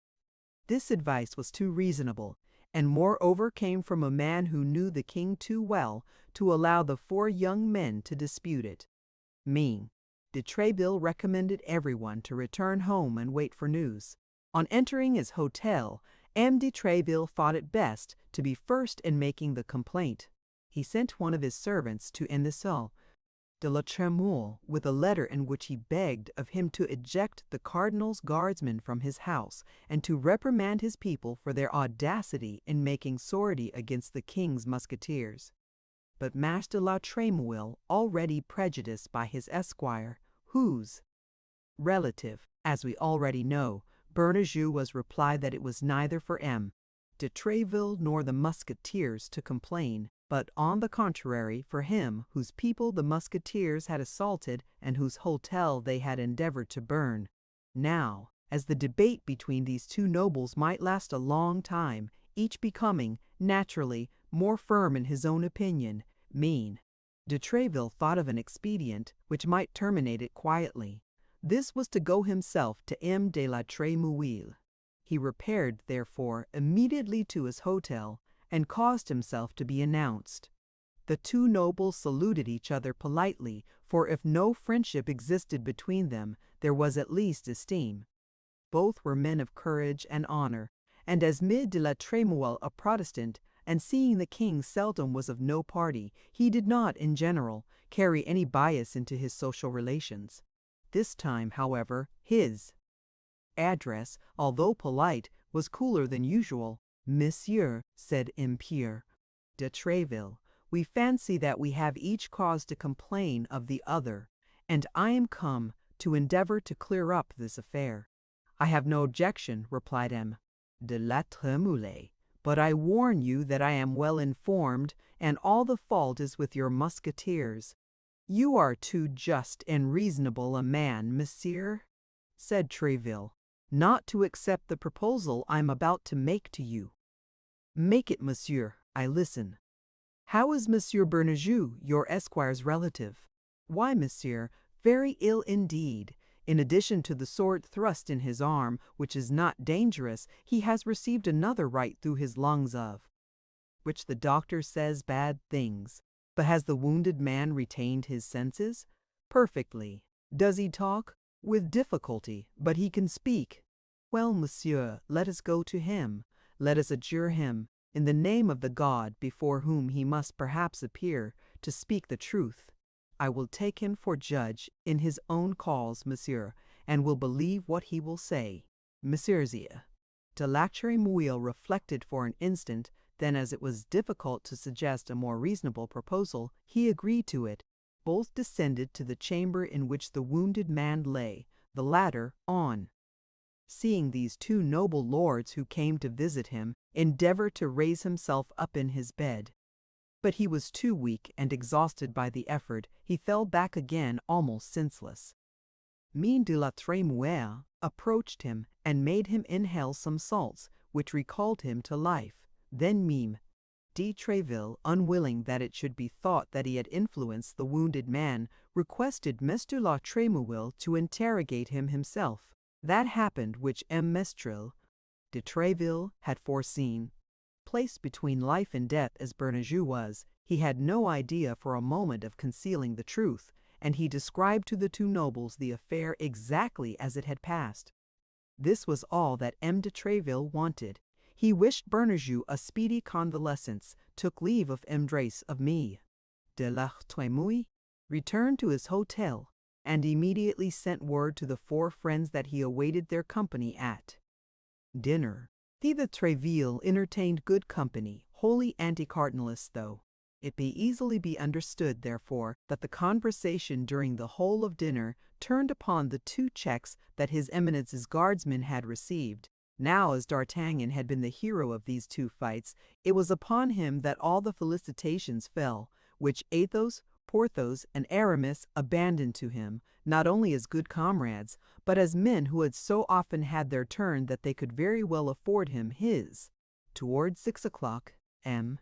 de Tréville announced that it was time to go to the Louvre, but as the hour of audience granted by His Majesty was past, instead of claiming the entree by the back stairs, he placed himself with the four young men in the antechamber. The king had not yet returned from hunting. Our young men had been waiting about half an hour, amid a crowd of courtiers, when all the doors were thrown open and His Majesty was announced. At his announcement, D'Artagnan felt himself tremble to the very marrow of his bones. The coming instant would in all probability decide the rest of his life. His eyes therefore were fixed in a sort of agony upon the door through which the king must enter. Louis XIII appeared, walking fast. He was in hunting costume, covered with dust, wearing large boots, and holding a whip in his hand. At the first glance, D'Artagnan judged that the mind of the king was stormy. This disposition, visible as it was in His Majesty, did not prevent the courtiers from ranging themselves along his pathway. In royal antechambers, it is worth more to be viewed with an angry eye than not to be seen at all. The Three Musketeers, therefore, did not hesitate to make a step forward. D'Artagnan, on the contrary, remained concealed behind them. But although the king knew Athos, Porthos, and Aramis personally, he passed before them without speaking or looking, indeed as if he had never seen them before. As for Aimé de Tréville, when the eyes of the king fell upon him, he sustained the look with so much firmness that it was the king who dropped his eyes, after which his Majesty, grumbling, entered his apartment. "Matters go but badly," said Athos, smiling, "and we shall not be made chevaliers of the order this time." "Wait here 10 minutes," said Empire de Tréville, "and if at the expiration of 10 minutes you do not see me come out, return to my hotel, for it will be useless for you to wait for me longer." The 4 young men waited 10 minutes, a quarter of an hour, 20 minutes, and seeing that Mr. de Tréville did not return, went away very uneasy as to what was going to happen. M. Machen, to Dolly's 2-point russet. De Tréville entered the king's cabinet boldly, and found his Majesty in a very ill humor, seated on an armchair, beating his boot with the handle of his whip. This, however, did not prevent his asking, with the greatest coolness, after his Majesty's health. "Bad, monsieur, bad," replied the king. "I am bored." This was, in fact, the worst complaint of Louis XIII, who would sometimes take one of his courtiers to a window and say, "Monsieur So-and-so, let us weary ourselves together." "How, your Majesty is bored? Have you not enjoyed the pleasures of the chase today?" "A fine pleasure indeed, monsieur." "Upon my soul, everything degenerates, and I don't know whether it is the game which leaves no scent, or the dogs that have no noses. We started a stag of 10 branches. We chased him for 6 hours, and when he was near being taken, when Saint Simon was already putting his horn to his mouth to sound the halali crack, all the pack takes the wrong scent and sets off after a 2-year older. I shall be obliged to give up hunting, as I have given up hawking. Ah, I am an unfortunate king, Monsieur de Tréville. I had but 1 gerfalcon, and he died day before yesterday." "Indeed, sire, I wholly comprehend your disappointment. The misfortune is great, but I think you have still a good number of falcons, sparrow-hawks, and tiercels, and not a man to instruct them. Falconers are declining. I know no one but myself who is acquainted with the noble art of venery. After me, it will all be over, and people will hunt with gins, snares, and traps. If I had but the time to train pupils, but there is the cardinal always at hand, who does not leave me a moment's repose. Who talks to me about Spain? Who talks to me about Austria? Who talks to me about England? Ah, apropos of the cardinal, Monsieur de Tréville, I am vexed with you." This was the chance at which M. de Tréville waited for the king. He knew the king of old, and he knew that all these complaints were but a preface, a sort of excitation to encourage himself, and that he had now come to his point at last. "And in what have I been so unfortunate as to displease your Majesty?" asked Mr. Tréville, feigning the most profound astonishment. "Is it thus you perform your charge, monsieur?" continued the king, without directly replying to de Tréville's question. "Is it for this I name you captain of my musketeers, that they should assassinate a man, disturb a whole quarter, and endeavor to set fire to Paris without your saying a word? But yet," continued the king, "undoubtedly my haste accuses you wrongfully. Without doubt the rioters are in prison, and you come to tell me justice is done." "Sire," replied M. de Tréville calmly, "on the contrary, I come to demand it of you." "And against whom?" cried the king. "Against calumniators," said M. de Tréville. "Ah, this is something new," replied the king. "Will you tell me that your 3 damned musketeers, Athos, Porthos, and Aramis, and your youngster from Béarn, have not fallen, like so many furies, upon poor Bernajoux, and have not maltreated him in such a fashion that probably by this time he is dead? Will you tell me that they did not lay siege to the hôtel of the Duc de la Trémouille, and that they did not endeavor to burn it, which would not perhaps have been a great misfortune in time of war, seeing that it is nothing but a nest of Huguenots, but which is, in time of peace, a frightful example? Tell me now, can you deny all this?" "And who told you this fine story, sire?" asked Tréville quietly. "Who has told me this fine story, monsieur? Who should it be but he who watches while I sleep, who labors while I amuse myself, who conducts everything at home and abroad in France as in Europe?" "Your Majesty probably refers to God," said Mr. Tréville, "for I know no one except God who can be so far above your Majesty." "No, monsieur, I speak of the prop of the state, of my only servant, of my only friend, of the cardinal. His Eminence is not His Holiness, sire."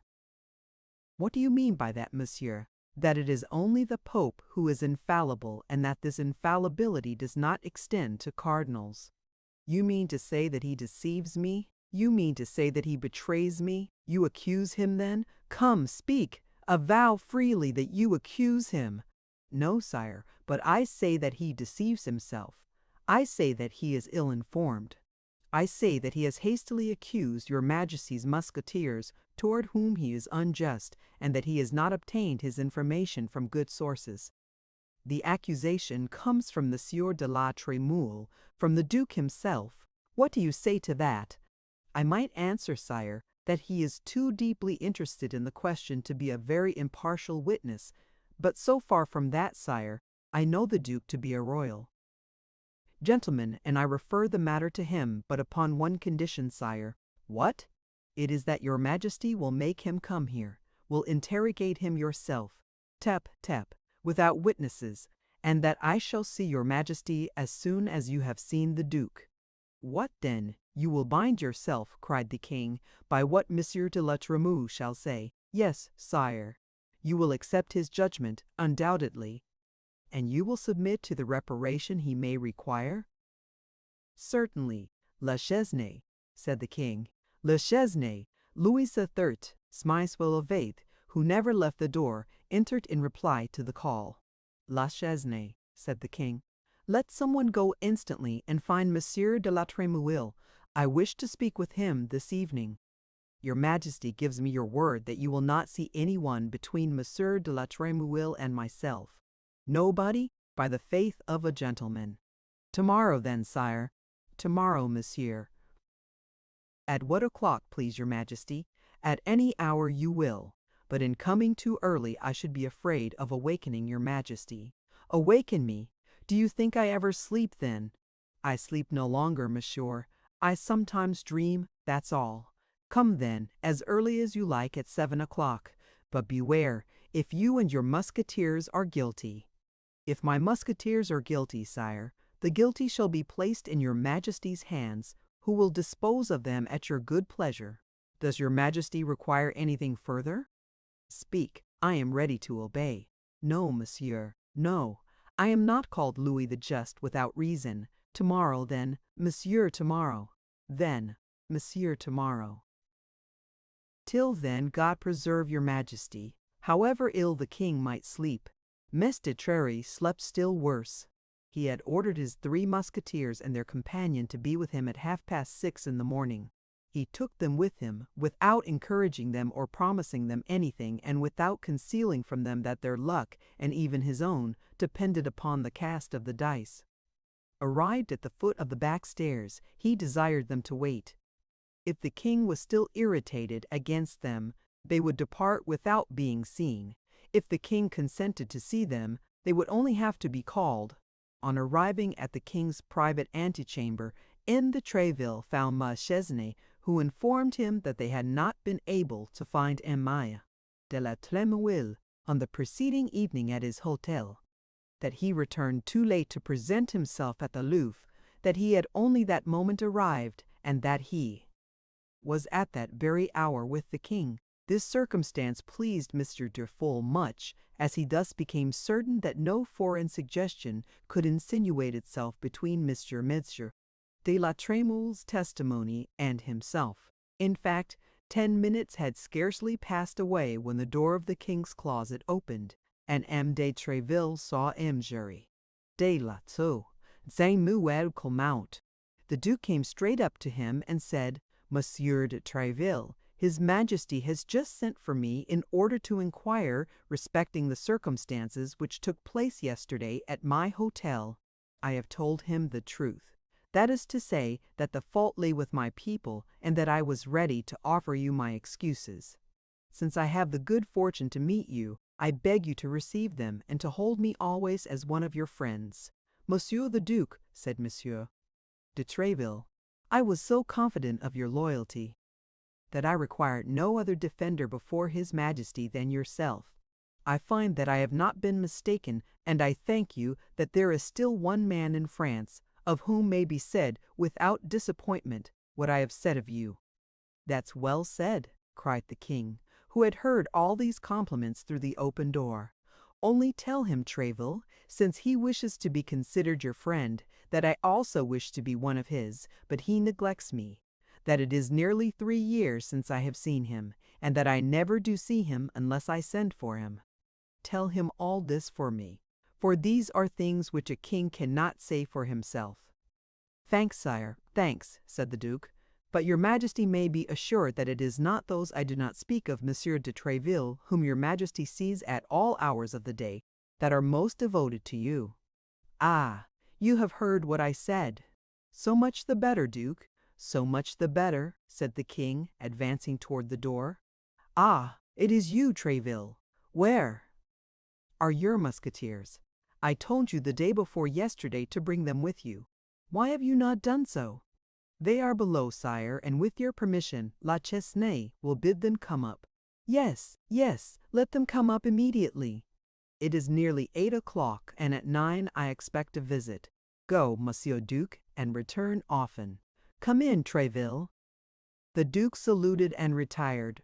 At the moment he opened the door, the 3 Musketeers and D'Artagnan, conducted by La Chesnaye, appeared at the top of the staircase. Come in, my braves, said the king. Come in, I am going to scold you.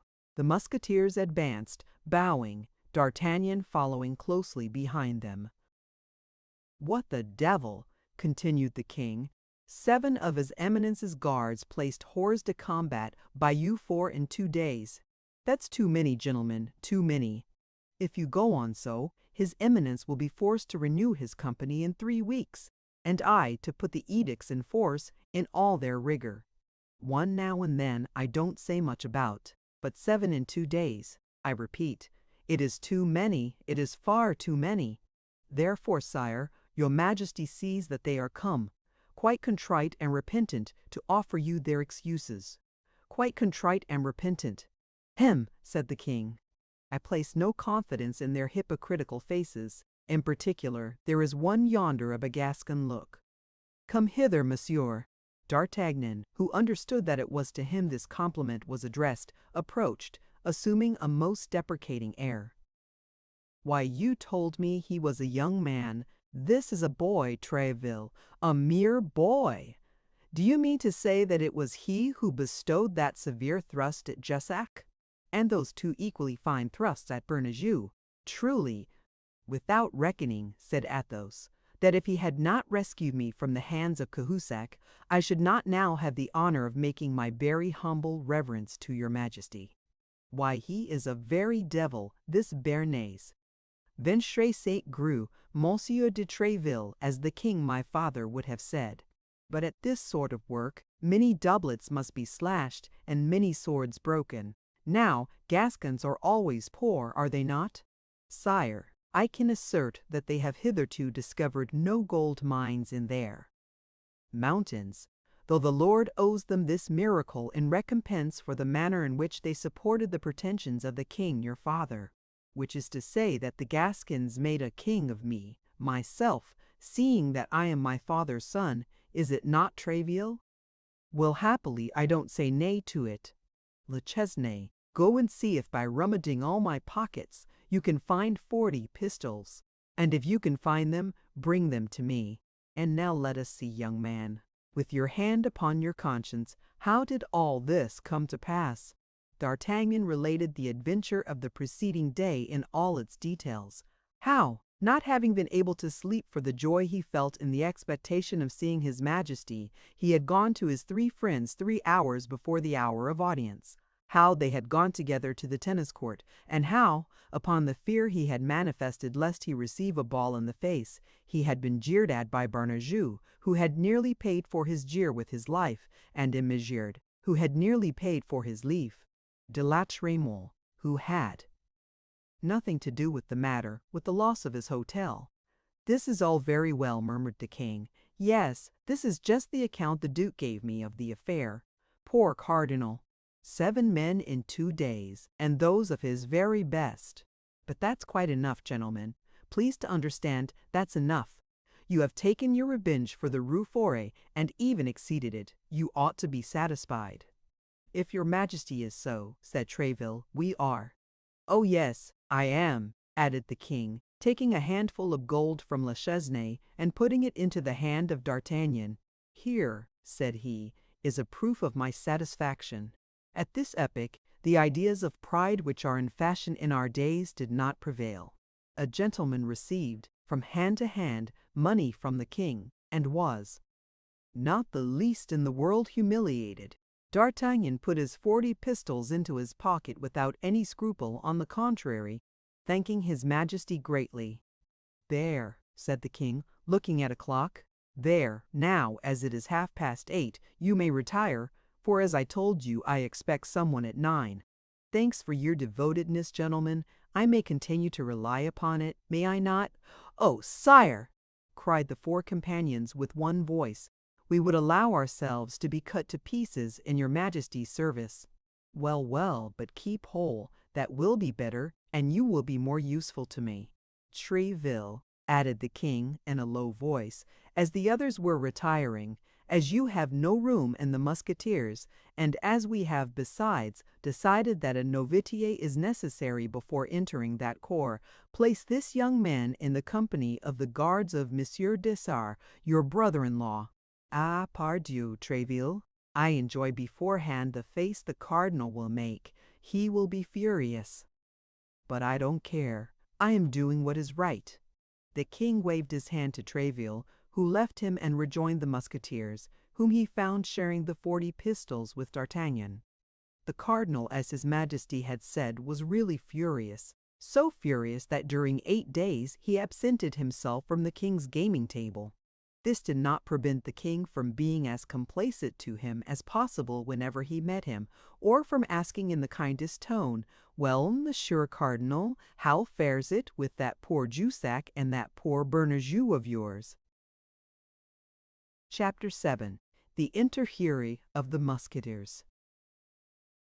When D'Artagnan was out of the Louvre, and consulted his friends upon the use he had best make of his share of the 40 pistols, Athos advised him to order a good repast at the Pomme de Pin, Porthos to engage a lackey, and Aramis to provide himself with a suitable mistress. The repast was carried into effect that very day, and the lackey waited at table. The repast had been ordered by Athos, and the lackey furnished by Porthos. He was a Picard, whom the glorious Musketeer had picked up on the bridge Tournelle, making rings and plashing in the water. Porthos pretended that this occupation was proof of a reflective and contemplative organization, and he had brought him away without any other recommendation. The noble carriage of this gentleman, for whom he believed himself to be engaged, had one planchet that was the name of the Picard. He felt a slight disappointment, however, when he saw that this place was already taken by a compeer named Mousqueton, and when Porthos signified to him that the state of his household, though great, would not support 2 servants, and that he must enter into the service of D'Artagnan. Nevertheless, when he waited at the dinner given by his master and saw him take out a handful of gold to pay for it, he believed his fortune made, and returned thanks to heaven for having thrown him into the service of such a cursus. He preserved this opinion even after the feast, with the remnants of which he repaired his own long abstinence. But when in the evening he made his master's bed, the chimeras of Planchet faded away. The bed was the only one in the apartment, which consisted of an antechamber and a bedroom. Planchet slept in the antechamber upon a coverlet taken from the bed of D'Artagnan, and which D'Artagnan from that time made shift to do without. Athos, on his part, had a valet whom he had trained in his service in a thoroughly peculiar fashion and who was named Grimaud. He was very taciturn, this worthy signor. Be it understood we are speaking of Athos. During the 5 or 6 years that he had lived in the strictest intimacy with his companions, Porthos and Aramis, they could remember having often seen him smile, but had never heard him laugh. His words were brief and expressive, conveying all that was meant and no more. No embellishments, no embroidery, no arabesques. His conversation was a matter of fact, without a single romance. Although Athos was scarcely 30 years old, and was of great personal beauty and intelligence of mind, no one knew whether he had ever had a mistress. He never spoke of women. He certainly did not prevent others from speaking of them before him, although it was easy to perceive that this kind of conversation, in which he only mingled by bitter words and misanthropic remarks, was very disagreeable to him. His reserve, his roughness, and his silence made almost an old man of him. He had then, in order not to disturb his habits, accustomed Grimaud to obey him upon a simple gesture or upon a simple movement of his lips. He never spoke to him except under the most extraordinary occasions. Sometimes Grimaud, who feared his master as he did fire, while entertaining a strong attachment to his person and a great veneration for his talents, believed he perfectly understood what he wanted, flew to execute the order received, and did precisely the contrary. Athos then shrugged his shoulders and, without putting himself in a passion, thrashed Grimaud. On these days he spoke a little. Porthos, as we have seen, had a character exactly opposite to that of Athos. He not only talked much, but he talked loudly, little caring, we must render him that justice, whether anybody listened to him or not. He talked for the pleasure of talking and for the pleasure of hearing himself talk. He spoke upon all subjects except the sciences, alleging in this respect the inveterate hatred he had borne to scholars from his childhood. He had not so noble an air as Athos, and the commencement of their intimacy often rendered him unjust toward that gentleman whom he endeavored to eclipse by his splendid dress. But with his simple musketeer's uniform and nothing but the manner in which he threw back his head and advanced his foot, Athos instantly took the place which was his due, and consigned the ostentatious Porthos to the second rank.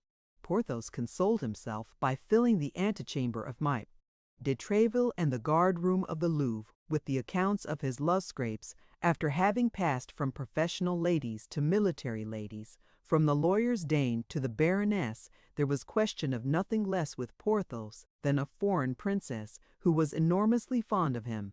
An old proverb says, like master, like man. Let us pass then from the valet of Athos to the valet of Porthos, from Grimaud to Mousqueton.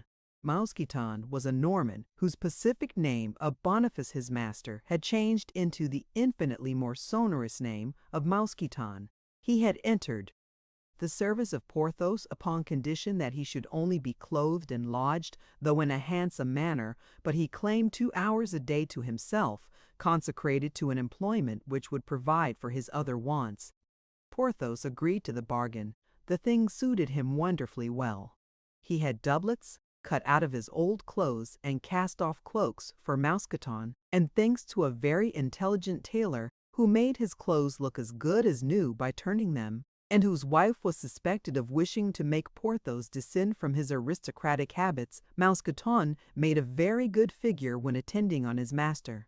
As for Aramis, of whom we believe we have sufficiently explained the character, a character which, like that of his companions, we shall be able to follow in its development, his lackey was called Bazin. Thanks to the hopes which his master entertained of some day entering into orders, he was always clothed in black, as became the servant of a churchman. He was a Barochan, 35 or 40 years, old, mild, peaceable, sleek, employing the leisure his master left him in the perusal of pious works, providing rigorously for 2 a dinner of few dishes, but excellent. For the rest, he was dumb, blind, and deaf, and of unimpeachable fidelity. And now that we are acquainted, superficially at least, with the masters and the valets, let us pass on to the dwellings occupied by each of them. Athos, dwelt in the Rue Férou, within 2 steps of the Luxembourg. His apartment consisted of 2 small chambers, very nicely fitted up in a furnished house, the hostess of which, still young and still really handsome, cast tender glances uselessly at him. Some fragments of past splendor appeared here and there upon the walls of this modest lodging. A sword, for example, richly embossed, which belonged by its make to the times of Francis I, the hilt of which alone, encrusted with precious stones, might be worth 200 pistoles, and which, nevertheless, in his moments of greatest distress, Athos had never pledged or offered for sale. It had long been an object of ambition for Porthos. Porthos would have given 10 years of his life to possess this sword. One day, when he had an appointment with the Duchess, he endeavored even to borrow it of Athos. Athos, without saying anything, emptied his pockets, got together all his jewels, purses, aiguillettes, and gold chains, and offered them all to Porthos. But as to the sword, he said it was sealed to its place, and should never quit it until its master should himself quit his lodgings. In addition to the sword, there was a portrait representing a nobleman of the time of Henry III, dressed with the greatest elegance, and who wore the Order of the Holy Ghost. And this portrait had certain resemblances of lines with Athos, certain family likenesses which indicated that this great noble, a knight of the Order of the King, was his ancestor. Besides these, a casket of magnificent gold work, with the same arms as the sword and the portrait, formed a middle ornament to the mantelpiece, and assorted badly with the rest of the furniture. Athos always carried the key of this coffer about him, but he one day opened it before Porthos, and Porthos was convinced that this coffer contained nothing but letters and papers, love letters and family papers, no doubt. Porthos lived in an apartment, large in size and of very sumptuous appearance, in the Rue du Vieux Colombier. Every time he passed with a friend before his windows, at one of which Mousqueton was sure to be placed in full livery, Porthos raised his head and his hand and said, "That is my abode." But he was never to be found at home, he never invited anybody to go up with him, and no one could form an idea of what his sumptuous apartment contained in the shape of real riches. As to Aramis, he dwelt in a little lodging composed of a boudoir, an eating room, and a bedroom, which room, situated, as the others were, on the ground floor, looked out upon a little fresh green garden, shady and impenetrable to the eyes of his neighbors. With regard to D'Artagnan, we know how he was lodged, and we have already made acquaintance with his lackey, Master Planchet.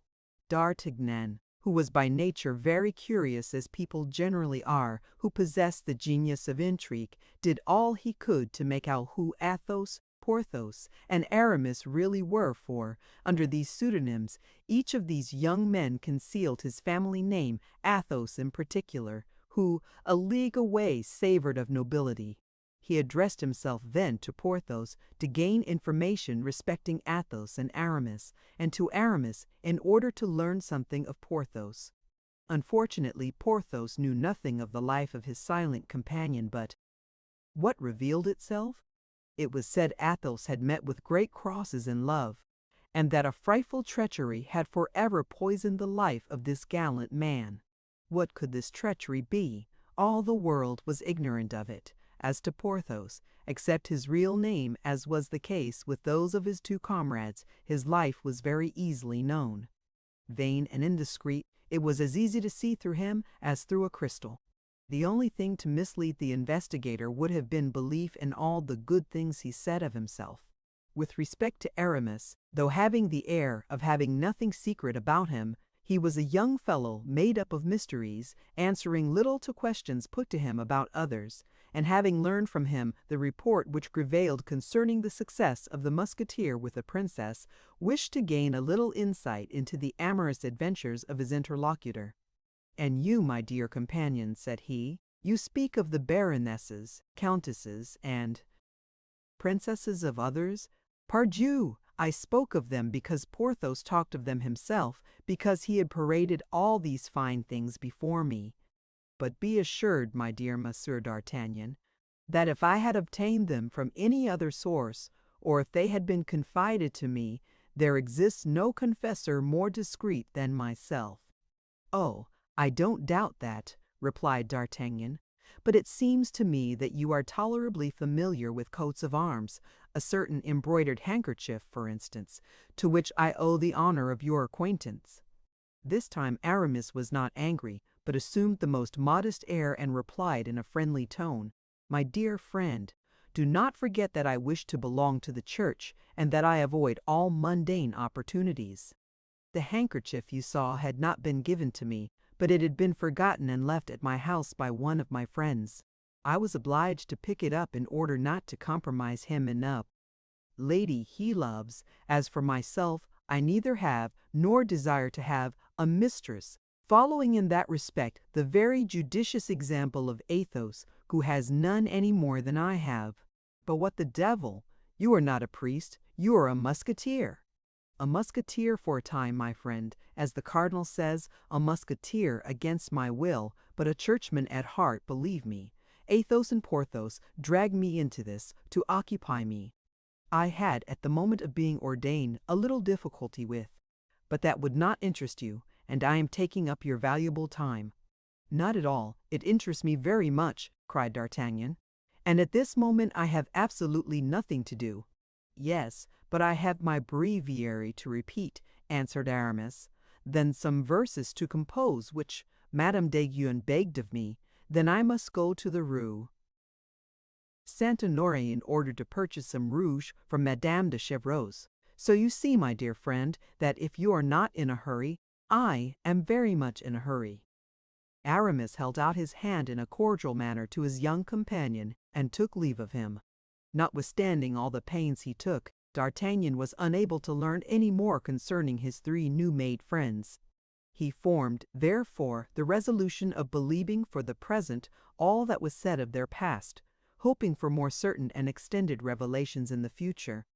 In the meanwhile, he looked upon Athos as an Achilles, Porthos as an Ajax, and Aramis as a Joseph. As to the rest, the life of the four young friends was joyous enough. Athos played in that as a rule unfortunately. Nevertheless, he never borrowed a sou of his companions, although his purse was ever at their service, and when he had played upon honor, he always awakened his creditor by 6 o'clock the next morning to pay the debt of the preceding evening. Porthos had his fits. On the days when he won he was insolent and ostentatious. If he lost, he disappeared completely for several days, after which he reappeared with a pale face and thinner person, but with money in his purse. As to Aramis, he never played. He was the worst musketeer and the most unconvivial companion imaginable. He had always something or other to do.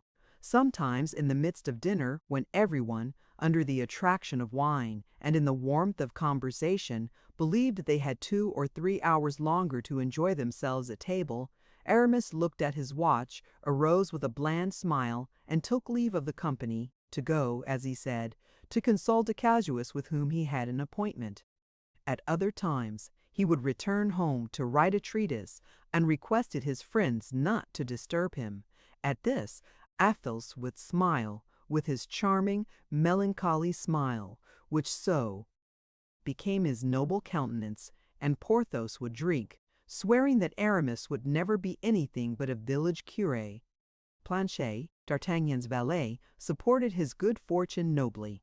He received 30 sous per day, and for a month he returned to his lodgings, gay as a chaffinch, and affable toward his master.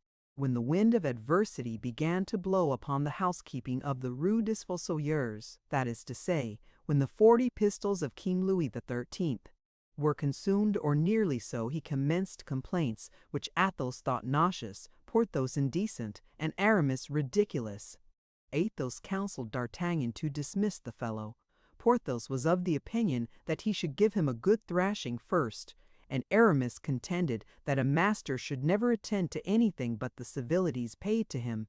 "This is all very easy for you to say," replied D'Artagnan. "For you, Athos, who live like a dumb man with Grimaud, who forbid him to speak, and consequently never exchange ill words with him. For you, Porthos, who carry matters in such a magnificent style and are a god to your valet Mousqueton, and for you, Aramis, who, always abstracted by your theological studies, inspire your servant Bazin, a mild religious man, with a profound respect. But for me, who am without any settled means and without resources for me, who am neither a musketeer nor even a guardsman, what am I to do to inspire either the affection, the terror, or the rat-tat-tat?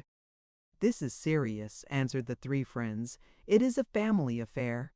It is with valets as with wives. They must be placed at once upon the footing in which you wish them to remain. Reflect upon it." D'Artagnan did reflect, and resolved to thrash Planchet provisionally, which he did with the conscientiousness that D'Artagnan carried into everything.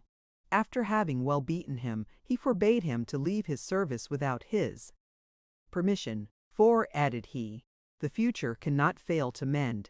I inevitably look for better times. Your fortune is therefore made if you remain with me, and I am too good a master to allow you to miss such a chance by granting you the dismissal you require." This manner of acting roused much respect for D'Artagnan's policy among the Musketeers. Planchet was equally seized with admiration, and said no more about going away. The life of the four young men had become fraternal. D'Artagnan, who had no settled habits of his own, as he came from his province into the midst of a world quite new to him, fell easily into the habits of his friends.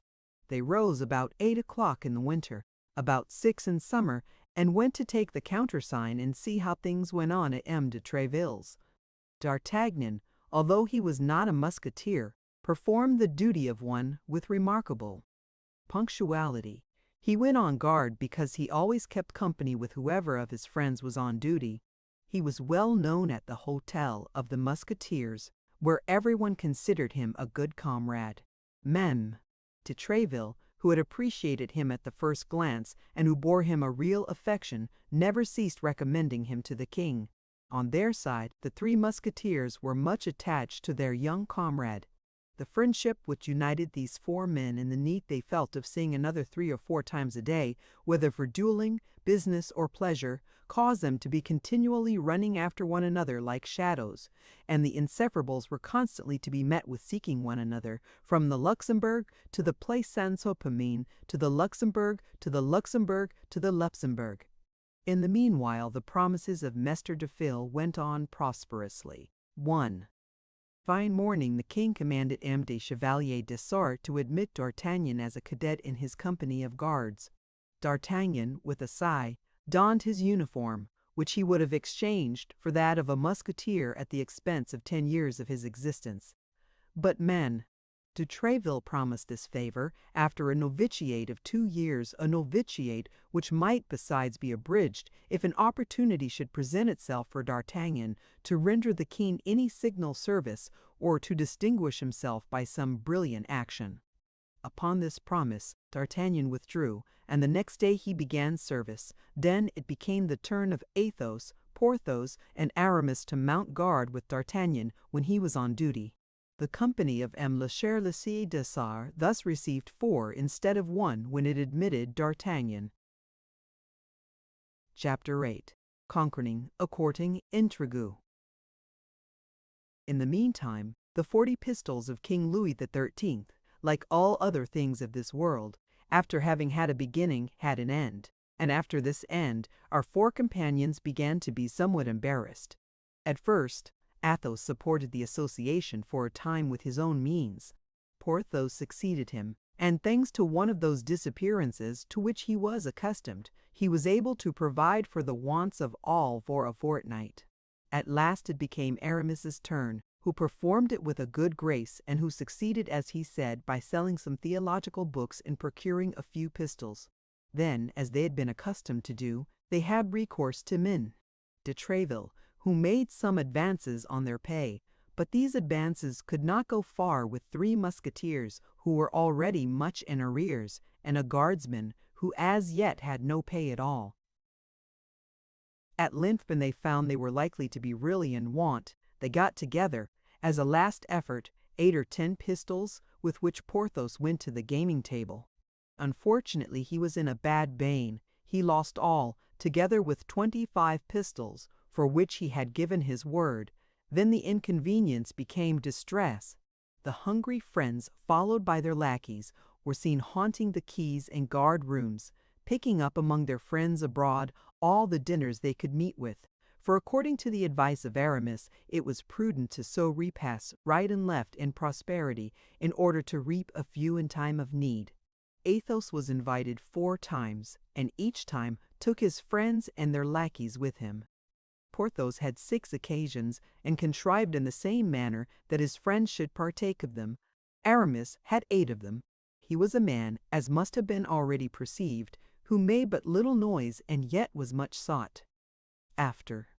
As to D'Artagnan, who as yet knew nobody in the capital, he only found 1 chocolate breakfast at the house of a priest of his own province, and 1 dinner at the house of a cornet of the guards.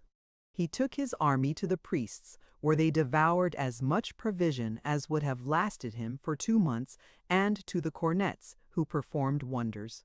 But as Planchet said, people do not eat at once for all time, even when they eat a good deal. D'Artagnan thus felt himself humiliated in having only procured 1 meal and a half for his companions, as the breakfast at the priest's could only be counted as half a repast in return for the feasts which Athos, Porthos, and Aramis had procured him. He fancied himself a burden to the society, forgetting in his perfectly juvenile good faith that he had fed this society for a month, and he set his mind actively to work. He reflected that this coalition of 4 young, brave, enterprising, and active men ought to have some other object than swaggering walks, fencing lessons, and practical jokes more or less witty. In fact, 4 men such as they were 4 men devoted to one another from their purses to their lives, 4 men always supporting one another, never yielding, executing singly or together the resolutions formed in common, 4 arms threatening the 4 cardinal points, or turning toward a single point, must inevitably, either subterraneously in open day, by mining in the trench, by cunning, or by force, open themselves a way toward the object they wished to attain, however well it might be defended, or however it understood.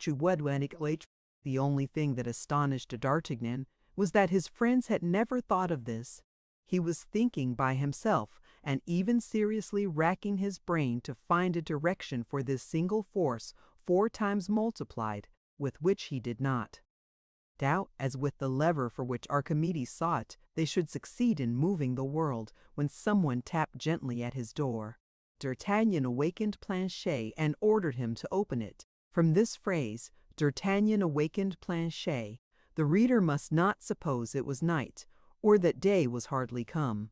No, it had just struck 4. Planchet, 2 hours before, had asked his master for some dinner, and he had answered him with the proverb, "He who sleeps dines."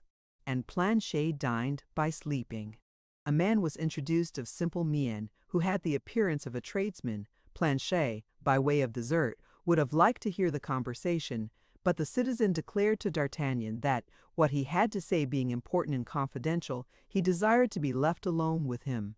D'Artagnan dismissed Planchet and requested his visitor to be seated. There was a moment of silence, during which the 2 men looked at each other, as if to make a preliminary acquaintance, after which D'Artagnan bowed, as a sign that he listened. "I have heard Monsieur D'Artagnan spoken of as a very brave young man," said the citizen, "and this reputation, which he justly enjoys, had decided me to confide a secret to him." "Speak, monsieur, speak," said D'Artagnan, who instinctively scented something advantageous. The citizen made a fresh pause, and continued, "I have a wife who is seamstress to the Queen, monsieur, and who is not deficient in either virtue or beauty. I was induced to marry her about 3 years ago, although she had but very little dowry, because Monsieur Laporte, the Queen's cloak-bearer, is her godfather, and befriends her." "Well, monsieur?" asked D'Artagnan. "Well," resumed the citizen, "well, monsieur, my wife was abducted yesterday morning as she was coming out of her workroom." "And by whom was your wife abducted?" "I know nothing surely, monsieur, but I suspect someone."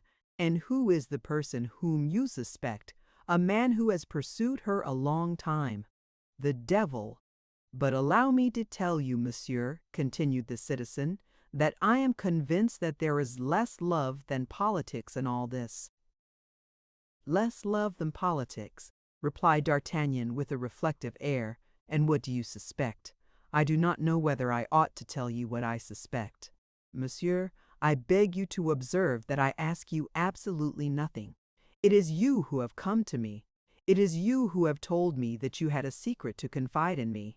Act, then, as you think proper. There is still time to withdraw. No, monsieur, no, you appear to be an honest young man, and I will have confidence in you.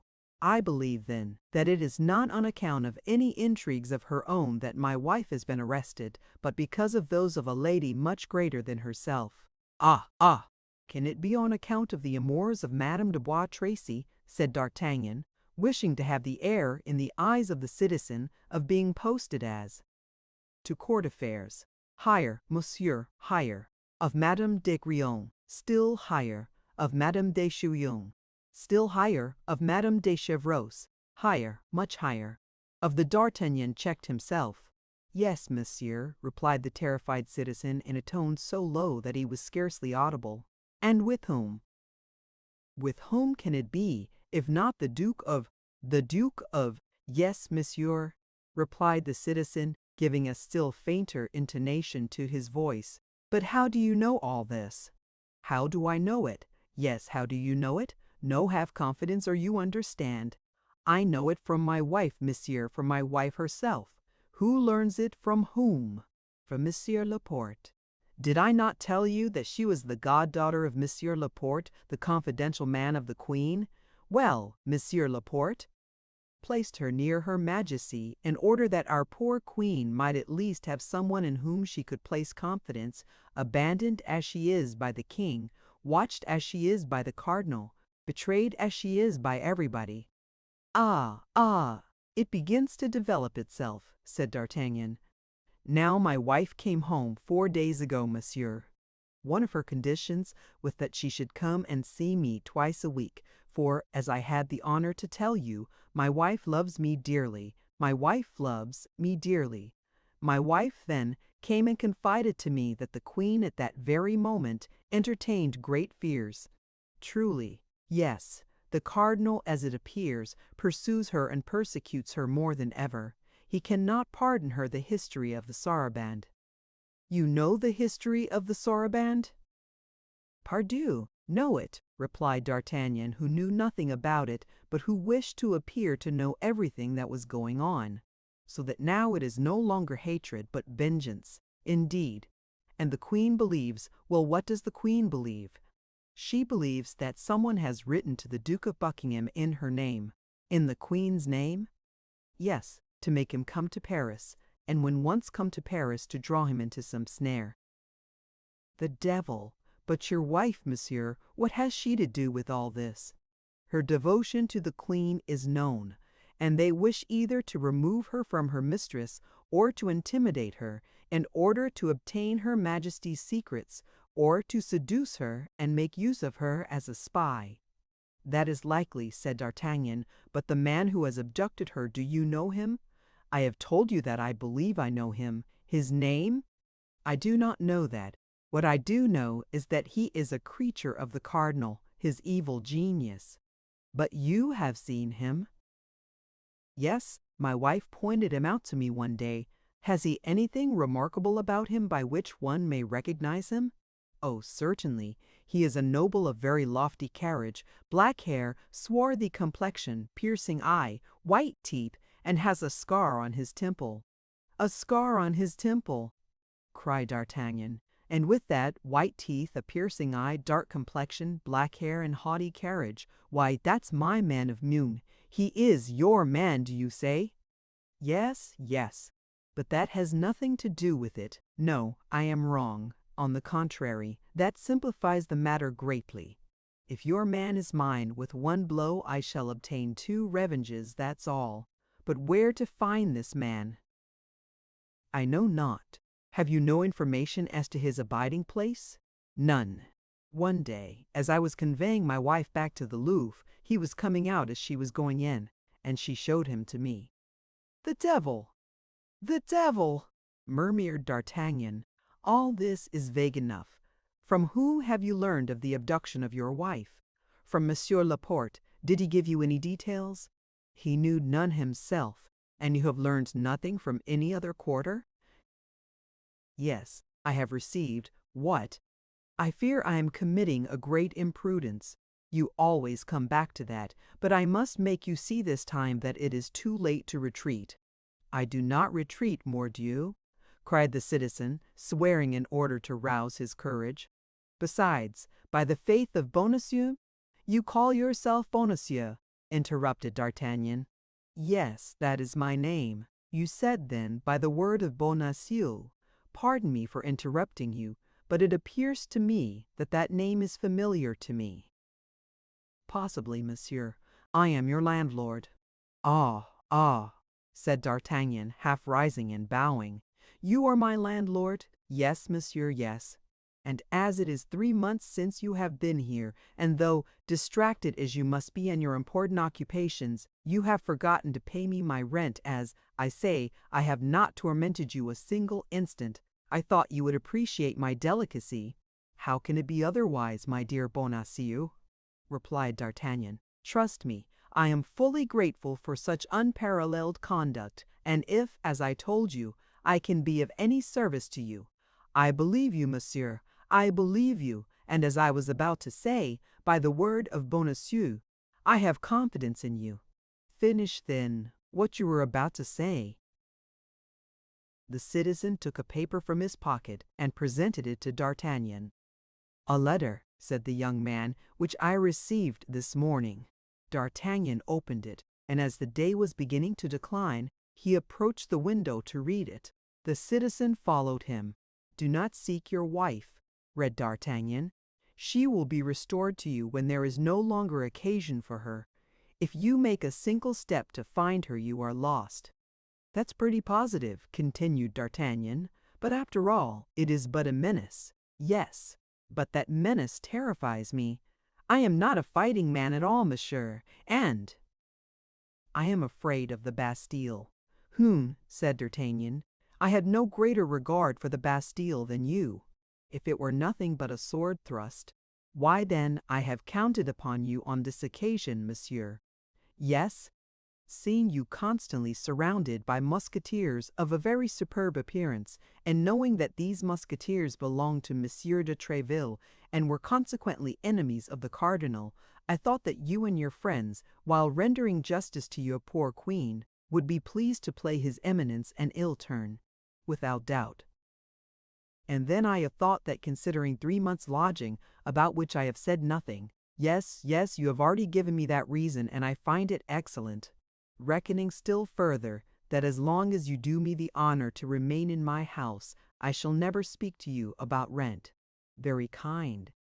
And adding to this, if there be need of it, meaning to offer you 50 pistoles, if, against all probability, you should be short at the present moment." "Admirable! You are rich then, my dear Monsieur Bonacieux." "I am comfortably off, monsieur, that's all. I have scraped together some such things as an income of 2,000 or 3,000 crowns in the haberdashery business, but more particularly in venturing some funds in the last voyage of the celebrated navigator Jean Mocquet, so that you understand, monsieur, but—" cried the citizen. "What?" demanded D'Artagnan. "Whom do I see yonder? Whim? Where you men stand in the street, facing your window. In the embrasure of that door a man wrapped in a cloak. It is he!" cried D'Artagnan and the citizen at the same time, each having recognized his man. "Ah, this time," cried D'Artagnan, springing to his sword, "this time he will not escape me." Drawing his sword from its scabbard, he rushed out of the apartment. On the staircase he met Athos and Porthos, who were coming to see him. They separated, and D'Artagnan rushed between them like a dart. "Pah! Where are you going?" cried the 2 musketeers in a breath. "The man of Meung," replied de Tartagnan, and disappeared. D'Artagnan had more than once related to his friends his adventure with the stranger, as well as the apparition of the beautiful foreigner to whom this man had confided some important missive. The opinion of Athos was that D'Artagnan had lost his letter in the skirmish. But, gentlemen, in his opinion, and according to D'Artagnan's portrait of him, the stranger must be a gentleman, would be incapable of the baseness of stealing the boar-king. Letter. Porthos saw nothing in all this but a love-meeting given by a lady to a cavalier, or by a cavalier to a lady, which had been disturbed by the presence of D'Artagnan and his yellow horse. Aramis said that as these sorts of affairs were mysterious, it was better not to fathom them. They understood then, from the few words which escaped from D'Artagnan, what affair was in hand, and as they thought that overtaking his man, or losing sight of him, D'Artagnan would return to his rooms, they kept on their way. When they entered D'Artagnan's chamber, it was empty. The landlord, dreading the consequences of the encounter which was doubtless about to take place between the young man and the stranger, had, consistent with the character he had given himself, judged it prudent to decamp. Chapter 9. D'Artagnan shows himself. As Athos and Porthos had foreseen, at the expiration of a half-hour D'Artagnan returned. He had again missed his man, who had disappeared as if by enchantment. D'Artagnan had run, sword in hand, through all the neighboring streets, but had found nobody resembling the man he sought for. Then he came back to the point where perhaps he ought to have begun, and that was to knock at the door against which the stranger had leaned. But this proved useless, for though he knocked 10 or 12 times in succession, no one answered, and some of the neighbors, who put their noses out of their windows or were brought to their doors by the noise, had assured him that that house, all the openings of which were tightly closed, had not been inhabited for 6 months. While D'Artagnan was running through the streets and knocking at doors, Aramis had joined his companions, so that on returning home, D'Artagnan found the reunion complete. "Well," cried the Three Musketeers all together, on seeing D'Artagnan enter with his brow covered with perspiration and his countenance upset with anger. "Well," cried he, throwing his sword upon the bed, "this man must be the devil in person. He has disappeared like a phantom, like a shade, like a spectre." "Do you believe in apparitions?" asked Athos of Porthos. "I never believe in anything I have not seen, and as I never have seen apparitions, I don't believe in them." "The Bible," said Aramis, "makes our belief in them a law. The ghost of Samuel appeared to Saul, and it is an article of faith that I should be very sorry to see any doubt thrown upon, Porthos. At all events, man or devil, body or shadow, illusion or reality, this man is born for my damnation. For his flight has caused us to miss a glorious affair, gentlemen. An affair by which there were 100 pistoles, and perhaps more, to be gained." "How is that?" cried Porthos and Aramis in a breath. As to Athos, faithful to his system of reticence, he contented himself with interrogating D'Artagnan by a look. "Planchet," said D'Artagnan to his domestic, who just then insinuated his head through the half-opened door in order to catch some fragments of the conversation, "go down to my landlord, Monsieur Bonacieux, and ask him to send me 6 bottles of Beaugency wine. I prefer that." Ah, you have credit with your landlord, then?" asked Porthos. "Yes," replied D'Artagnan, "from this very day, and mind, if the wine is bad, we will send him to find better." "We must use and not abuse," said Aramis sententiously. "I always said that D'Artagnan had the longest head of the 4, said Athos, who, having uttered his opinion, to which D'Artagnan replied with a bow, immediately resumed his accustomed silence. "But come, what is this about?" asked Porthos. "Yes," said Aramis, "impart it to us, my dear friend." "Unless the honor of any lady be hazarded by this confidence. In that case you would do better to keep it to yourself." "Be satisfied," replied D'Artagnan. "The honor of no one will have cause to complain of what I have to tell." He then related to his friends, word for word, all that had passed between him and his host, and how the man who had abducted the wife of his worthy landlord was the same with whom he had had the difference at the hostelry of the Jolly Miller. "Your affair is not bad," said Athos, after having tasted like a connoisseur, and indicated by a nod of his head that he thought the wine good. and one may draw 50 or 60 pistols from this good man. Then there only remains to ascertain whether these 50 or 60 pistols are worth the risk of 4 heads. But observe, cried D'Artagnan, that there is a woman in the affair, a woman carried off, a woman who is doubtless threatened, tortured perhaps, and all because she is faithful to her mistress. Beware, D'Artagnan, beware, said Aramis. You grow a little too warm, in my opinion, about the fate of Madame Bonacieux. Woman was created for our destruction, and it is from her we inherit all our miseries. At this speech of Aramis, the brow of Athos became clouded, and he bit his lips. "It is not Madame Bonacieux about whom I am anxious," cried D'Artagnan, "but the queen whom the king abandons, whom the cardinal persecutes, and who sees the heads of all her friends fall, one after the other. Why does she love what we hate most in the world, the Spaniards and the English?" "Spain is her country," replied D'Artagnan, "and it is very natural that she should love the Spanish, who are the children of the same soil as herself. As to the second reproach, I have heard it said that she does not love the English, but an Englishman." "Well, and by my faith," said Athos, "it must be acknowledged that this Englishman is worthy of being loved. I never saw a man with a nobler air than his, without reckoning that he dresses as nobody else can," said Porthos. "I was at the Louvre on the day when he scattered his pearls, and, pardieu, I picked up 2 that I sold for 10 pistoles each. Do you know him, Aramis? As well as you do, gentlemen, for I was among those who seized him in the garden at Amiens, into which Monsieur Putange, the Queen's equerry, introduced me. I was at school at the time, and the adventure appeared to me to be cruel for the king, which would not prevent me," said D'Artagnan, "if I knew where the Duke of Buckingham was, from taking him by the hand and conducting him to the Queen, were it only to enrage the cardinal, and if we could find means to play him a sharp turn, I vow that I would voluntarily risk my head in doing it." "And did the mercer," rejoined Athos, "tell you, D'Artagnan, that the Queen thought that Buckingham had been brought over by a forged letter? Haberdasher, she is afraid so."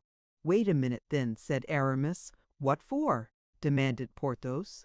"Go on, while I endeavor to recall circumstances." "And now I am convinced," said D'Artagnan, "that this abduction of the Queen's woman is connected with the events of which we are speaking, and perhaps with the presence of Buckingham in Paris." "The Gascon is full of ideas," said Porthos with admiration. "I like to hear him talk," said Athos. "His dialect amuses me." "Gentlemen," cried Aramis, "listen to this, listen to Aramis," said his 3 friends. "Yesterday I was at the house of a doctor of theology, whom I sometimes consult about my studies." Athos smiled. "He resides in a quiet quarter," continued Aramis. "His tastes and his profession require it. Now, at the moment when I left his house—" Here Aramis paused. "Well," cried his auditors, "at the moment you left his house?" Aramis appeared to make a strong inward effort, like a man who, in the full relation of a falsehood, finds himself stopped by some unforeseen obstacle. But the eyes of his 3 companions were fixed upon him, their ears were wide open, and there were no means of retreat. "This doctor has a niece," continued Aramis. "Ah, he has a niece," interrupted Porthos. "A very respectable lady," said Aramis. The 3 friends burst into laughter. "Ah, if you laugh, if you doubt me," replied Aramis, "you shall know nothing." "We believe like Mohammedans, and are as mute as tombstones," said Athos. "I will continue then," resumed Aramis. "This niece comes sometimes to see her uncle, and by chance was there yesterday at the same time that I was, and it was my duty to offer to conduct her to her carriage." "Ah, she has a carriage, then? This niece of the doctor?" interrupted Porthos, one of whose faults was a great looseness of tongue. "A nice acquaintance, my friend." "Porthos," replied Aramis, "I have had the occasion to observe to you more than once that you are very indiscreet, and that is injurious to you among the women." "Gentlemen, gentlemen," cried D'Artagnan, who began to get a glimpse of the result of the adventure, "the thing is serious. let us try not to jest, if we can. Go on, Aramis, go on." All at once, a tall, dark gentleman, just like yours, D'Artagnan. "The same, perhaps," said he. "Possibly," continued Aramis, "came toward me, accompanied by 5 or 6 men who followed about 10 paces behind him, and in the politest tone, 'Monsieur Duke,' said he to me, 'and you, madame,' continued he, addressing the lady on my arm, 'the doctor's niece.'" "Hold your tongue, Porthos," said Athos. "You are insupportable. Will you enter this carriage, and that without offering the least resistance, without making the least noise?" "He took you for Buckingham," cried D'Artagnan. "I believe so," replied Aramis. "But the lady?" asked Porthos. "He took her for the queen," said D'Artagnan. "Just so," replied Aramis. "The Gascon is the devil," cried Athos. "Nothing escapes him." "The fact is," said Porthos, "Aramis is of the same height, and something of the shape of the Duke. But it nevertheless appears to me that the dress of a musketeer I wore an enormous cloak," said Aramis. "In the month of July, the devil," said Porthos. "Is the doctor afraid that you may be recognized?" "I can comprehend that the spy may have been deceived by the person, but the face—" "I had a large hat," said Aramis. "Oh, good Lord!" cried Porthos. "What precautions for the study of theology!" "Gentlemen, gentlemen," said D'Artagnan, "do not let us lose our time in jesting. Let us separate, and let us seek the mercer's wife. That is the key of the intrigue." "A woman of such inferior condition! Can you believe so?" said Porthos, protruding his lips with contempt. "She is goddaughter to Laporte, the confidential valet of the queen. Have I not told you so, gentlemen? Besides, it has perhaps been Her Majesty's calculation to seek on this occasion for support so lowly. High heads expose themselves from afar, and the cardinal is long-sighted." "Well," said Porthos, "in the first place, make a bargain with the mercer, and "Good bargain. That's useless," said D'Artagnan, "for I believe if he does not pay us, we shall be well enough paid by another party." At this moment a sudden noise of footsteps was heard upon the stairs. The door was thrown violently open, and the unfortunate mercer rushed into the chamber in which the council was held. "Save me, gentlemen, for the love of heaven, save me!" cried he. "There are 4 men come to arrest me. Save me! Save me!" Porthos and Aramis arose. "A moment," cried D'Artagnan, making them a sign to replace in the scabbard their half-drawn swords. "It is not courage that is needed, it is prudence."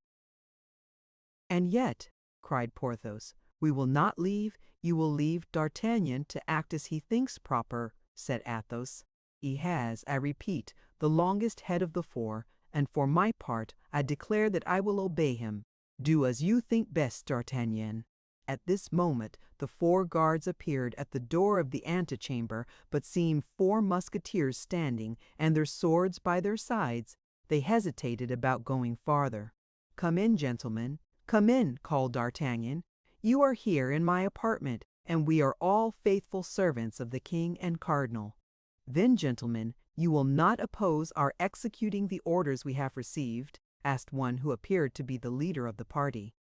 "On the contrary, gentlemen, we would assist you if it were necessary." "What does he say?" grumbled Porthos. "You are a simpleton," said Athos. "Silence! But you promised me," whispered the poor mercer. "We can only save you by being free ourselves," replied D'Artagnan in a rapid, low tone. "And if we appear inclined to defend you, they will arrest us with you. It seems, nevertheless—" "Come, gentlemen, come," said D'Artagnan aloud. "I have no motive for defending Monsieur. I saw him today for the first time, and he can tell you on what occasion. He came to demand the rent of my lodging. Is that not true, Monsieur Bonacieux? Answer!" "That is the very truth," cried the mercer. "But Monsieur does not tell you—" "Silence. With respect to me, silence with respect to my friends, silence about the queen, above all, or you will ruin everybody without saving yourself. Come, come, gentlemen, remove the fellow." And D'Artagnan pushed the half-stupefied mercer among the guards, saying to him, "You are a shabby old fellow, my dear. You come to demand money of me, of a musketeer. To prison with him. Gentlemen, once more take him to prison and keep him under key as long as possible. That will give me time to pay him." The officers were full of thanks and took away their prey. As they were going down, D'Artagnan laid his hand on the shoulder of their leader. "May I not drink to your health and you to mine?" said D'Artagnan, filling 2 glasses with the Beaugency wine which he had obtained from the liberality of Bonacieux. "That will do me great honor," said the leader of the posse, "and I accept." "Thankfully. Then to yours, monsieur. What is your name?" "Boisrenard. Monsieur Boisrenard." "To yours, my gentleman. What is your name, in your turn, if you please?" "D'Artagnan." "To yours, monsieur, and above all others," cried D'Artagnan, as if carried away by his enthusiasm, "to that of the king and the cardinal." The leader of the posse would perhaps have doubted the sincerity of D'Artagnan if the wine had been bad, but the wine was good and he was convinced. "What diabolical villainy you have performed here," said Porthos, when the officer had rejoined his companions and the 4 friends found themselves alone. "Shame, shame, for 4 musketeers to allow an unfortunate fellow who cried for help to be arrested in their midst, and a gentleman to hobnob with a bailiff." "Porthos," said Aramis, "Athos has already told you that you are a simpleton, and I am quite of his opinion.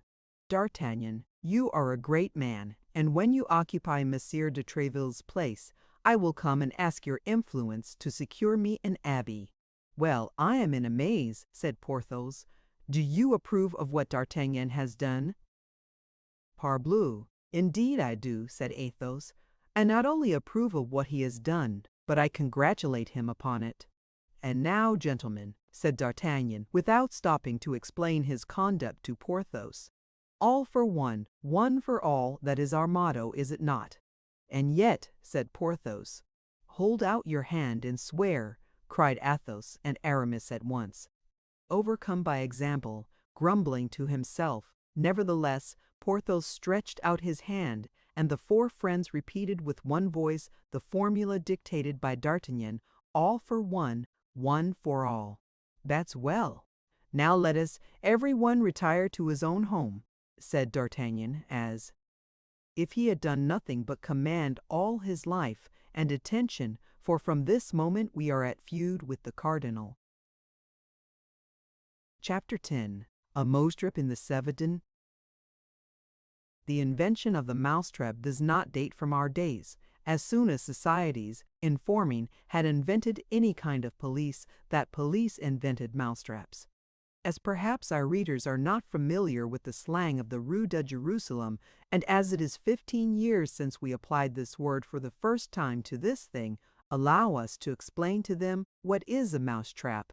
When in a house of whatever kind it may be, an individual suspected of any crime is arrested, the arrest is held secret. 4 or 5 men are placed in ambuscade in the first room. The door is open to all who knock. It is closed after them and they are arrested, so that at the end of 2 or 3 days they have in their power almost all the habitués of the establishment. And that is a mousetrap. The apartment of Bonacieux, then, became a mousetrap, and whoever appeared there was taken and interrogated by the cardinal's people. It must be observed that as a separate passage led to the first floor, in which D'Artagnan lodged, those who called on him were exempted from this detention. Besides, nobody came thither but the 3 Musketeers. They had all been engaged in earnest search and inquiries, but had discovered nothing. Athos had even gone so far as to question Meme de Tréville, a thing which, considering the habitual reticence of the worthy Musketeer, had very much astonished his captain. But M. de Tréville knew nothing, except that the last time he had seen the cardinal, the king, and the queen, the cardinal looked very thoughtful, the king uneasy, and the redness of the queen's eyes denoted that she had been sleepless or tearful. But this last circumstance was not striking, as the queen since her marriage had slept badly and wept much. De Tréville requested Athos, whatever might happen, to be observant of his duty to the king, but particularly to the queen, begging him to convey his desires to his comrades. As to D'Artagnan, he did not budge from his apartment. He converted his chamber into an observatory. From his windows he saw all the visitors who were caught. Then, having removed a plank from his floor, and nothing remaining but a simple ceiling between him and the room beneath, in which the interrogatories were made, he heard all that passed between the inquisitors and the accused. The interrogatories, preceded by a minute's search, operated upon the persons arrested, were almost always framed thus: "Has Madame Bonacieux sent anything to you for her husband or any other person? Has Monsieur Bonacieux sent anything to you for his wife or for any other person? Has either of them confided anything to you by word of mouth?" If they knew anything, they would not question people in this manner, said D'Artagnan to himself. Now, what is it they want to know? Why, they want to know if the Duke of Buckingham is in Paris, and if he has had, or is likely to have, an interview with the Queen. D'Artagnan held on to this idea, which, from what he had heard, was not wanting in probability. In the meantime, the mousetrap continued in operation, and likewise D'Artagnan's vigilance. On the evening of the day after the arrest of poor Bonacieux, as Athos had just left D'Artagnan to report at Imbo de Tréville's, as 9 o'clock had just struck, and as Planchet, who had not yet made the bed, was beginning his task, a knocking was heard at the street door. The door was instantly opened and shut. Someone was taken in the mousetrap. D'Artagnan flew to his hole, laid himself down on the floor at full length, and listened. Cries were soon heard, and then moans, which someone appeared to be endeavoring to stifle. There were no questions. "The devil," said D'Artagnan to himself. "It seems like a woman. They search her, she resists, they use force, the scoundrels." In spite of his prudence, D'Artagnan restrained himself with great difficulty from taking a part in the scene that was going on below. "But I tell you that I am the mistress of the house, gentlemen. I tell you I am Madame Bonacieux. I tell you I belong to the Queen," cried the unfortunate woman. "Madame Bonacieux," murmured D'Artagnan. "Can I be so lucky as to find what everybody is seeking for?" The voice became more and more indistinct. A tumultuous movement shook the partition. The victim resisted as much as a woman could resist 4 men. "Pardon, gentlemen, murmured the voice, which could now only be heard in inarticulate sounds. "They are binding her, they are going to drag her away," cried D'Artagnan to himself, springing up from the floor. "My sword! Good, it is by my side. Planchet, Monsieur, run and seek Athos, Porthos, and Aramis. One of the 3 will certainly be at home, perhaps all 3. Tell them to take arms, to come here and to run. Ah, I remember, Athos is at Monsieur de Tréville's." "But where are you going, monsieur? Where are you going?" "I am going down by the window, in order to be there the sooner," cried D'Artagnan. "You put back the boards, sweep the floor, go out at the door, and run as I told you." "Oh, monsieur, monsieur, you will kill yourself," cried Planchet. "Hold your tongue, stupid fellow," said D'Artagnan, and laying hold of the casement, he let himself gently down from the first story, which fortunately was not very elevated, without doing himself the slightest injury. He then went straight to the door and knocked, murmuring, "I will go myself and be caught in the mousetrap, but woe be to the cats that shall pounce upon such a mouse." The knocker had scarcely sounded under the hand of the young man before the tumult ceased, steps approached, the door was opened, and D'Artagnan, sword in hand, rushed into the rooms of Emina. Bonacieux, the door of which doubtless acted upon by a spring, closed after him. Then those who dwelt in Bonacieux's unfortunate house, together with the nearest neighbors, heard loud cries, stamping of feet, clashing of swords, and breaking of furniture.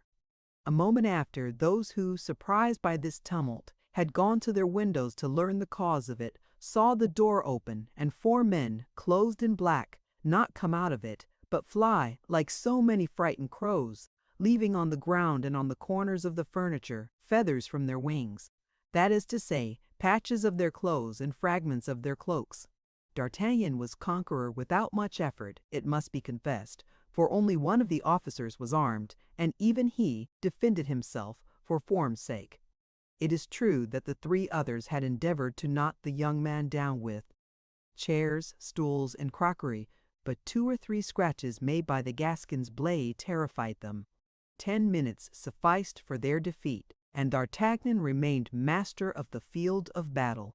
The neighbors who had opened their windows with the coolness peculiar to the inhabitants of Paris in these times of perpetual riots and disturbances, closed them again as soon as they saw the 4 men in black flee, their instinct telling them that for the time all was over. Besides, it began to grow late, and then, as today, people went to bed early in the quarter of the Luxembourg. On being left alone with Ma'am Bonacieux, D'Artagnan turned toward her. The poor woman reclined where she had been left, half fainting upon an armchair. D'Artagnan examined her with a rapid glance. She was a charming woman of 25 or 26 years, with dark hair, blue eyes, and a nose slightly turned up, admirable teeth, and a complexion marbled with rose and opal. There, however, ended the signs which might have confounded her with a lady of rank.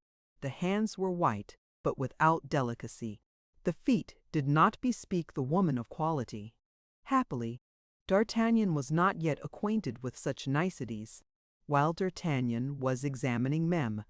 Bonacieux and was, as we have said, close to her, he saw on the ground a fine cambric handkerchief, which he picked up, as was his habit, and at the corner of which he recognized the same cipher he had seen on the handkerchief which had nearly caused him and Aramis to cut each other's throat. From that time, D'Artagnan had been cautious with respect to handkerchiefs with arms on them, and he therefore placed in the pocket of Ma'am Bonacieux the one he had just picked up. At that moment, Mlle. Bonacieux recovered her senses. She opened her eyes, looked around her with terror, saw that the apartment was empty and that she was alone with her liberator. She extended her hands to him with a smile. Mlle. Bonacieux had the sweetest smile in the world. "Ah, monsieur," said she, "you have saved me. Permit me to thank you." "Madam," said D'Artagnan, "I have only done what every gentleman would have done in my place. You owe me no thanks." "Oh yes, monsieur. Oh yes, and I hope to prove to you that you have not served an ingrate. But what could these men, whom I at first took for robbers, want with me? And why is Monsieur Bonacieux not here?" "Madam, those men were more dangerous than any robbers could have been, for they are the agents of the cardinal. And as to your husband, Monsieur Bonacieux, he is not here because he was yesterday evening conducted to the Bastille." "My husband in the Bastille!" cried Meunier. "Bonacieux, oh my God, what has he done? Poor dear man, he is innocence itself." And something like a faint smile lighted the still terrified features of the young woman. "What has he done, madame?" said D'Artagnan. "I believe that his only crime is to have at the same time the good fortune and the misfortune to be your husband. But, monsieur, you know then, I know that you have been abducted, madame." "And by whom? Do you know him? Oh, if you know him, tell me." "By a man of from 40 to 45 years, with black hair, a dark complexion, and a scar on his left temple. That is he, that is he. But his name? Ah, his name? I do not know that. And did my husband know I had been carried off? He was informed of it by a letter, written to him by the abductor himself." "And does he suspect," said Bonacieux, with some embarrassment, "the cause of this event? He attributed it, I believe, to a political cause. I doubted from the first, and now I think entirely as he does. Then my dear Monsieur Bonacieux has not suspected me a single instant." "So far from it, madame, he was too proud of your prudence, and above all, of your love." A second smile, almost imperceptible, stole over the rosy lips of the pretty young woman. "But," continued D'Artagnan, "how did you escape?" "I took advantage of a moment when they left me alone, and as I had known since morning the reason of my abduction, with the help of the sheets I let myself down from the window." Then, as I believed my husband would be at home, I hastened hither, to place yourself under his protection. Oh no, poor dear man! I knew very well that he was incapable of defending me, but as he could serve us in other ways, I wished to inform him. Of what? Oh, that is not my secret. I must not therefore tell you. Besides, said D'Artagnan, pardon me, madame, if guardsman as I am, I remind you of prudence. Besides, I believe we are not here in a very proper place for imparting confidences. The men I have put to flight will return reinforced. If they find us here, we are lost. I have sent for 3 of my friends, but who knows whether they were at home? Yes, yes, you are right, cried the affrighted many Bonacieux. Let us fly, let us save ourselves. At these words she passed her arm under that of D'Artagnan and urged him forward eagerly. But whither shall we fly? Whither escape? Let us first withdraw from this house, afterward we shall see. The young woman and the young man, without taking the trouble to shut the door after them, descended the Rue des Fossoyeurs rapidly, turned into the Rue des Fosse Monsieur le Prince, and did not stop till they came to the Place Saint-Sulpice. And now what are we to do, and where do you wish me to conduct you? Asked D'Artagnan. I am at quite a loss how to answer you, I admit, said Massy. My intention was to inform Monsieur Laporte through my husband, in order that Monsieur Laporte might tell us precisely what had taken place at the Louvre in the last 3 days, and whether there is any danger in presenting myself there. But I, said D'Artagnan, can go and inform Monsieur Laporte. No doubt you could. Only there is one misfortune, and that is that Monsieur Bonacieux is known at the Louvre, and would be allowed to pass, whereas you are not known there, and the gate would be closed against you. Ah, bah, said D'Artagnan, you have at some wicket of the Louvre a concierge who is devoted to you, and who, thanks to a password, would me. Bonacieux looked earnestly at the young man. And if I give you this password, said she, would you forget it as soon as you used it? By my honor, by the faith of a gentleman, said D'Artagnan, with an accent so truthful that no one could mistake it. Then I believe you. You appear to be a brave young man. Besides, your fortune may perhaps be the result of your devotedness. I will do, without a promise and voluntarily, all that I can do to serve the king and be agreeable to the queen. Dispose of me, then, as a friend. But where shall I go meanwhile? Is there nobody from whose house Monsieur Laporte can come and fetch you? No, I can trust nobody. Stop, said D'Artagnan. We are near Athos's door.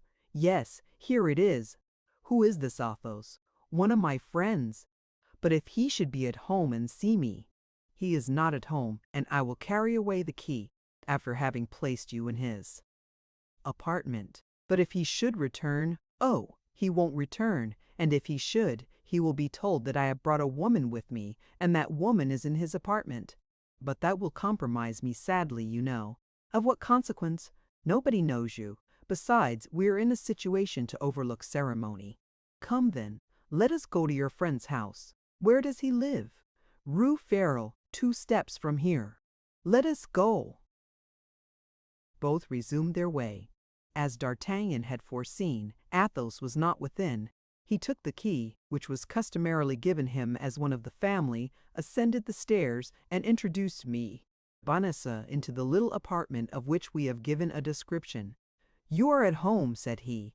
Remain here, fasten the door inside, and open it to nobody unless you hear 3 taps like this. And he tapped thrice, 2 taps close together and pretty hard, the other after an interval, and lighter. That is well, said Bonacieux. Now in my turn, let me give you my instructions. I am all attention. Present yourself at the wicket of the Louvre, on the side of the Rue de l'Echelle, and ask for Germain. Well, and then he will ask you what you want, and you will answer by these 2 words, Tours and Bruxelles. He will at once put himself at your orders. And what shall I command him? To go and fetch Monsieur Laporte, the Queen's valet de chambre. And when he shall have informed him, And Monsieur Laporte is come? You will send him to me. That is well, but where and how shall I see you again? Do you wish to see me again? Certainly. Well, let that care be mine, and be at ease. I depend upon your word. You may. D'Artagnan bowed to Bonacieux, darting at her the most loving glance that he could possibly concentrate upon her charming little person, and while he descended the stairs, he heard the door closed and double lock. In 2 bounds, he was at the Louvre. As he entered the wicket of l'Echelle, 10 o'clock struck. All the events we have described had taken place within a half hour. Everything fell out as Bonacieux prophesied. On hearing the password, Tremont bowed. In a few minutes, Laporte was at the lodge. In 2 words, D'Artagnan informed him where Marie Bonacieux was. Laporte assured himself, by having it twice repeated, of the accurate address, and set off at a run. Hardly, however, had he taken 10 steps before he returned. "Young man," said he to D'Artagnan, "a suggestion." "What?" "You may get into trouble by what has taken place." "You believe so?" "Yes. Have you any friend whose clock is too slow? Well, go and call upon him, in order that he may give evidence of your having been with him at 9:30, in a court of justice that is called an alibi." D'Artagnan found his advice prudent. He took to his heels and was soon at de Tréville's. But instead of going into the saloon with the rest of the crowd, he asked to be introduced to Mess de Tréville's office. As D'Artagnan so constantly frequented the hotel, no difficulty was made in complying with his request, and a servant went to inform Imbite de Tréville that his young compatriot, having something important to communicate, solicited a private audience. 5 minutes after arriving, de Tréville was asking D'Artagnan what he could do to serve him, and what caused his visit at so late an hour. "Pardon me, monsieur," said D'Artagnan, who had profited by the moment he had been left alone to put back Eminem's. De Tréville's clock 3/4 of an hour. "But I thought, as it was yet only 25 minutes past 9, it was not too late to wait upon you." 25 minutes past 9!" cried Mr. Tréville, looking at the clock. "Why, that's impossible." "Look rather, monsieur," said D'Artagnan. "The clock shows it." "That's true," said de Tréville. "I believed it later. But what can I do for you?" Then D'Artagnan told de Tréville a long history about the Queen. He expressed to him the fears he entertained with respect to Her Majesty. He related to him what he had heard of the projects of the cardinal with regard to Buckingham, and all with a tranquillity and candor of which Mr. de Tréville was the more the dupe from having himself, as we have said, observed something fresh between the cardinal, the king, and the queen.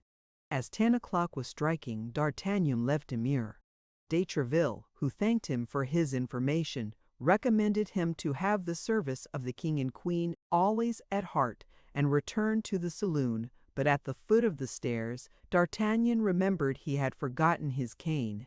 He consequently sprang up, again re-entered the office, with a turn of his finger set the clock right again, that it might not be perceived the next day that it had been put wrong, and certain from that time that he had a witness to prove his alibi, he ran downstairs and soon found himself in the street. Chapter 11. In the sixth plot thickens. His visit to de Tréville being paid, the pensive D'Artagnan took the longest way homeward. On what was D'Artagnan thinking, that he strayed thus from his path, gazing at the stars of heaven, and sometimes sighing, sometimes smiling? He was thinking of Bonacieux. For an apprentice musketeer, the young woman was almost an ideal of love.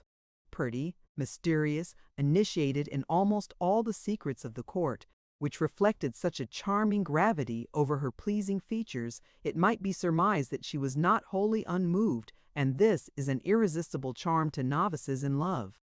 Moreover, D'Artagnan had delivered her from the hands of the demons who wished to search and ill-treat her, and this important service had established between them one of those sentiments of gratitude which so easily assume a more tender character.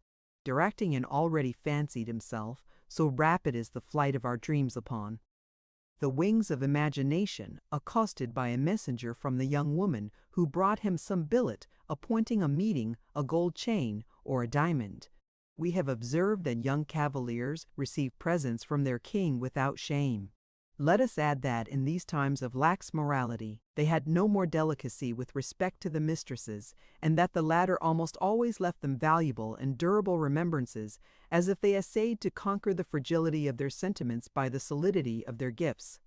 Without a blush, men made their way in the world by the means of women blushing. Such as were only beautiful gave their beauty, whence, without doubt, comes the proverb, "The most beautiful girl in the world can only give what she has."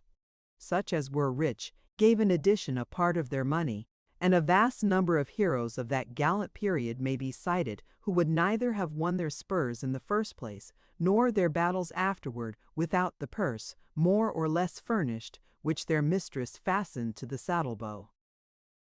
D'Artagnan owned nothing.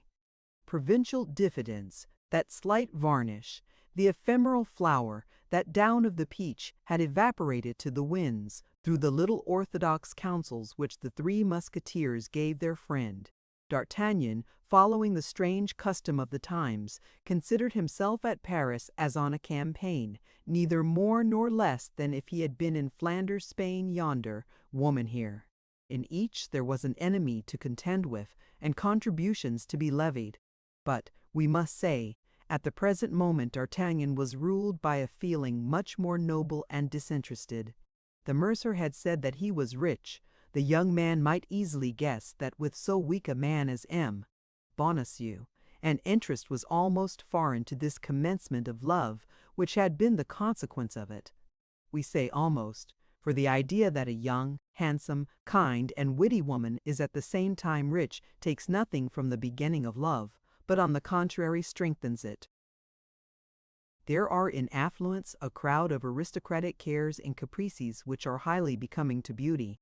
A fine and white stocking, a silken robe, a lace kerchief, a pretty slipper on the foot, a tasty ribbon on the head, do not make an ugly woman pretty, but they make a pretty woman beautiful, without reckoning the hands, which gain by all this. The hands, among women particularly, to be beautiful must be idle. Then D'Artagnan, as the reader, from whom we have not concealed the state of his fortune, very well knows D'Artagnan was not a millionaire. He hoped to become one some day, but the time which in his own mind he fixed upon for this happy change was still far distant. In the meanwhile, how disheartening to see the woman one loves long for those thousands of nothings which constitute a woman's happiness, and be unable to give her those thousands of nothings. At least, when the woman is rich, and the lover is not, that which he cannot offer, she offers to herself, and although it is generally with her husband's money that she procures herself this indulgence, the gratitude for it seldom reverts to him. Then D'Artagnan, disposed to become the most tender of lovers, was at the same time a very devoted friend. In the midst of his amorous projects for the mercer's wife, he did not forget his friends. The pretty Bonacieux was just the woman to walk with, in the plain Saint Inez or in the fair of Saint Germain, in company with Athos, Porthos, and Aramis, to whom D'Artagnan had often remarked this. Then one could enjoy charming little dinners, where one touches on one side the hand of a friend, and on the other the foot of a mistress. Besides, on pressing occasions, in extreme difficulties, D'Artagnan would become the preserver of his friends, and M. Bonacieux, whom D'Artagnan had pushed into the hands of the officers, denying him aloud although he had promised in a whisper to save him, we are compelled to admit to our readers that D'Artagnan thought nothing about him in any way, or that if he did think of him, it was only to say to himself that he was very well where he was, wherever it might be. Love is the most selfish of all the passions. Let our readers reassure themselves. If D'Artagnan forgets his host, or appears to forget him, under the pretense of not knowing where he has been carried, we will not forget him, and we know where he is. But for the moment, let us do as did the amorous Gascon. We will see after the worthy mercer later.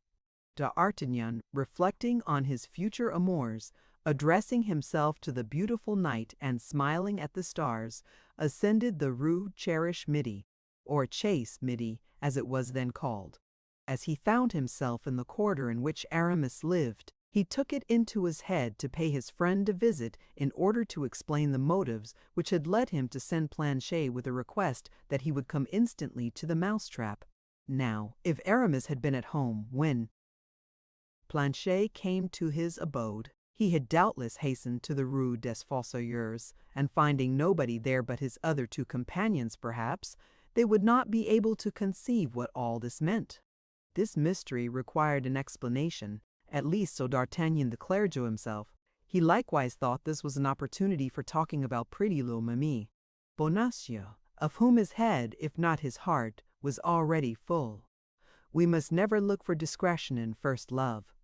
First love is accompanied by such excessive joy that unless the joy be allowed to overflow, it will stifle you. Paris for 2 hours past had been dark and seemed a desert.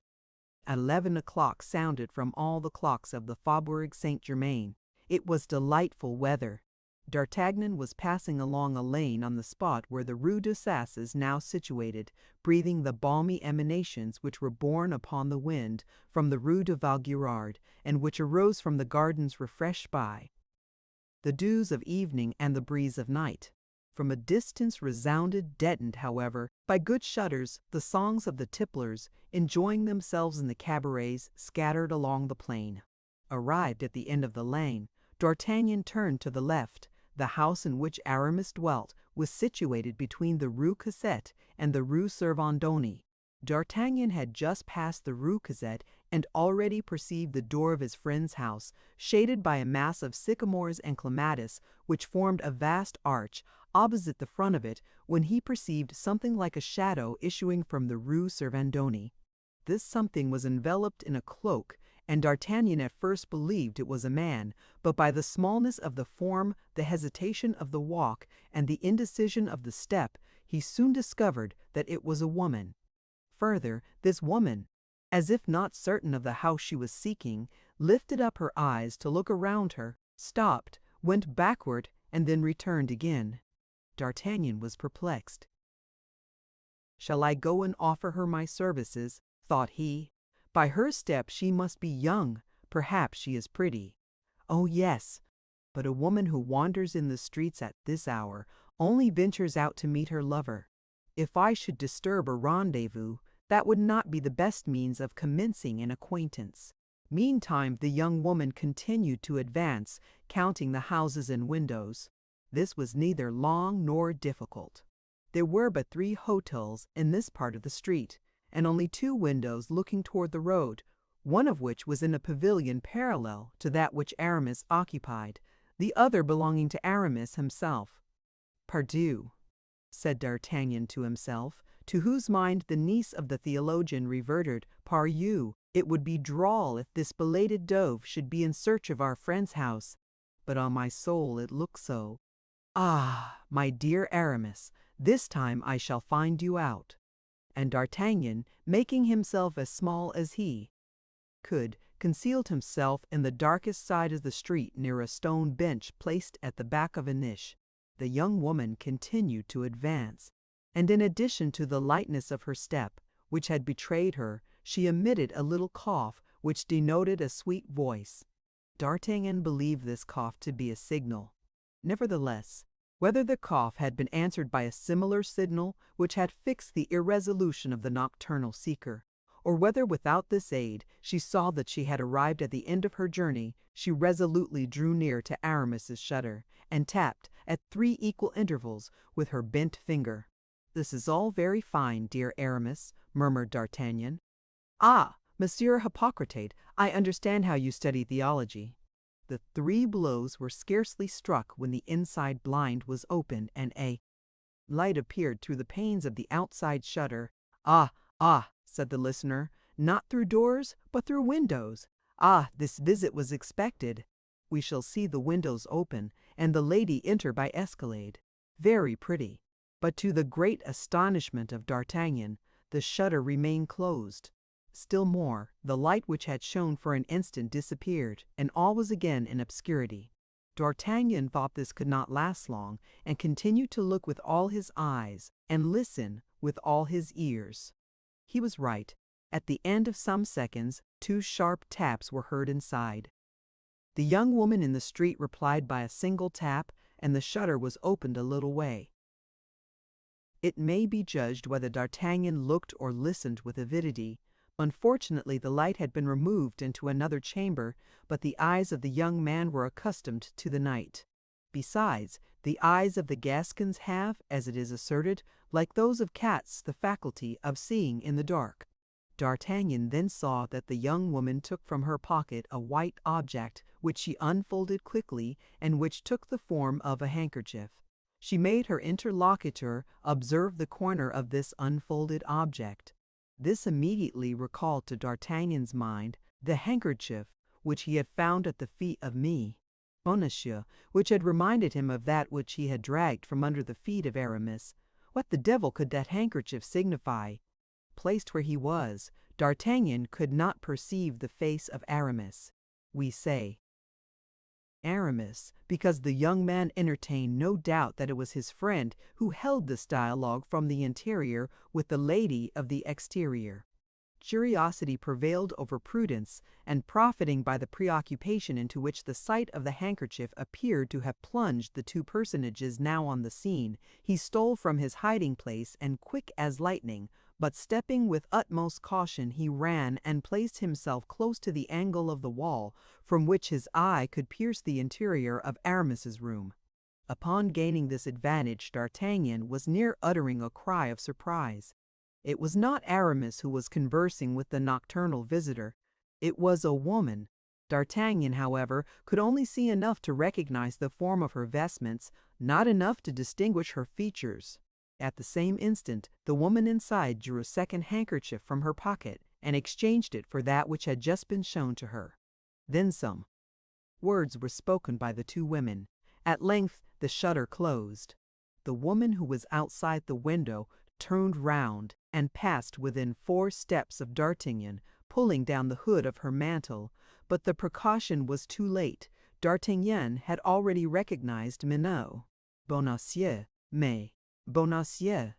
The suspicion that it was she had crossed the mind of D'Artagnan when she drew the handkerchief from her pocket, but what probability was there that Monsieur, who had sent for Laporte, in order to be reconducted to the Louvre, should be running about the streets of Paris at 11:30 at night, at the risk of being abducted a second time? This must be, then, an affair of importance. And what is the most important affair to a woman of 25? Love. But was it on her own account, or on account of another, that she exposed herself to such hazards? This was a question the young man asked himself, whom the demon of jealousy already gnawed. Being in heart neither more nor less than an accepted lover, there was a very simple means of satisfying himself whither Bonacieux was going. That was to follow her. This method was so simple that D'Artagnan employed it quite naturally and instinctively. But at the sight of the young man who detached himself from the wall like a statue walking from its niche, and at the noise of the steps which she heard resound behind her, Bonacieux uttered a little cry and fled. D'Artagnan ran after her. It was not difficult for him to overtake a woman embarrassed with her cloak. He came up with her before she had traversed a third of the street. The unfortunate woman was exhausted, not by fatigue, but by terror, and when D'Artagnan placed his hand upon her shoulder, she sank upon one knee, crying in a choking voice, "Kill me, if you please, you shall know nothing." D'Artagnan raised her by passing his arm round her waist, but as he felt by her weight she was on the point of fainting, he made haste to reassure her by protestations of devotedness. These protestations were nothing for Mermidieu, for such protestations may be made with the worst intentions in the world, but the voice was all. Bonacieux thought she recognized the sound of that voice. She reopened her eyes, cast a quick glance upon the man who had terrified her so, and at once perceiving it was D'Artagnan, she uttered a cry of joy. "Oh, it is you! It is you!" "Thank God! Thank God!" "Yes, it is I," said D'Artagnan. "It is I. whom God has sent to watch over you. Was it with that intention you followed me?" asked the young woman with a coquettish smile, whose somewhat bantering character resumed its influence, and with whom all fear had disappeared from the moment in which she recognized a friend in one she had taken for an enemy. "No," said D'Artagnan, "no, I confess it. It was chance that threw me in your way. I saw a woman knocking at the window of one of my friends." "One of your friends?" interrupted Meti. Bonacieux. "Without doubt. Aramis is one of my best friends." "Aramis? Who is he? Come, come, you won't tell me you don't know Aramis." "This is the first time I ever heard his name pronounced." "It is the first time, then, that you ever went to that house?" "Undoubtedly." "And you did not know that it was inhabited by a young man?" "No." "By a musketeer?" "No, indeed." "It was not he, then, you came to seek?" "Not the least in the world." "Besides, you must have seen that the person to whom I spoke was a woman." "That is true, but this woman is a friend of Aramis. I know nothing of that." "Since she lodges with him." "That does not concern me." "But who is she?" "Oh, that is not my secret." "My dear Madame Bonacieux, you are charming, but at the same time you are one of the most mysterious women."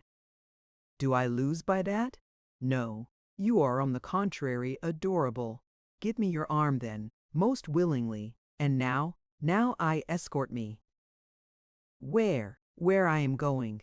"But where are you going?" "You will see, because you will leave me at the door. Shall I wait for you?" "That will be useless." "You will return alone, then?" "Perhaps yes, perhaps no. But will the person who shall accompany you afterward be a man or a woman?" "I don't know yet, but I will know it." "How so?" "I will wait until you come out. In that case, adieu." "Why so?" "I do not want you." "But you have claimed the aid of a gentleman, not the watchfulness of a spy. The word is rather hard." "How are they called who follow others in spite of them?" "They are indiscreet." "The word is too mild. Well, madame, I perceive I must do as you wish." "Why did you deprive yourself of the merit of doing so at once? Is there no merit in repentance? And do you really repent? I know nothing about it myself. But what I know is that I promise to do all you wish if you allow me to accompany you where you are going." "And you will leave me then?" "Yes." "Without waiting for my coming out again?" "Yes." "Word of honor?" "By the faith of a gentleman." "Take my arm, and let us go." D'Artagnan offered his arm to Bonacieux, who willingly took it, half laughing, half trembling, and both gained the top of Rue de la Harpe. Arriving there, the young woman seemed to hesitate, as she had before done in the Rue Vaugirard. She seemed, however, by certain signs, to recognize a door, and approaching that door, "And now, monsieur," said she, "it is here I have business. 1,000 thanks for your honorable company, which has saved me from all the dangers to which, alone, I was exposed. But the moment is come to keep your word. I have reached my destination. And you will have nothing to fear on your return. I shall have nothing to fear but robbers. And that is nothing. What could they take from me? I have not a penny about me. You forget that beautiful handkerchief with the coat of arms." "Which?" "That which I found at your feet and replaced in your pocket." "Hold your tongue, imprudent man. Do you wish to destroy me? You see very plainly that there is still danger for you, since a single word makes. You tremble, and you confess that if that word were heard you would be ruined." "Come, come, madame," cried D'Artagnan, seizing her hands and surveying her with an ardent glance. "Come, be more generous. Confide in me. Have you not read in my eyes that there is nothing but devotion and sympathy in my heart?" "Yes," replied Bonacieux. "Therefore, ask my own secrets, and I will reveal them to you. But those of others, that is quite another thing." "Very well," said D'Artagnan, "I shall discover them. As these secrets may have an influence over your life, these secrets must become mine." "Beware of what you do." cried the young woman, in a manner so serious as to make D'Artagnan start in spite of himself. "Oh, meddle in nothing which concerns me. Do not seek to assist me in that which I am accomplishing. This I ask of you in the name of the interest with which I inspire you, in the name of the service you have rendered me and which I never shall forget while I have life. Rather, place faith in what I tell you. Have no more concern about me. I exist no longer for you, any more than if you had never seen me." "Must Aramis do as much as I, madame?" said D'Artagnan, deeply piqued. "This is the second or third time, monsieur, that you have repeated that name, and yet I have told you that I do not know him. You do not know the man at whose shutter you have just knocked? Indeed, madame, you believe me too credulous.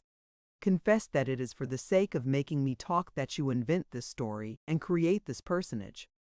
"I invent nothing, madame, I create nothing. I only speak that exact truth. And you say that one of your friends lives in that house?" "I say so, and I repeat it for the third time. That house is one inhabited by my friend, and that friend is Aramis." "All this will be cleared up at a later period," murmured the young woman. "No, monsieur, be silent." "If you could see my heart," said D'Artagnan, "you would there read so much curiosity that you would pity me, and so much love that you would instantly satisfy my curiosity. We have nothing to fear from those who love us." "You speak very suddenly of love, monsieur," said the young woman, shaking her head. "That is because love has come suddenly upon me, and for the first time, and because I am only 20. The young woman looked at him furtively. "Listen, I am already upon the scent," resumed D'Artagnan. "About 3 months ago I was near having a duel with Aramis concerning a handkerchief resembling the one you showed to the woman in his house, for a handkerchief marked in the same manner, I am sure." "Monsieur," said the young woman, "you weary me very much, I assure you, with your questions. But you, madame, prudent as you are, think. If you were to be arrested with that handkerchief, and that handkerchief were to be seized, would you not be compromised?" "In what way?" "The initials are only mine, C.B., Constance Bonacieux, or Camille de Beau Tracy." "Silence, monsieur."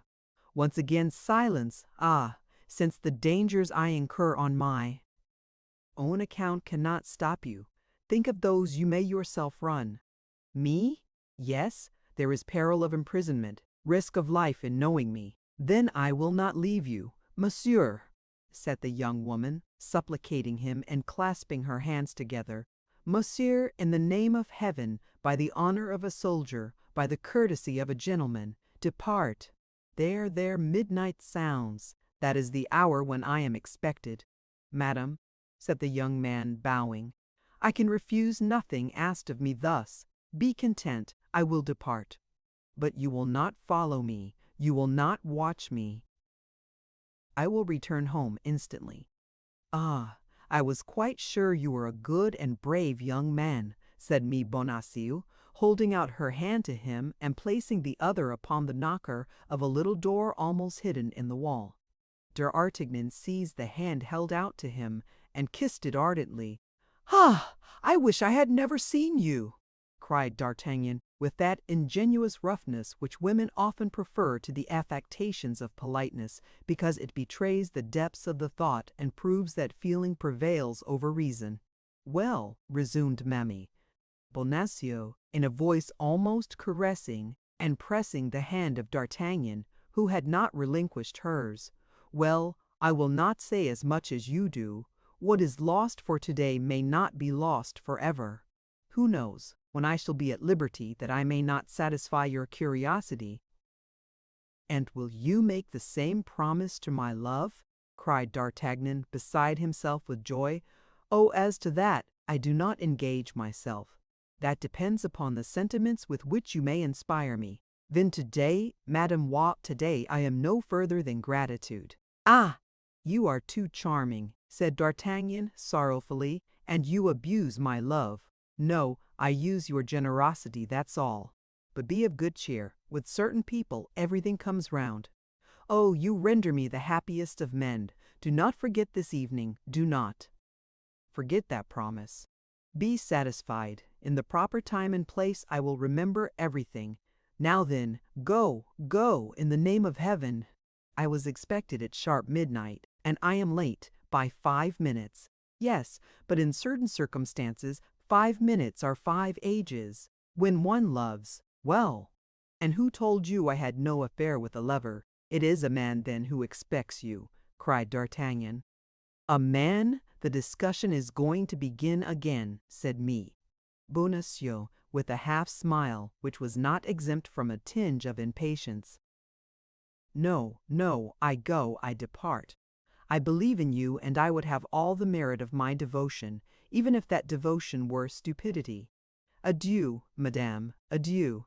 And as if he only felt strength to detach himself by a violent effort from the hand he held, he sprang away, running, while Bonacieux knocked, as at the shutter, 3 light and regular taps. When he had gained the angle of the street, he turned. The door had been opened and shut again. The mercer's pretty wife had disappeared. D'Artagnan pursued his way. He had given his word not to watch Bonacieux, and if his life had depended upon the spot to which she was going, or upon the person who should accompany her, D'Artagnan would have returned home, since he had so promised. 5 minutes later, he was in the Rue des Fossoyeurs. Poor Athos, said he. He will never guess what all this means. He will have fallen asleep waiting for me, or else he will have returned home, where he will have learned that a woman had been there. A woman with Athos. After all, continued D'Artagnan, there was certainly one with Aramis. All this is very strange, and I am curious to know how it will end. Badly, monsieur, badly, replied a voice which the young man recognized as that of Planchet. For, soliloquizing aloud, as very preoccupied people do, he had entered the alley, at the end of which were the stairs which led to his chamber. How badly? What do you mean by that, you idiot? Asked D'Artagnan. What has happened? All sorts of misfortunes. What? In the first place, Monsieur Athos is arrested. Arrested? Athos arrested? What for? He was found in your lodging. They took him for you. And by whom was he arrested? By guards brought by the men in black whom you put to flight. Why did he not tell them his name? Why did he not tell them he knew nothing about this affair? He took care not to do so, monsieur. On the contrary, he came up to me and said, "It is your master that needs his liberty at this moment, and not I, since he knows everything and I know nothing. They will believe he is arrested, and that will give him time. In 3 days I will tell them who I am, and they cannot fail to let me go." "Bravo, Athos! Noble heart," murmured D'Artagnan. "I know him well there. And what did the officers do?" "4 conveyed him away, I don't know where, to the Bastille or Fort l'Evêque. 2 remained with the men in black, who rummaged every place and took all the papers. The last 2 mounted guard at the door during this examination. Then, when all was over, they went away, leaving the house empty and exposed." "And Porthos and Aramis?" "I could not find them. They did not come." "But they may come any moment, for you left word that I awaited them." "Yes, monsieur." "Well, don't budge, then. If they come, tell them what has happened. Let them wait for me at the Pomme de Pin. Here it would be dangerous. The house may be watched. I will run to Monsieur de Tréville to tell them all this, and will meet them there." "Very well, monsieur," said Planchet, "but you will remain. You are not afraid," said D'Artagnan, coming back to recommend courage to his lackey. "Be easy, monsieur," said Planchet. "You do not know me yet. I am brave when I set about it. It is all in beginning. Besides, I am a Picard." "Then it is understood," said D'Artagnan. "You would rather be killed than desert your post." "Yes, monsieur, and there is nothing I would not do to prove to monsieur that I am attached to him." "Good," said D'Artagnan to himself. "It appears that the method I have adopted with this boy is decidedly the best. I shall use it again upon occasion." And with all the swiftness of his legs, already a little fatigued, however, with the perambulations of the day, D'Artagnan directed his course toward M. de Tréville's. M.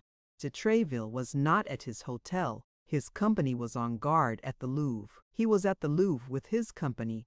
It was necessary to reach M. de Treville. It was important that he should be informed of what was passing. D'Artagnan resolved to try and enter the Louvre. His costume of guardsman in the company of M. Desart ought to be his passport. He therefore went down the Rue des Pays Augustins and came up to the quay in order to take the new bridge. He had at first an idea of crossing by the ferry, but on gaining the riverside, he had mechanically put his hand into his pocket and perceived that he had not wherewithal to pay his passage. As he gained the top of the Rue Goujet-Nagot, he saw two persons coming out of the Rue Dauphine, whose appearance very much struck him. Of the two persons who composed this group, one was a man and the other a woman. The woman had the outline of me, Bonacieux. The man resembled Aramis so much as to be mistaken for him. Besides, the woman wore that black mantle which D'Artagnan could still see outlined on the shutter of the Rue de Vaugirard and on the door of the Rue de la Harpe. Still further, the man wore the uniform of a musketeer.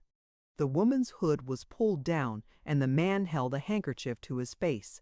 Both, as this double precaution indicated, had an interest in not being recognized. They took the bridge. That was D'Artagnan's road. As he was going to the Louvre, D'Artagnan followed them. He had not gone 20 steps before he became convinced that the woman was really my monsieur, and that the man was Aramis. He felt at that instant all the suspicions of jealousy agitating his heart. He felt himself doubly betrayed by his friend and by her, whom he already loved like a mistress. Bonacieux had declared to him by all the gods that she did not know Aramis, and a quarter of an hour after having made this assertion, he found her hanging on the arm of Aramis. D'Artagnan did not reflect that he had only known the mercer's pretty wife for 3 hours, that she owed him nothing but a little gratitude for having delivered her from the men in black who wished to carry her off, and that she had promised him nothing. He considered himself an outraged, betrayed, and ridiculed lover. Blood and anger mounted to his face. He was resolved to unravel the mystery. The young man and young woman perceived they were watched, and redoubled their speed. D'Artagnan determined upon his course. He passed them, then returned so as to meet them exactly before the Samaritaine, which was illuminated by a lamp which threw its light over all that part of the bridge. D'Artagnan stopped before them, and they stopped before him. "What do you want, monsieur?" demanded the musketeer, recoiling a step, and with a foreign accent which proved to D'Artagnan that he was deceived in one of his conjectures. "It is not Aramis," cried he. "No, monsieur, it is not Aramis, and by your exclamation I perceive you have mistaken me for another, and pardon you." "You pardon me?" cried D'Artagnan. "Yes," replied the stranger. "Allow me, then, to pass on, since it is not with me you have anything to do." "You are right, monsieur. It is not with you that I have anything to do. It is with Madame." "With Madame? You do not know her," replied the stranger. "You are deceived, monsieur. I know her very well." "Ah!" said Bonacieux, in a tone of reproach. "Ah, monsieur, I had your promise as a soldier and your word as a gentleman. I hope to be able to rely upon that. And I, madame," said D'Artagnan, embarrassed. "You promised me—" "Take my arm, madame," said the stranger, "and let us continue our way." D'Artagnan, however, stupefied, cast down, annihilated by all that happened, stood with crossed arms before the musketeer and me, Bonacieux. The musketeer advanced 2 steps and pushed D'Artagnan aside with his hand. D'Artagnan made a spring backward and drew his sword. At the same time, and with the rapidity of lightning, the stranger drew his. "In the name of heaven, my lord," cried Mimi. Bonacieux, throwing herself between the combatants and seizing the swords with her hands. "My lord," cried D'Artagnan, enlightened by a sudden idea, "my lord, pardon me, monsieur, but you are not my lord the Duke of Buckingham," said Bonacieux in an undertone. and now you may ruin us all. My lord, madame, I ask 100 pardons, but I love her, my lord, and was jealous. You know what it is to love, my lord. Pardon me, and then tell me how I can risk my life to serve your grace." "You are a brave young man," said Buckingham, holding out his hand to D'Artagnan, who pressed it respectfully. "You offer me your services. With the same frankness I accept them. Follow us at a distance of 20 paces as far as the Louvre, and if anyone watches us, slay him." D'Artagnan placed his naked sword under his arm, allowed the Duke and me, Bonacieux, to take 20 steps ahead, and then followed them, ready to execute the instructions of the noble and elegant minister of Charles I. Fortunately, he had no opportunity to give the Duke this proof of his devotion, and the young woman and the handsome musketeer entered the Louvre by the wicket of the Shell without any interference. As for D'Artagnan, he immediately repaired to the cabaret of the Palme de Pine, where he found Porthos and Aramis awaiting him. Without giving them any explanation of the alarm and inconvenience he had caused them, he told them that he had terminated the affair alone, in which he had for a moment believed he should need their assistance. Meanwhile, carried away as we are by our narrative, we must leave our three friends to themselves and follow the Duke of Buckingham and his guide through the labyrinths of the Louvre. Chapter 12. George Villiers, Duke of Buckingham. Me. Bonacieux and the Duke entered the Louvre without difficulty. Bonacieux was known to belong to the Queen.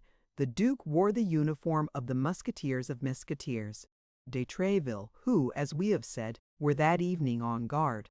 Besides, Germain was in the interests of the Queen, and if anything should happen me, Bonacieux would be accused of having introduced her lover into the Louvre. That was all. She took the risk upon herself. Her reputation would be lost, it is true, but of what value in the world was the reputation of the little wife of a mercer? Once within the interior of the court, the Duke and the young woman followed the wall for the space of about 25 steps. This space passed, Michaud pushed a little servant's door, open by day, but generally closed at night. The door yielded. Both entered and found themselves in darkness. But Bonacieux was acquainted with all the turnings and windings of this part of the Louvre, appropriated for the people of the household. She closed the door after her, took the Duke by the hand, and after a few experimental steps, grasped a balustrade, put her foot upon the bottom step, and began to ascend the staircase. The Duke counted 2 stories. She then turned to the right, followed the course of a long corridor, descended a flight, went a few steps farther, introduced a key into a lock, opened a door, and pushed the Duke into an apartment, lighted only by a lamp, saying, "Remain here, my Lord Duke. Someone will come." She then went out by the same door, which she locked, so that the Duke found himself literally a prisoner. Nevertheless, isolated as he was, we must say that the Duke of Buckingham did not experience an instant of fear. One of the salient points of his character was the search for adventures and a love of romance. Brave, rash, and enterprising, this was not the first time he had risked his life in such attempts. He had learned that the pretended message from Anne of Austria, upon the faith of which he had come to Paris, was a snare, but instead of regaining England, he had, abusing the position in which he had been placed, declared to the Queen that he would not depart without seeing her. The Queen had at first positively refused, but at length became afraid that the Duke, if exasperated, would commit some folly. She had already decided upon seeing him and urging his immediate departure, when, on the very evening of coming to this decision, Bonacieux, who was charged with going to fetch the Duke and conducting him to the Louvre, was abducted. For 2 days no one knew what had become of her, and everything remained in suspense. But once free, and placed in communication with the Porte, matters resumed their course, and she accomplished the perilous enterprise which, but for her arrest, would have been executed 3 days earlier. Buckingham, left alone, walked toward a mirror. His musketeer's uniform became him marvelously.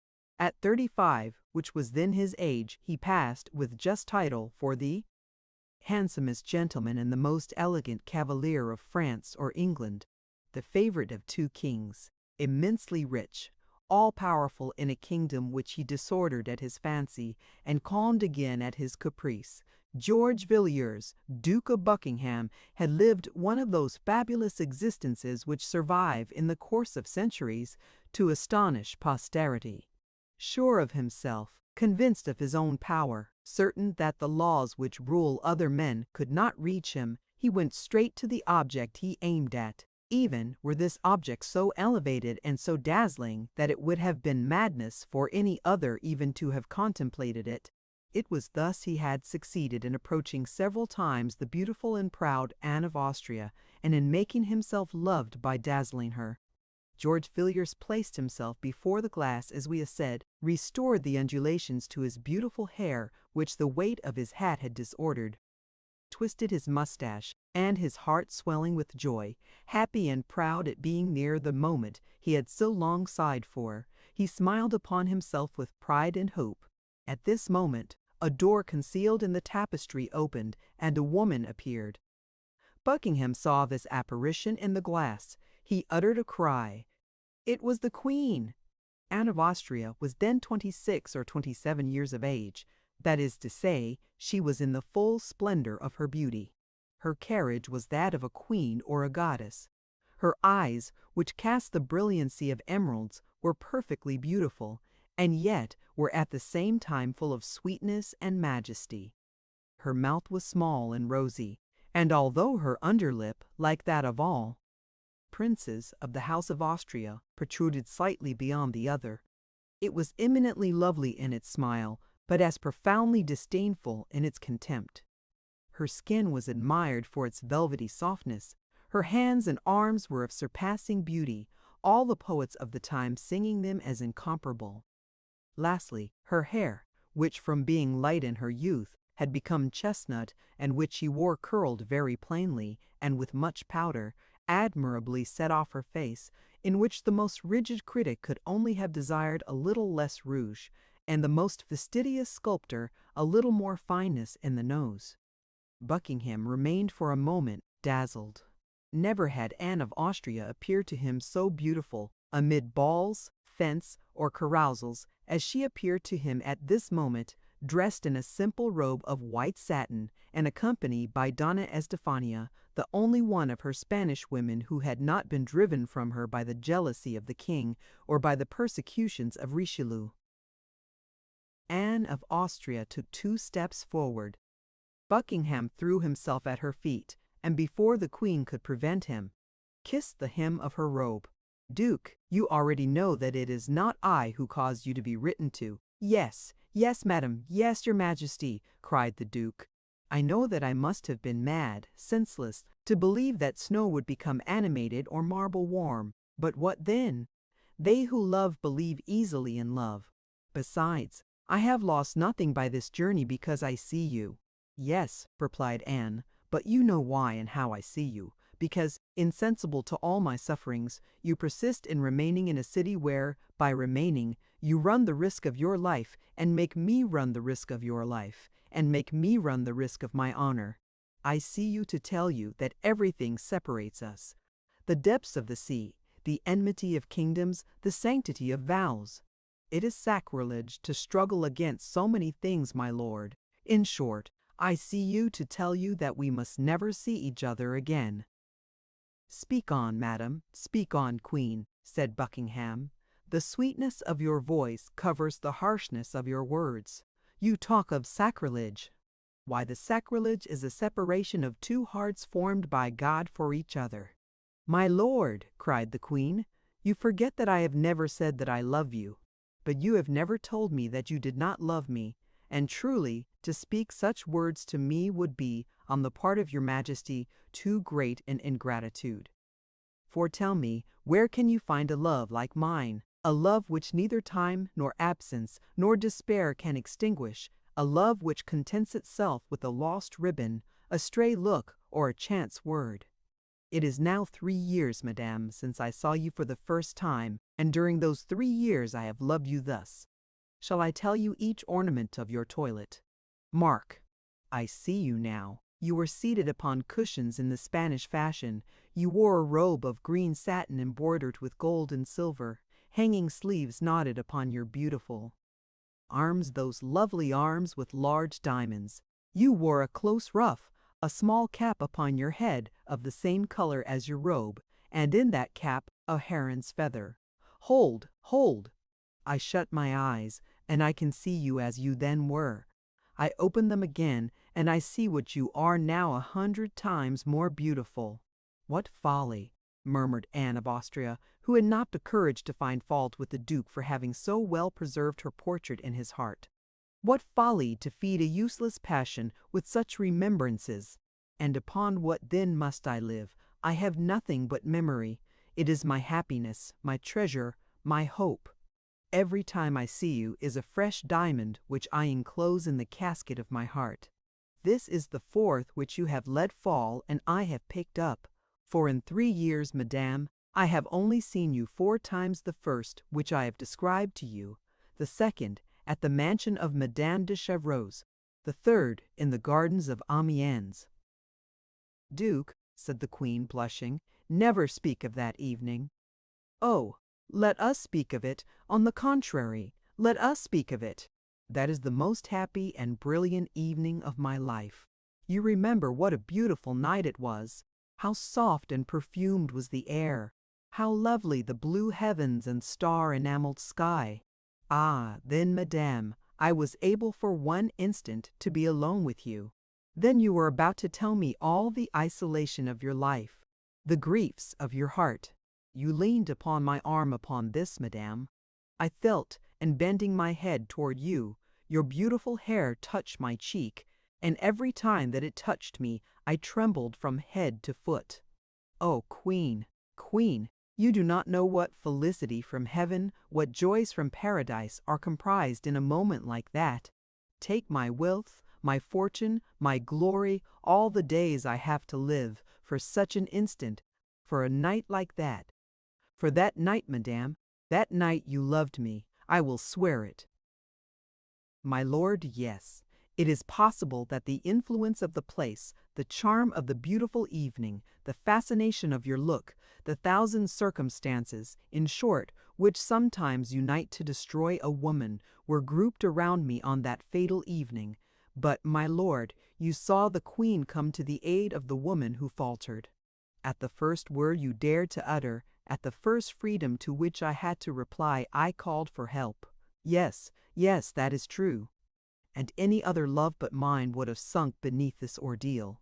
But my love came out from it more ardent and more eternal. You believed that you would fly from me by returning to Paris. You believed that I would not dare to quit the treasure over which my master had charged me to watch. What to me were all the treasures in the world, or all the kings of the earth? 8 days after, I was back again, madame. That time you had nothing to say to me. I had risked my life and favor to see you but for a second.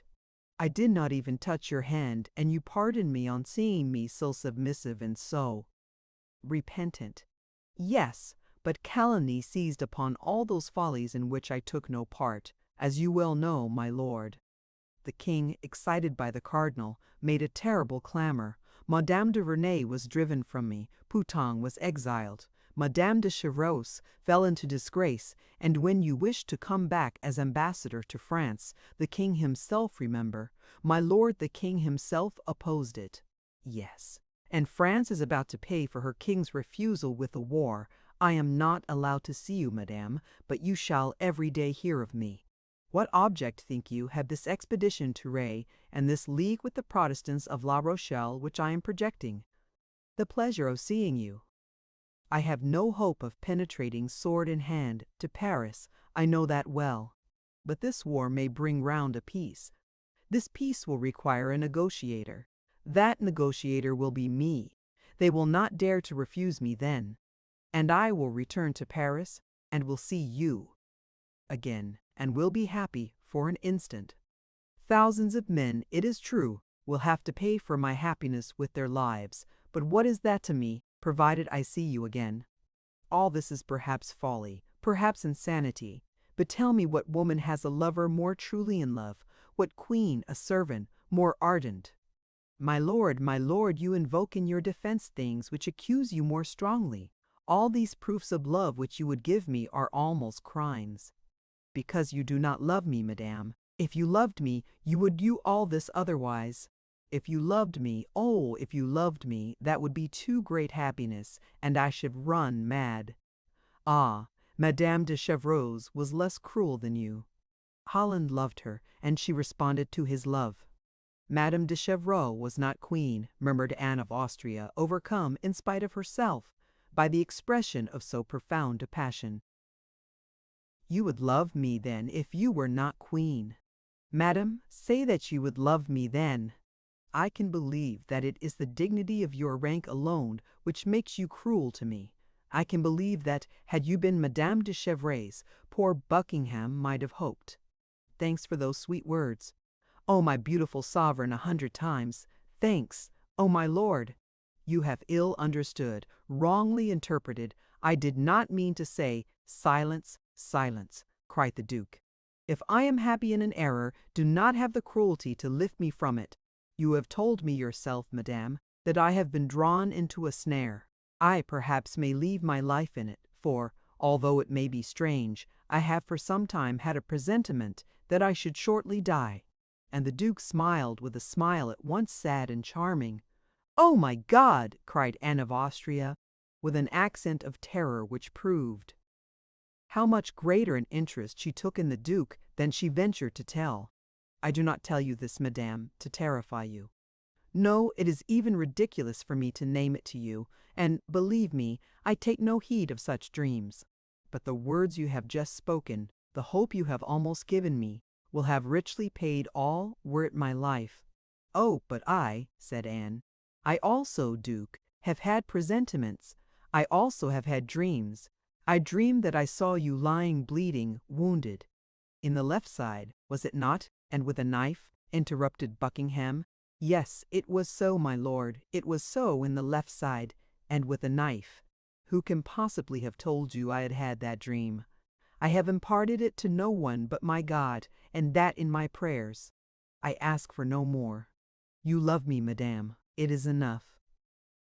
I love you. I? Yes, yes. Would God send the same dreams to you as to me if you did not love me? Should we have the same presentiments if our existences did not touch at the heart? You love me, my beautiful queen, and you will weep for me? Oh, my God, cried Anne of Austria, this is more than I can bear. In the name of heaven, Duke, leave me, go. I do not know whether I love you or love you not, but what I know is that I will not be perjured. Take pity on me, then, and go. Oh, if you are struck in France, if you die in France, if I could imagine that your love for me was the cause of your death, I could not console myself. I should run mad. Depart, then, depart, I implore you. Oh, how beautiful you are thus. Oh, how I love you, said Buckingham. Go, go, I implore you, and return hereafter. Come back as ambassador, come. Back as minister, come back surrounded with guards who will defend you, with servants who will watch over you, and then I shall no longer fear for your days, and I shall be happy in seeing you. Oh, is this true what you say? Yes. Oh, then, some pledge of your indulgence, some object which came from you, and may remind me that I have not been dreaming, something you have worn, and that I may wear in my turn a ring, a necklace, a chain. Will you depart? Will you depart if I give you that you demand? Yes. This very instant? Yes. You will leave France. You will return to England? I will, I swear to you. Wait then, wait. Anne of Austria re-entered her apartment and came out again almost immediately, holding a rosewood casket in her hand, with her cipher encrusted with gold. Here, my lord, here, said she, keep this in memory of me. Buckingham took the casket and fell a second time on his knees. You have promised me to go, said the queen. And I keep my word. Your hand, madam, your hand, and I depart. Anne of Austria stretched forth her hand, closing her eyes and leaning with the other upon Estefania, for she felt that her strength was about to fail her. Buckingham pressed his lips passionately to that beautiful hand, and then rising said, "Within 6 months, if I am not dead, I shall have seen you again, madam, even if I have to overturn the world." And faithful to the promise he had made, he rushed out of the apartment. In the corridor he met Bonacieux, who waited for him, and who, with the same precautions and the same good luck, conducted him out of the Louvre. Chapter 13. Bonacieux. There was in all this, as may have been observed, one personage concerned, of whom, notwithstanding his precarious position, we have appeared to take but very little notice. This personage was Bonacieux, the respectable martyr of the political and amorous intrigues which entangled themselves so nicely together at this gallant and chivalric period. Fortunately, the reader may remember, or may not remember. Fortunately, we have promised not to lose sight of him. The officers who arrested him conducted him straight to the Bastille, where he passed trembling before a party of soldiers who were loading their muskets. Thence, introduced into a half-subterranean gallery, he became, on the part of those who had brought him, the object of the grossest insults and the harshest treatment. The officers perceived that they had not to deal with a gentleman, and they treated him like a very peasant. At the end of half an hour or thereabouts, a clerk came to put an end to his tortures, but not to his anxiety, by giving the order to conduct a menu. Bonacieux to the chamber of examination. Ordinarily, prisoners were interrogated in their cells, but they did not do so with Bonacieux. 2 guards attended the mercer, who made him traverse a court and enter a corridor in which were 3 sentinels, opened a door and pushed him unceremoniously into a low room where the only furniture was a table, a chair, and a commissary. The commissary was seated in the chair and was writing at the table. The 2 guards led the prisoner toward the table, and upon a sign from the commissary drew back so far as to be unable to hear anything. The commissary, who had till this time held his head down over his papers, looked up to see what sort of person he had to do with. This commissary was a man of very repulsive mien, with a pointed nose, with yellow and salient cheekbones, with eyes small but keen and penetrating, and an expression of countenance resembling at once the polecat and the fox.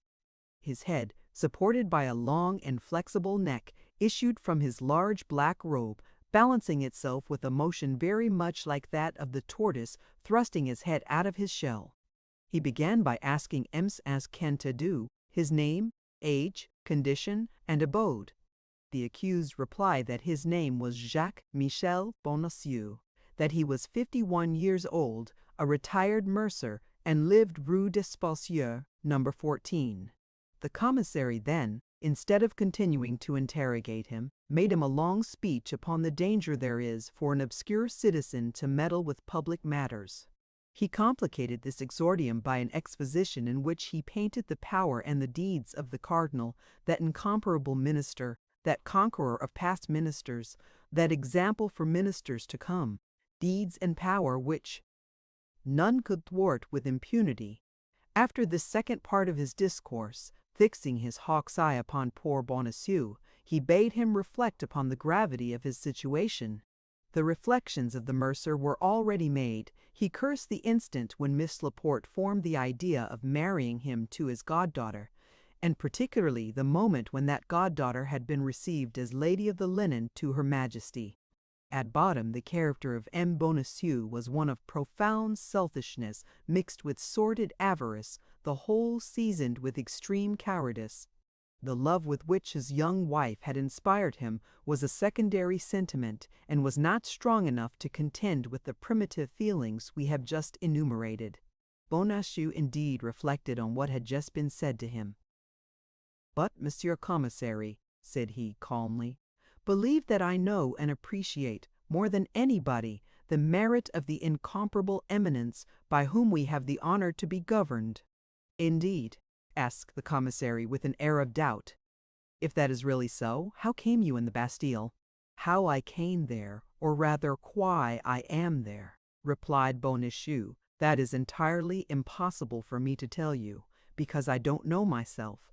but to a certainty it is not for having, knowingly at least, disobliged Monsieur the Cardinal. You must nevertheless have committed a crime, since you are here and are accused of high treason." "Of high treason!" cried Bonacieux, terrified. "Of high treason! How is it possible for a poor mercer who detests Huguenots and who abhors Spaniards to be accused of high treason? Consider, monsieur, the thing is absolutely impossible." "Monsieur Bonacieux," said the commissary, looking at the accused as if his little eyes had the faculty of reading to the very depths of hearts, "you have a wife?" "Yes, monsieur," replied the mercer in a tremble, feeling that it was at this point affairs were likely to become perplexing. "That is to say, I had one." "What? You had one? What have you done with her, then, if you have her no longer?" "They have abducted her, monsieur. They have abducted her." "Ah!" Bonacieux inferred from this "ah" that the affair grew more and more intricate. "They have abducted her," added the commissary. "And do you know the man who has committed this deed?" "I think I know him. Who is he?" "Remember that I affirm nothing, monsieur the commissary, and that I only suspect." "Whom do you suspect?" "Come, answer freely." "Empans." Bonacieux was in the greatest perplexity possible. Had he better deny everything, or tell everything? By denying all, it might be suspected that he must know too much to avow. By confessing all, he might prove his good will.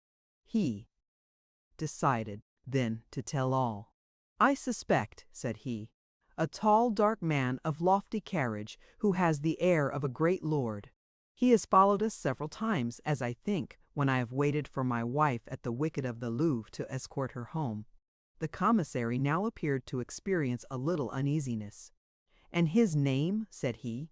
"Oh, as to his name, I know nothing about it, but if I were ever to meet him, I should recognize him in an instant. I will answer for it, were he among 1,000 persons."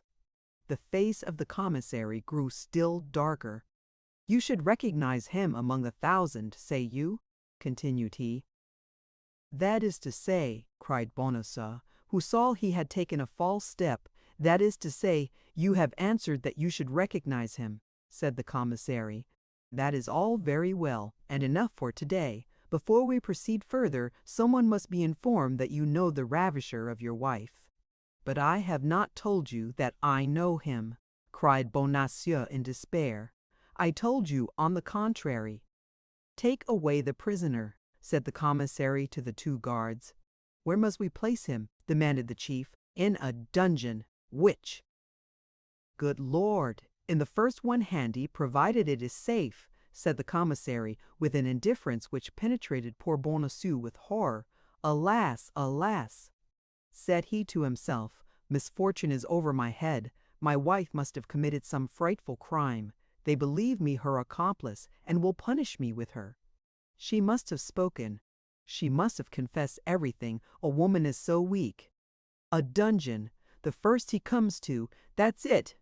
A night is soon past, and tomorrow to the wheel, to the gallows. Oh, my God, have pity on me, without listening the least in the world to the lamentations of Mesrombe."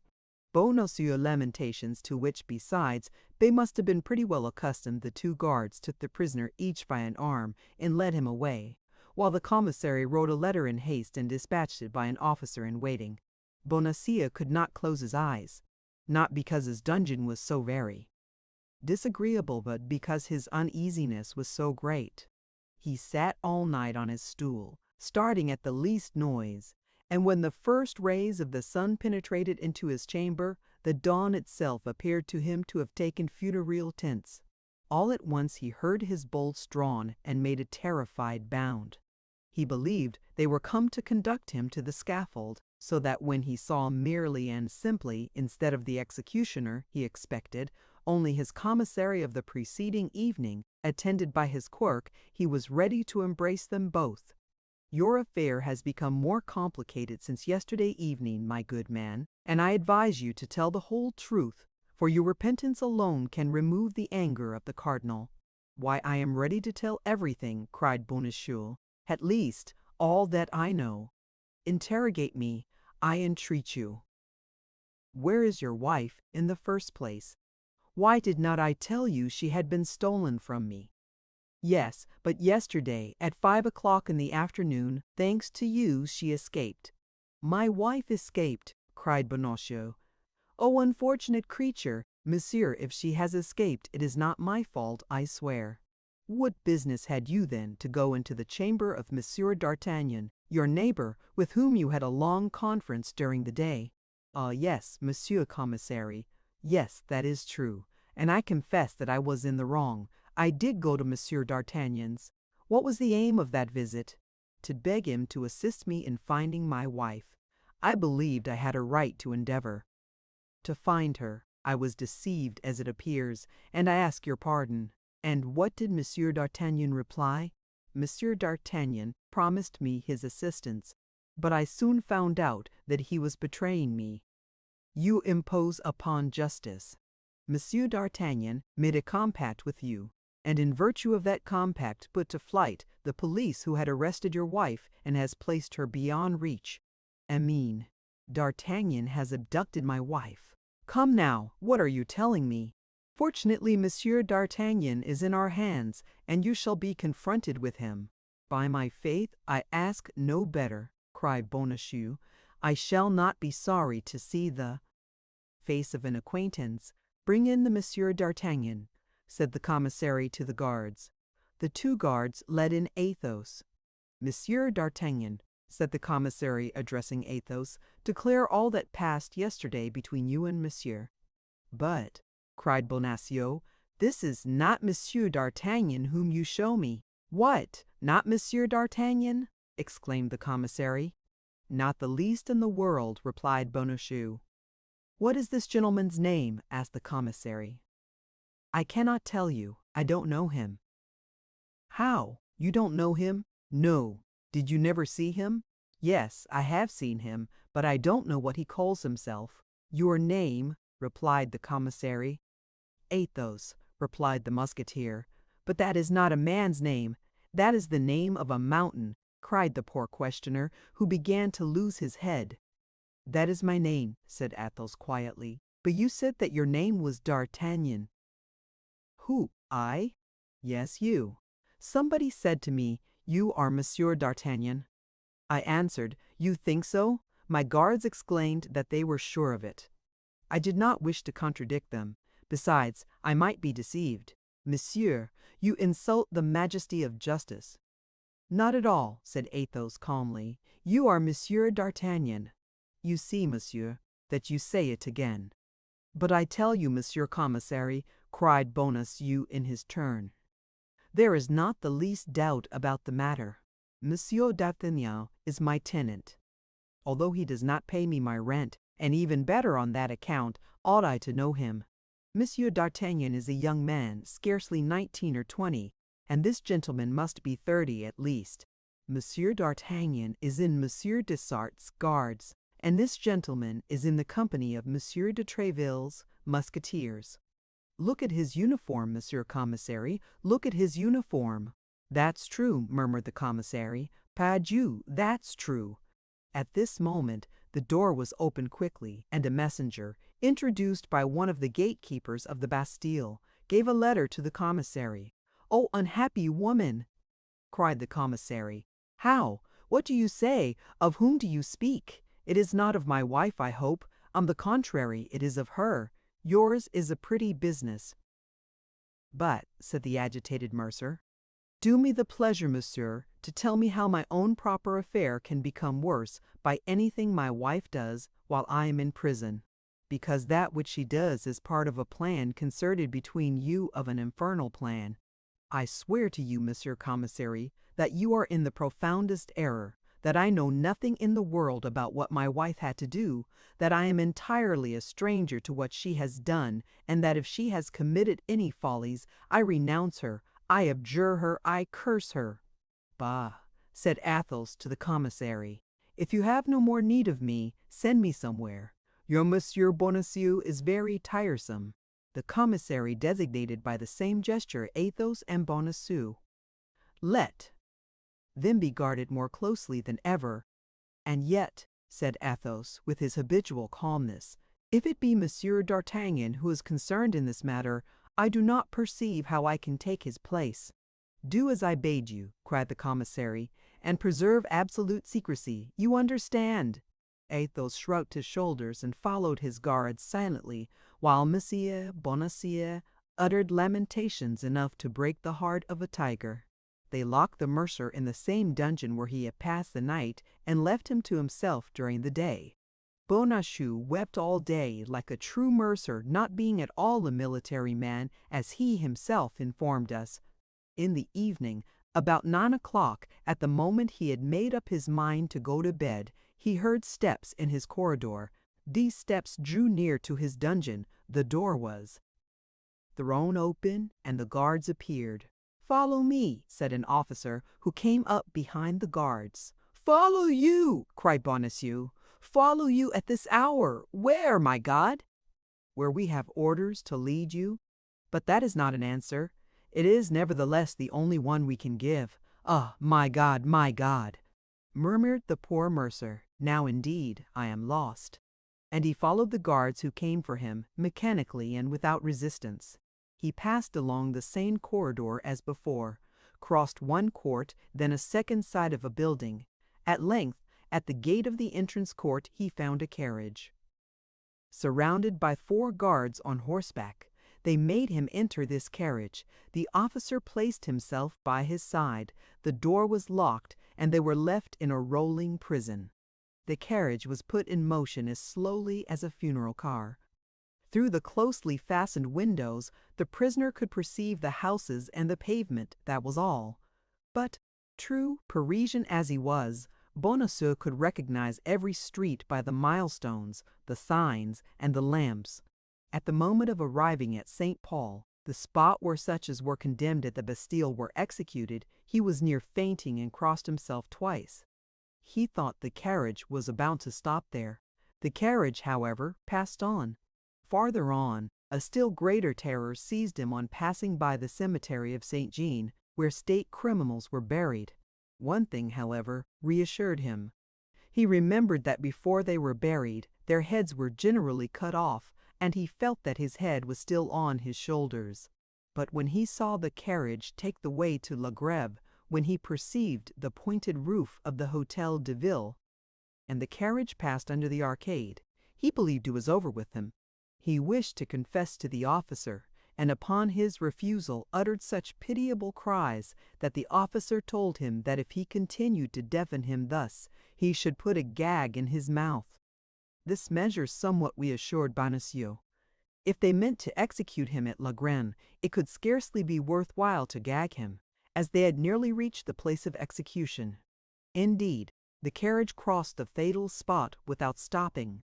There remained, then, no other place to fear but the Traitor's Cross. The carriage was taking the direct road to it. This time there was no longer any doubt. It was at the Traitor's Cross that lesser criminals were executed. Bonacieux had flattered himself in believing himself worthy of St. Paul, or of the Place de Grève. It was at the Traitor's Cross that his journey and his destiny were about to end. He could not yet see that dreadful cross, but he felt somehow as if it were coming to meet him. When he was within 20 paces of it, he heard a noise of people, and the carriage stopped. This was more than poor Bonacieux could endure, depressed as he was by the successive emotions which he had experienced. He uttered a feeble groan, which might have been taken for the last sigh of a dying man, and fainted. Chapter 14. The Man of Men. The crowd was caused, not by the expectation of a man to be hanged, but by the contemplation of a man who was hanged. The carriage, which had been stopped for a minute, resumed its way, passed through the crowd, threaded the Rue Saint-Honoré, turned into the Rue des Bons Enfants, and stopped before a low door. The door opened. 2 guards received Bonacieux in their arms from the officer who supported him. They carried him through an alley, up a flight of stairs, and deposited him in an antechamber. All these movements had been effected mechanically, as far as he was concerned. He had walked as one walks in a dream. He had a glimpse of objects as through a fog. His ears had perceived sounds without comprehending them. He might have been executed at that moment without his making a single gesture in his own defense or uttering a cry to implore mercy. He remained on the bench, with his back leaning against the wall and his hands hanging down exactly on the spot where the guards placed him. On looking around him, however, as he could perceive no threatening object, as nothing indicated that he ran any real danger, as the bench was comfortably covered with a well-stuffed cushion, as the wall was ornamented with a beautiful Cordova leather, and as large red damask curtains, fastened back by gold clasps, floated before the window, he perceived by degrees that his fear was exaggerated, and he began to turn his head to the right and the left, upward and downward. At this movement, which nobody opposed, he resumed a little courage, and ventured to draw up one leg and then the other. At length, with the help of his 2 hands, he lifted himself from the bench and found himself on his feet. At this moment, an officer with a pleasant face opened a door, continued to exchange some words with the person in the next chamber, and then came up to this prisoner. "Is your name Bonacieux?" said he. "Yes, monsieur officer," stammered the mercer, more dead than alive. "At your service." "Come in," said the officer, and he moved out of the way to let the mercer pass. The latter obeyed without reply, and entered the chamber where he appeared to be expected. It was a large cabinet, close and stifling, with the walls furnished with arms offensive and defensive, and in which there was already a fire, although it was scarcely the end of the month of September. A square table, covered with books and papers, upon which was unrolled an immense plan of the city of La Rochelle, occupied the center of the room. Standing before the chimney was a man of middle height, of a haughty, proud man, with piercing eyes, a large brow, and a thin face, which was made still longer by a royal or imperial, as it is now called, surmounted by a pair of mustaches. Although this man was scarcely 36 or 37 years of age, hair, mustaches, and royal, all began to be gray.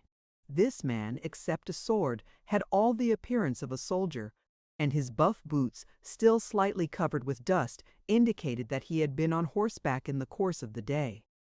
This man was Armand Jean Duplessis, Cardinal de Richelieu, not such as he is now represented, broken down like an old man, suffering like a martyr, his body bent, his voice failing, buried in a large armchair as in an anticipated tomb, no longer living, but by the strength of his genius, and no longer maintaining the struggle with Europe, but by the eternal application of his thoughts, but such as he really was, at this period, that is to say, an active and gallant cavalier kid, all but a Duc de Nevers in his Duchy of Mantua, after having taken Nîmes, Castres, and Uzes, to drive the English from the Isle of Ré and lay siege to La Rochelle. At first sight nothing denoted the cardinal, and it was impossible for those who did not know his face to guess in whose presence they were. The poor mercer remained standing at the door, while the eyes of the personage we have just described were fixed upon him, and appeared to wish to penetrate even into the depths of the past. "Is this that Bonacieux?"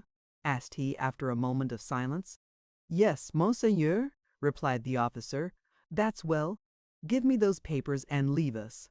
The officer took from the table the papers pointed out, gave them to him, who asked for them, bowed to the ground, and retired. Bonacieux recognized in these papers his interrogatories of the Bastille. From time to time, the man by the chimney raised his eyes from the writings and plunged them like poniards into the heart of the poor mercer. At the end of 10 minutes of reading and 10 seconds of examination, the cardinal was satisfied. "That head has never conspired," murmured he, "but it matters not, we will see." "You are accused of high treason," said the cardinal slowly. "So I have been told already, monseigneur," cried Bonacieux, giving his interrogator the title he had heard the officer give him, "but I swear to you that I know nothing about it." The cardinal repressed a smile. "You have conspired with your wife, with Madame de Chevreuse, and with my Lord Duke of Buckingham." "Indeed, monseigneur," responded the mercer, I have heard her pronounce all those names, and on what occasion? She said that the Cardinal de Richelieu had drawn the Duke of Buckingham to Paris to ruin him and to ruin the Queen. She said that? Cried the Cardinal with violence. Yes, Monseigneur, but I told her she was wrong to talk about such things, and that His Eminence was incapable. Hold your tongue. You are stupid, replied the Cardinal. That's exactly what my wife said, Monseigneur. Do you know who carried off your wife? No, Monseigneur. You have suspicions, nevertheless. Yes, Monseigneur, but these suspicions appear to be disagreeable to Monsieur the Commissary, and I no longer have them. Your wife has escaped. Did you know that? No, Monseigneur. I learned it since I have been in prison, and that from the conversation of Monsieur the Commissary, an amiable man. The Cardinal repressed another smile. Then you are ignorant of what has become of your wife since her flight. Absolutely, Monseigneur. But she has most likely returned to the Louvre. At 1 o'clock this morning she had not returned. My God, what can have become of her then? We shall know, be assured. Nothing is concealed from the Cardinal. The Cardinal knows everything. In that case, Monseigneur, do you believe the Cardinal will be so kind as to tell me what has become of my wife? Perhaps he may, but you must, in the first place, reveal to the Cardinal all you know of your wife's relations with Madame de Chevreuse. But, Monseigneur, I know nothing about them. I have never seen her. When you went to fetch your wife from the Louvre, did you always return directly home? Scarcely ever. She had business to transact with linen drapers, to whose houses I conducted her. And how many were there of these linen drapers? 2, Monseigneur. And where did they live? One in Rue de Vaugirard, the other Rue de la Harpe. Did you go into these houses with her? Never, Monseigneur. I waited at the door. And what excuse did she give you for entering all alone? She gave me none. She told me to wait, and I waited. You are a very complacent husband, my dear Monsieur Bonacieux, said the Cardinal. He calls me his dear Monsieur, said the mercer to himself. Peste! Matters are going all right. Should you know those doors again? Yes. Do you know the numbers? Yes. What are they? No. 25 in the Rue de Vaugirard, 75 in the Rue de la Harpe. That's well, said the Cardinal. At these words, he took up a silver bell and rang it. The officer entered. Go, said he in a subdued voice, and find Rochefort. Tell him to come to me immediately, if he has returned. The Count is here, said the officer, and requests to speak with your Eminence instantly. Let him come in, then, said the Cardinal, quickly.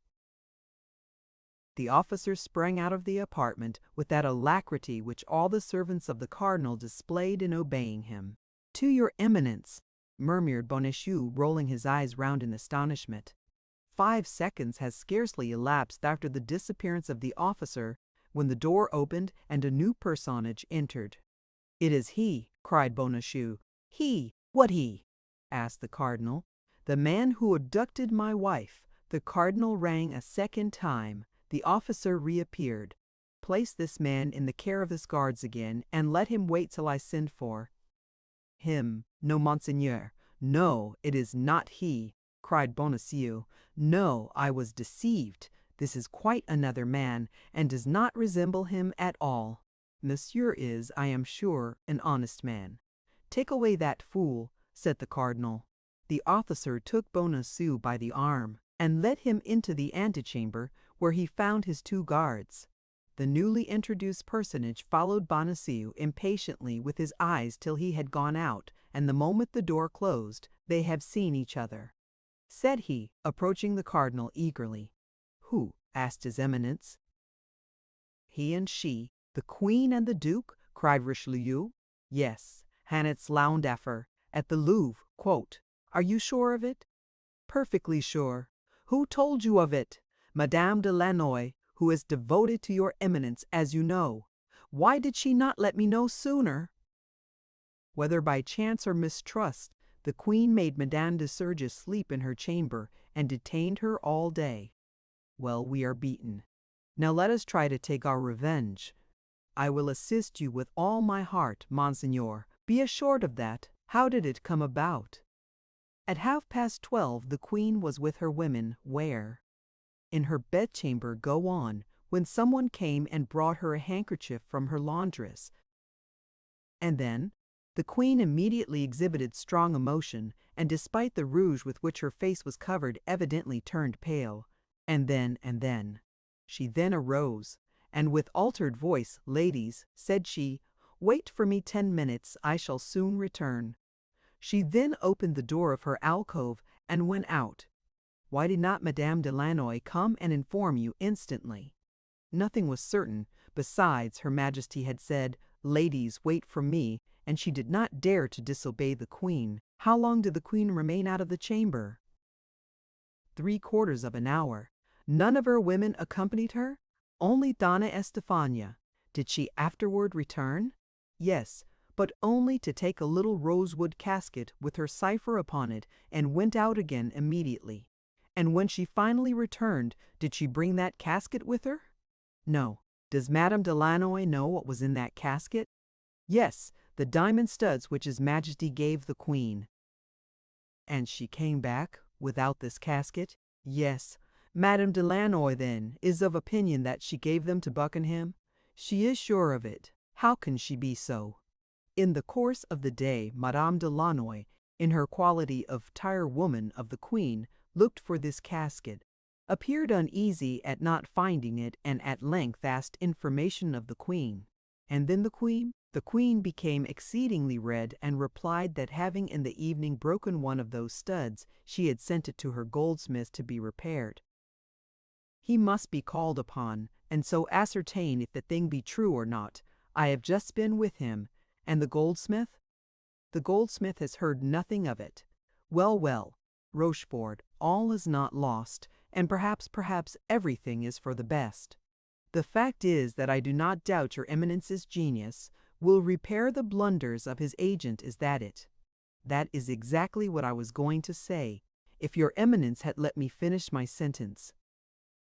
Meanwhile, do you know where the Duchesse de Chevreuse and the Duke of Buckingham are now concealed? No, Monseigneur, my people could tell me nothing on that head. But I know. You, Monseigneur? Yes, or at least I guess. They were, one in the Rue de Vaugirard, No. 25, the other in the Rue de la Harpe, No. 75. Does your Eminence command that they both be instantly arrested? It will be too late. They will be gone. But still, we can make sure that they are so. Take 10 men of my guardsmen and search the 2 houses thoroughly, instantly, Monseigneur. And Rochefort went hastily out of the apartment. The cardinal, being left alone, reflected for an instant, and then rang the bell a 3rd time. The same officer appeared. "Bring the prisoner in again," said the cardinal. M. Bonacieux was introduced afresh, and upon a sign from the cardinal, the officer retired. "You have deceived me," said the cardinal sternly. "I," cried Bonacieux, "I deceive your Eminence. Your wife, in going to Rue de Vaugirard and Rue de la Harpe, did not go to find linen drapers." Then why did she go? Just God. She went to meet the Duchesse de Chevreuse and the Duke of Buckingham. "Yes," cried Bonacieux, recalling all his remembrances of the circumstances. "Yes, that's it. Your Eminence is right. I told my wife several times that it was surprising that linen drapers should live in such houses as those, and houses that had no signs. But she always laughed at me. Ah, Monseigneur," continued Bonacieux, throwing himself at His Eminence's feet, "ah, how truly you are the cardinal, the great cardinal, the man of genius whom all the world reveres." The cardinal, however contemptible might be the triumph gained over so vulgar a being as Bonacieux, did not the less enjoy it for an instant. Then, almost immediately, as if a fresh thought has occurred, a smile played upon his lips, and he said, offering his hand to the mercer, "Rise, my friend, you are a worthy man." "The cardinal has touched me with his hand." "I have touched the hand of the great man," cried Bonacieux. "The great man has called me his friend." "Yes, my friend, yes." said the cardinal, with that paternal tone which he sometimes knew how to assume, but which deceived none who knew him. And as you have been unjustly suspected, well, you must be indemnified. Here, take this purse of 100 pistoles, and pardon me. I pardon you, monseigneur, said Bonacieux, hesitating to take the purse, fearing, doubtless, that this pretended gift was but a pleasantry. But you are able to have me arrested, you are able to have me tortured, you are able to have me hanged. You are the master, and I could not have the least word to say. Pardon you, monseigneur. You cannot mean that. Ah, my dear Monsieur Bonacieux, you are generous in this matter. I see it, and I thank you for it. Thus then, you will take this bag, and you will go away without. Being too malcontent, I go away enchanted. Farewell then, or rather, au revoir, for I hope we shall meet again. Whenever Monseigneur wishes, I am always at His Eminence's orders. That will be frequently, I assure you, for I have found something extremely agreeable in your conversation. Oh, Monseigneur! Au revoir, Monseigneur Bonacieux! Au revoir, Monsieur Bonacieux! Au revoir! And the cardinal made him a sign with his hand, to which Bonacieux replied by bowing to the ground. He then went out backward, and when he was in the antechamber, the cardinal heard him, in his enthusiasm, crying aloud, "Long life to the Monseigneur! Long life to His Eminence! Long life to the great cardinal!"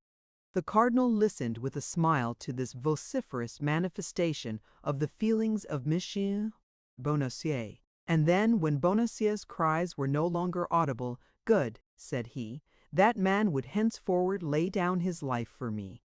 And the cardinal began to examine with the greatest attention the map of La Rochelle, which, as we have said, lay open on the desk, tracing with a pencil the line in which the famous dike was to pass, which, 18 months later, shut up the port of the besieged city.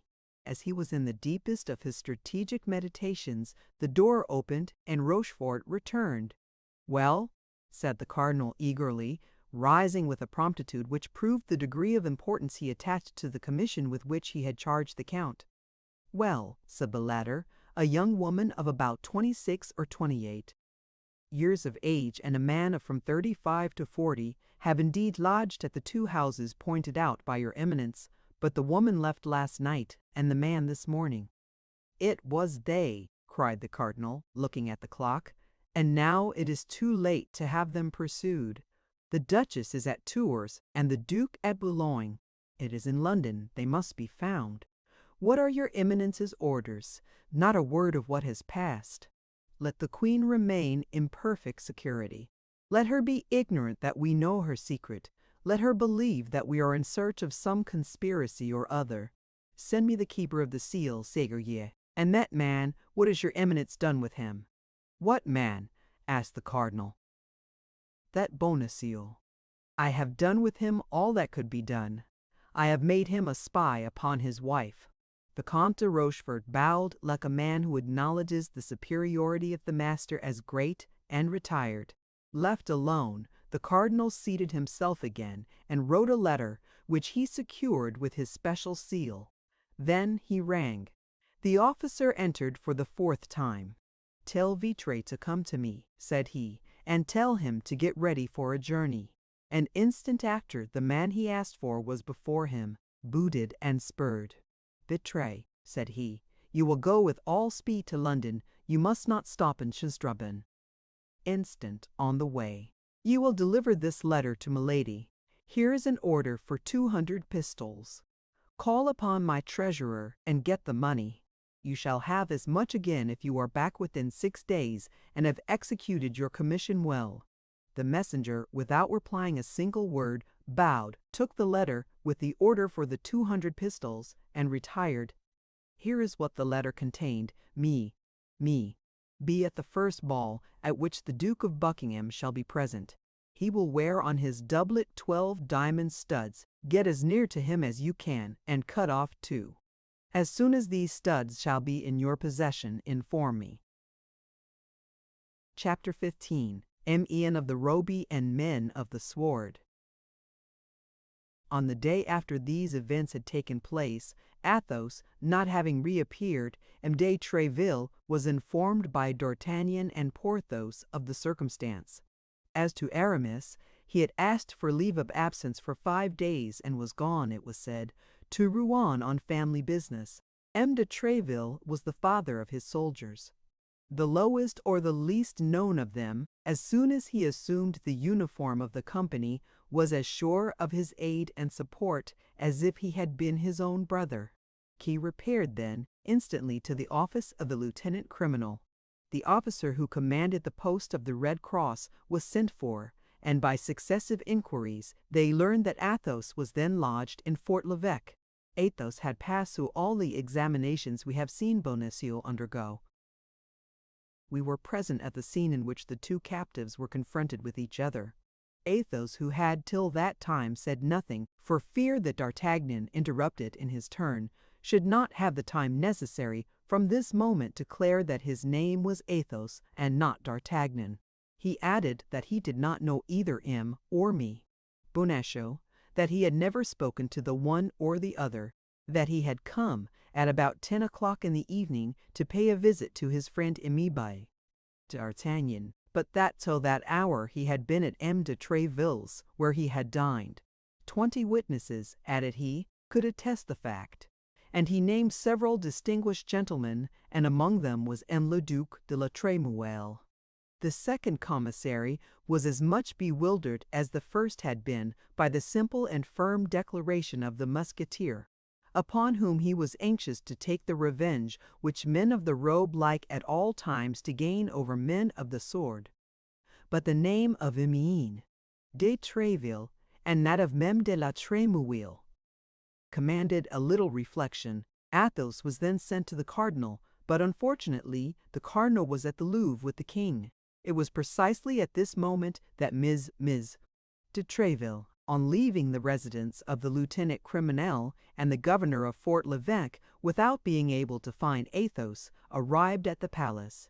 As captain of the musketeers, M. de Tréville had the right of entry at all times.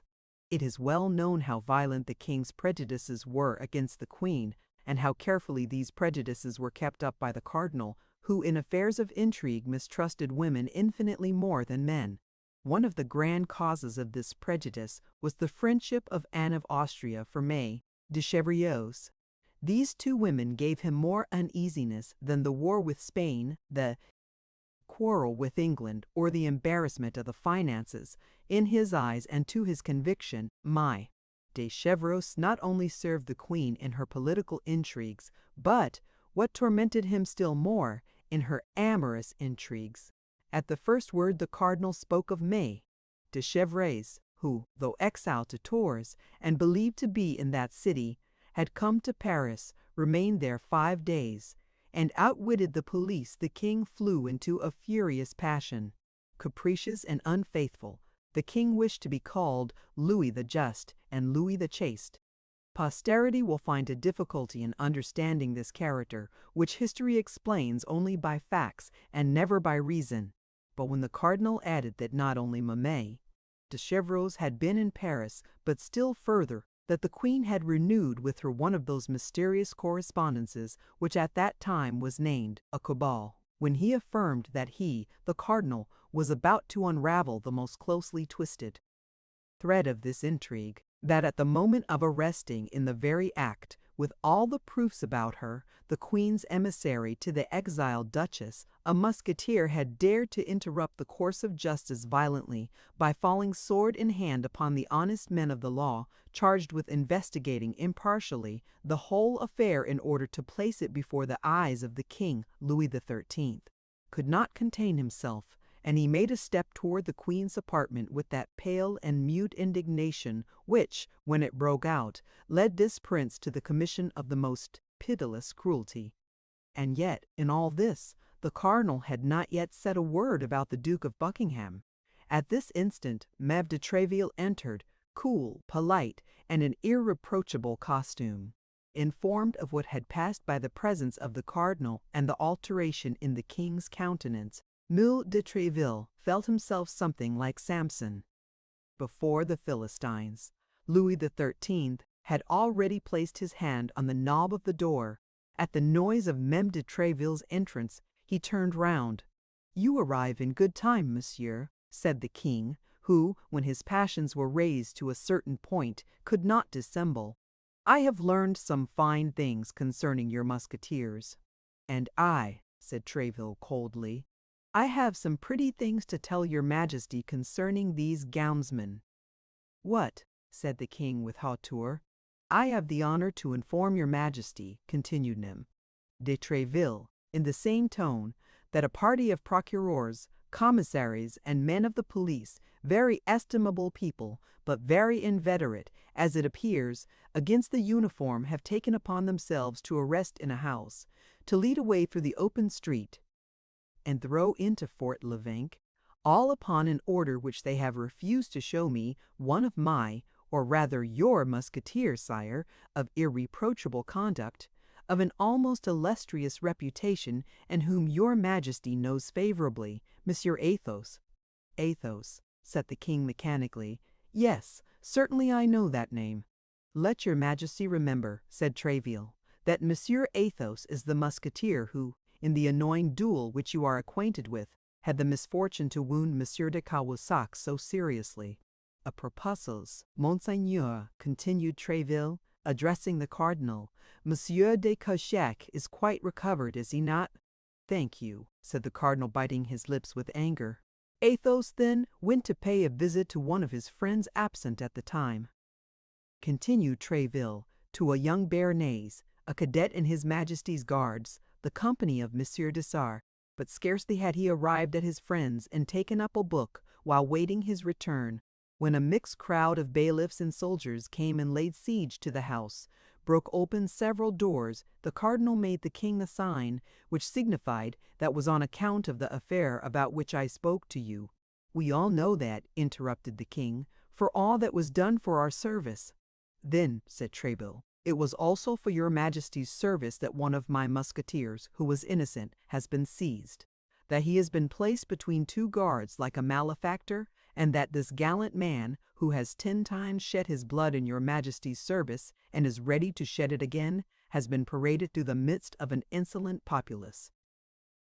"Bah!" said the king, who began to be shaken. "Was it so managed?" "Monsieur de Tréville," said the cardinal with the greatest phlegm, "does not tell your majesty that this innocent musketeer, this gallant man, had only an hour before attacked, sword in hand, 4 commissaries of inquiry, who were delegated by myself to examine into an affair of the highest importance." "I defy your eminence to prove it," cried Tréville, with his Gascon freedom and military frankness. "For 1 hour before, Monsieur Athos, who, I will confide it to your majesty, is really a man of the highest quality, did me the honor, after having dined with me, to be conversing in the saloon of my hotel with the Duc de la Trémouille and the Comte de Cholos, who happened to be there." The king looked at the cardinal.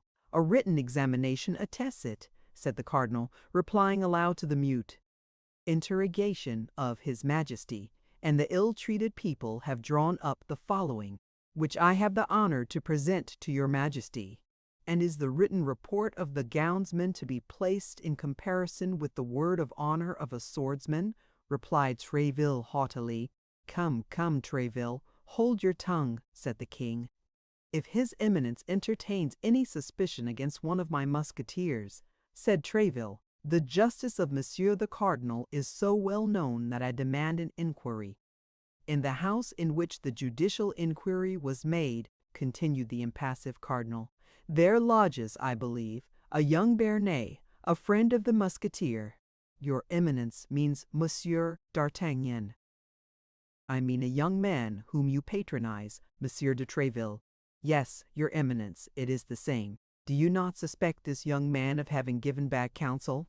"To Athos? To a man double his age?" interrupted Tréville. "No, monseigneur. Besides, D'Artagnan passed the evening with me." "Well," said the cardinal, "everybody seems to have passed the evening with you."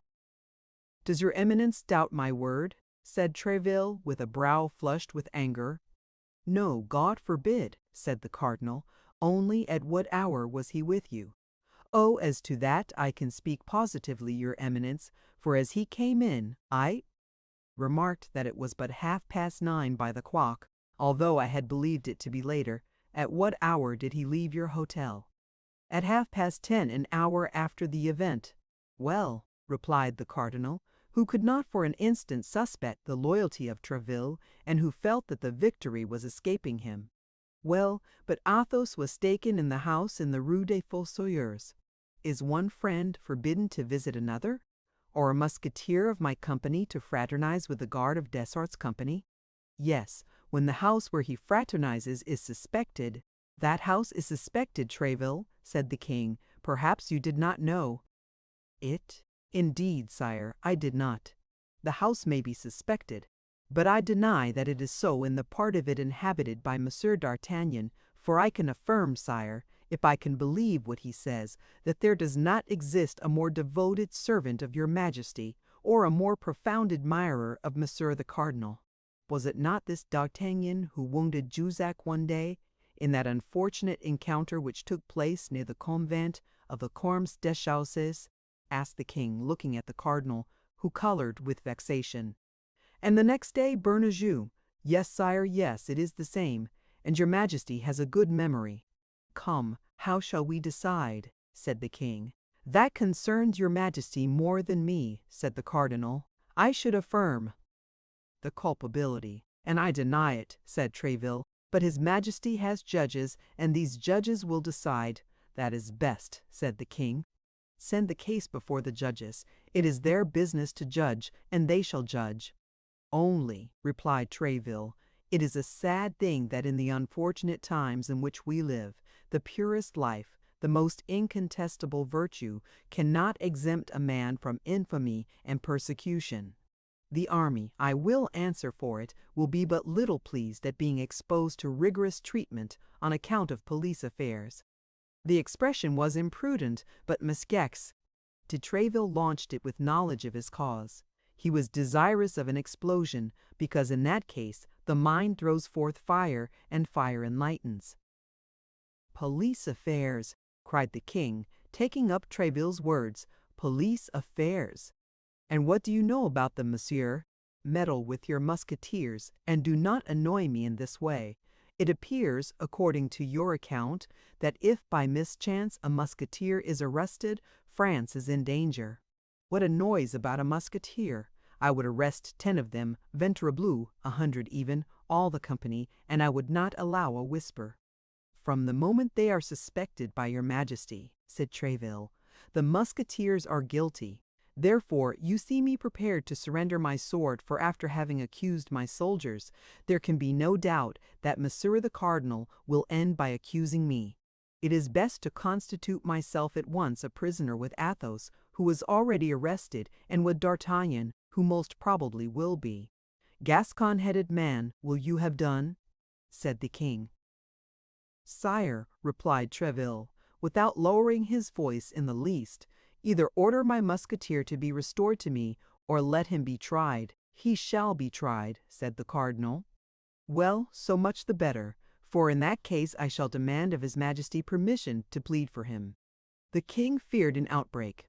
If his eminence, said he, did not have personal motives, the cardinal saw what the king was about to say and interrupted him. Pardon me, said he, but the instant your majesty considers me a prejudiced judge, I withdraw. Come, said the king, will you swear by my father that Athos was at your residence during the event, and that he took no part in it? By your glorious father, and by yourself, whom I love and venerate above all the world, I swear it. Be so kind as to reflect, sire, said the cardinal. If we release the prisoner thus, we shall never know the truth. Athos may always be found, replied Tréville, ready to answer when it shall please the gownsman to interrogate him. He will not desert, Monsieur the Cardinal. Be assured of that. I will answer for him. No, he will not desert, said the king. He can always be found, as Tréville says.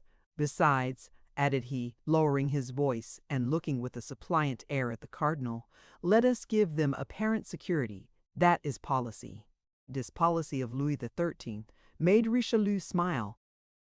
"Order it as you please, sire. You possess the right of pardon."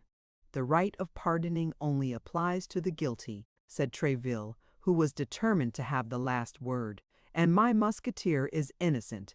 "It is not mercy, then, that you are about to accord, sire, it is justice." "And he is in the Fort l'Evêque," said the king. "Yes, sire, in solitary confinement, in a dungeon, like the lowest criminal." "The devil," murmured the king. "What must be done?" "Sign an order for his release, and all will be said," replied the cardinal. "I believe with your majesty that Monsieur de Tréville's guarantee is more than sufficient." Tréville bowed very respectfully, with a joy that was not unmixed with fear. He would have preferred an obstinate resistance on the part of the cardinal to this sudden yielding. The king signed the order for release, and Tréville carried it away without delay. As he was about to leave the presence, the cardinal gave him a friendly smile and said, "A perfect harmony reigns, sire, between the leaders and the soldiers of your musketeers, which must be profitable for the service and honorable to all." "He will play me some dog's trick or other, and that immediately," said Tréville. "One has never the last word with such a man. But let us be quick. The king may change his mind in an hour, and at all events it is more difficult to replace a man in the Fort l'Evêque or the Bastille who has got out than to keep a prisoner there who is in." M. de Tréville made his entrance triumphantly into the Fort l'Evêque, whence he delivered the musketeer, whose peaceful indifference had not for a moment abandoned him. The first time he saw D'Artagnan, "You have come off well," said he to him. "There is your Jussac thrust paid for. There still remains that of Bernajoux, but you must not be too confident. As to the rest, Mef." De Tréville had good reason to mistrust the cardinal, and to think that all was not over, for scarcely had the captain of the musketeers closed the door after him than his eminence said to the king, "Now that we are at length by ourselves, we will, if your majesty pleases, converse seriously.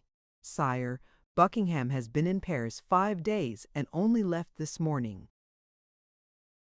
Chapter 16.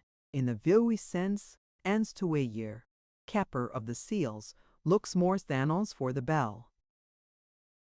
It is impossible to form an idea of the impression these few words made upon Louis XIII. He grew pale and red alternately, and the cardinal saw at once that he had recovered by a single blow all the ground he had lost. "Buckingham in Paris!" cried he. "And why does he come?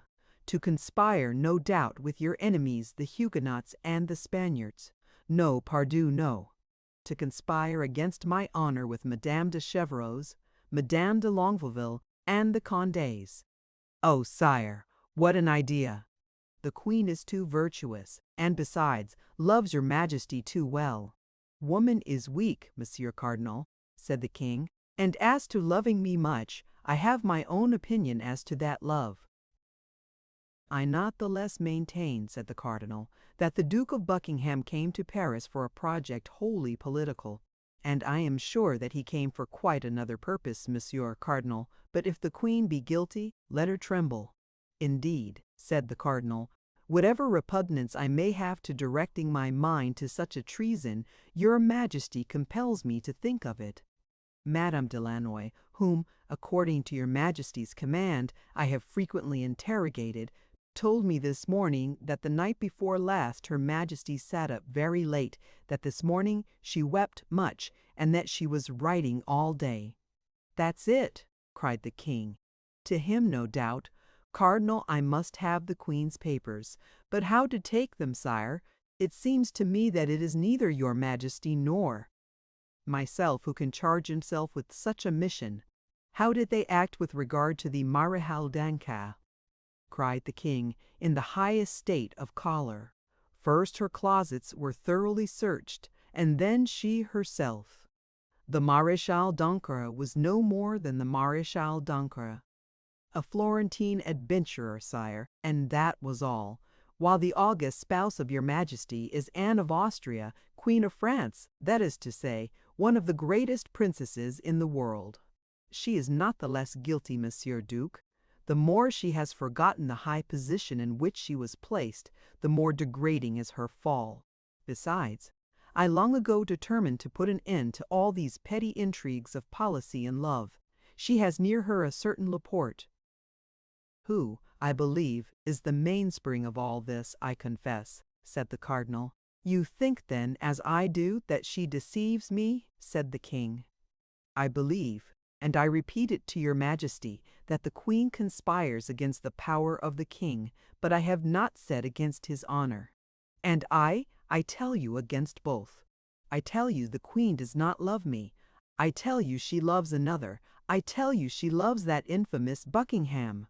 Why did you not have him arrested while in Paris? Arrest the duke. Arrest the prime minister of King Charles I. Think of it, sire. What a scandal! And if the suspicions of your majesty, which I still continue to doubt, should prove to have any foundation, what a terrible disclosure! What a fearful scandal! But as he exposed himself like a vagabond or a thief, he should have been." Louis XIII stopped, terrified at what he was about to say, while Richelieu, stretching out his neck, waited uselessly for the word which had died on the lips of the king. "He should have been nothing," said the king, "nothing. But all the time he was in Paris, you, of course, did not lose sight of him." "No, sire. Where did he lodge?" "Rue de la Harpe, No. 75. "Where is that?" "By the side of the Luxembourg." "And you are certain that the queen and he did not see each other?" "I believe the queen to have too high a sense of her duty, sire. But they have corresponded. It is to him that the queen has been writing all the day." "Monsieur Duke, I must have those letters." "Sire, notwithstanding Monsieur Duke, at whatever price it may be, I will have them.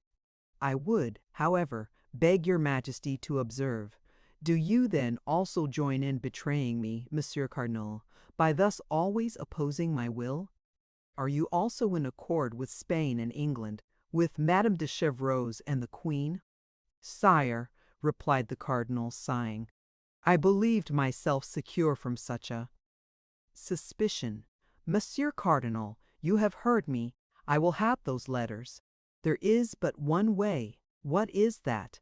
"That would be to charge Monsieur de Séguier, the keeper of the seals, with this mission. The matter enters completely into the duties of the post. Let him be sent for instantly. He is most likely at my hotel." I requested him to call, and when I came to the Louvre I left orders, if he came, to desire him to wait. "Let him be sent for instantly." "Your Majesty's orders shall be executed." "But what?" "But the Queen will perhaps refuse to obey." "My orders?" "Yes, if she is ignorant that these orders come from the King. Well, that she may have no doubt on that head, I will go and inform her myself. Your Majesty will not forget that I have done everything in my power to prevent a rupture." "Yes, Duke. Yes, I know you are very indulgent toward the Queen, too indulgent, perhaps. We shall have occasion, I warn you, at some future period to speak of that." "Whenever it shall please your Majesty. But I shall be always happy and proud, sire, to sacrifice myself to the harmony which I desire to see reign between you and the Queen of France." "Very well, Cardinal, very well. But meantime, send for Monsieur the Keeper of the Seals. I will go to the Queen." And Louis XIII, opening the door of communication, passed into the corridor which led from his apartments to those of Anne of Austria. The Queen was in the midst of her women, Mamie, de Guaiteau, me, de Sebal, me, de Montbazon, and me, de Guaymane. In a corner was the Spanish companion, Donna Estefania, who had followed her from Madrid. Ma Gemine was reading aloud, and everybody was listening to her with attention, with the exception of the Queen, who had, on the contrary, desired this reading in order that she might be able, while feigning to listen, to pursue the thread of her own thoughts. These thoughts, gilded as they were by a last reflection of love, were not the less sad. Anne of Austria, deprived of the confidence of her husband, pursued by the hatred of the cardinal, who could not pardon her for having repulsed a more tender feeling, having before her eyes the example of the Queen Mother, whom that hatred had tormented all her life, though Marie de Médicis, if the memoirs of the time are to be believed, had begun by according to the cardinal that sentiment which Anne of Austria always refused him. Anne of Austria had seen her most devoted servants fall around her most intimates, her branimidi serif. Like those unfortunate persons endowed with a fatal gift, she brought misfortune upon everything she touched. Her friendship was a fatal sign which called down persecution. Mais de Chevreuse and Amis de Bernay were exiled, and Laporte did not conceal from his mistress that he expected to be arrested every instant.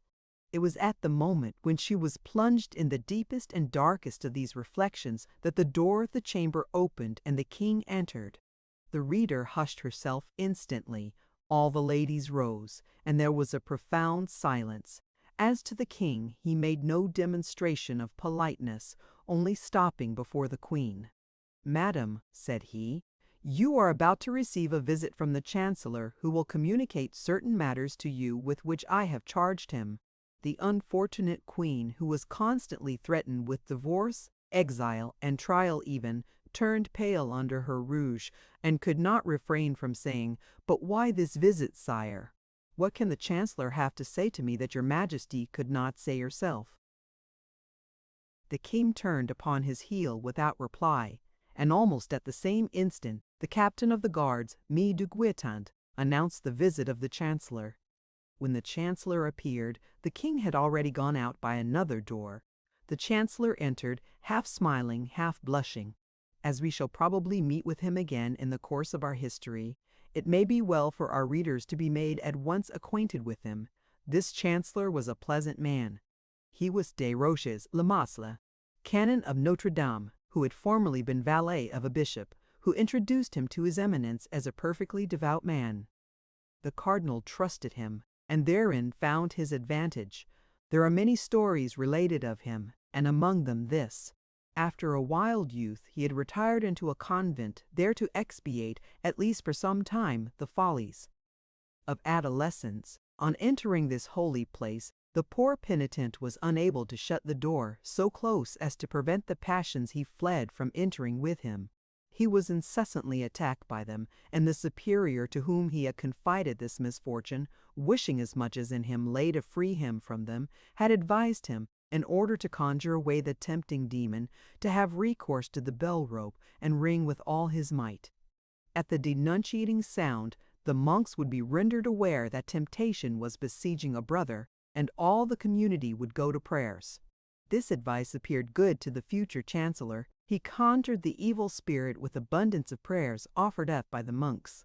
But the devil does not suffer himself to be easily dispossessed from a place in which he has fixed his garrison. In proportion as they redoubled the exorcisms, he redoubled the temptations, so that day and night the bell was ringing full swing, announcing the extreme desire for mortification which the penitent experienced.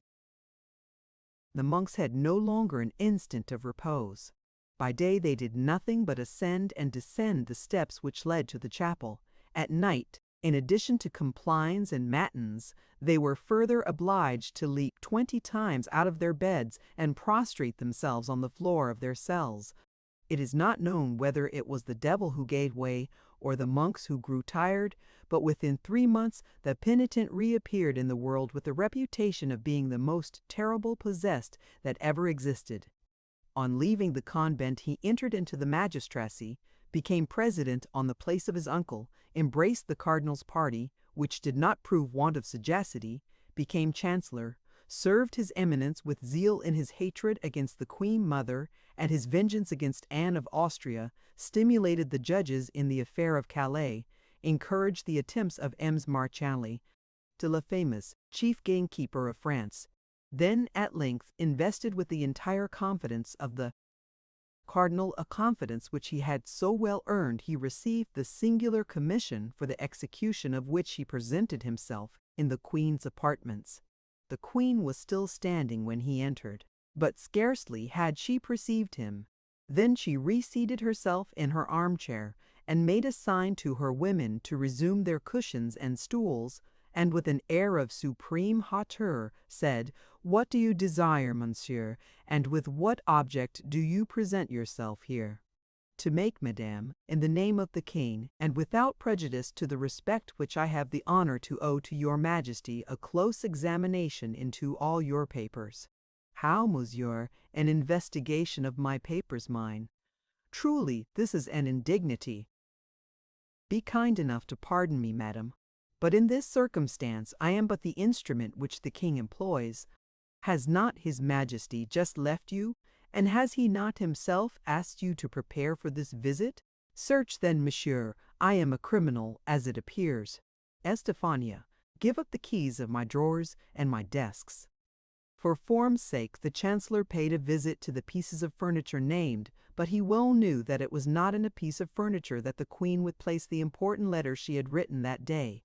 When the chancellor had opened and shut 20 times the drawers of the secretaries, it became necessary, whatever hesitation he might experience it, became necessary, I say, to come to the conclusion of the affair, that is to say, to search the queen herself. The chancellor advanced therefore toward Anne of Austria, and said with a very perplexed and embarrassed air, "And now it remains for me to make the principal examination." "What is that?" asked the queen, who did not understand, or rather was not willing to understand. "His majesty is certain that a letter has been written by you during the day. He knows that it has not yet been sent to its address. This letter is not in your table nor in your secretary, and yet this letter must be somewhere. Would you dare to lift your hand to your queen?" said Anne of Austria, drawing herself up to her full height and fixing her eyes upon the chancellor with an expression almost threatening. "I am a faithful subject of the king, madame, and all that his majesty commands I shall do." "Well, it is true," said Anne of Austria, "and the spies of the cardinal have served him faithfully. I have written a letter today. That letter is not yet gone. The letter is here." And the queen laid her beautiful hand on her bosom. "Then give me that letter, madame," said the chancellor. "I will give it to none but the king, monsieur," said Anne. "If the king had desired that the letter should be given to him, madame, he would have demanded it of you himself. But I repeat to you, I am charged with reclaiming it, and if you do not give it up, well, he has then charged me to take it from you." "How? What do you say?" "That my orders go far, madame, and that I am authorized to seek for the suspected paper, even on the person of your majesty." "What horror!" cried the queen. "Be kind enough then, madam, to act more compliantly. The conduct is infamously violent." "Do you know that, monsieur?" "The king commands it, madame." "Excuse me, I will not suffer it." "No, no, I would rather die," cried the queen, in whom the imperious blood of Spain and Austria began to rise. The chancellor made a profound reverence. Then, with the intention quite patent of not drawing back a foot from the accomplishment of the commission with which he was charged, and as the attendant of an executioner might have done in the chamber of torture, he approached Anne of Austria, from whose eyes, at the same instant, sprang tears of rage. The queen was, as we have said, of great beauty. The commission might well be called delicate, and the king had reached, in his jealousy of Buckingham, the point of not being jealous of anyone else. Without doubt the Chancellor Séguier looked about at that moment for the rope of the famous bell, but not finding it he summoned his resolution and stretched forth his hands toward the place where the queen had acknowledged the paper was to be found.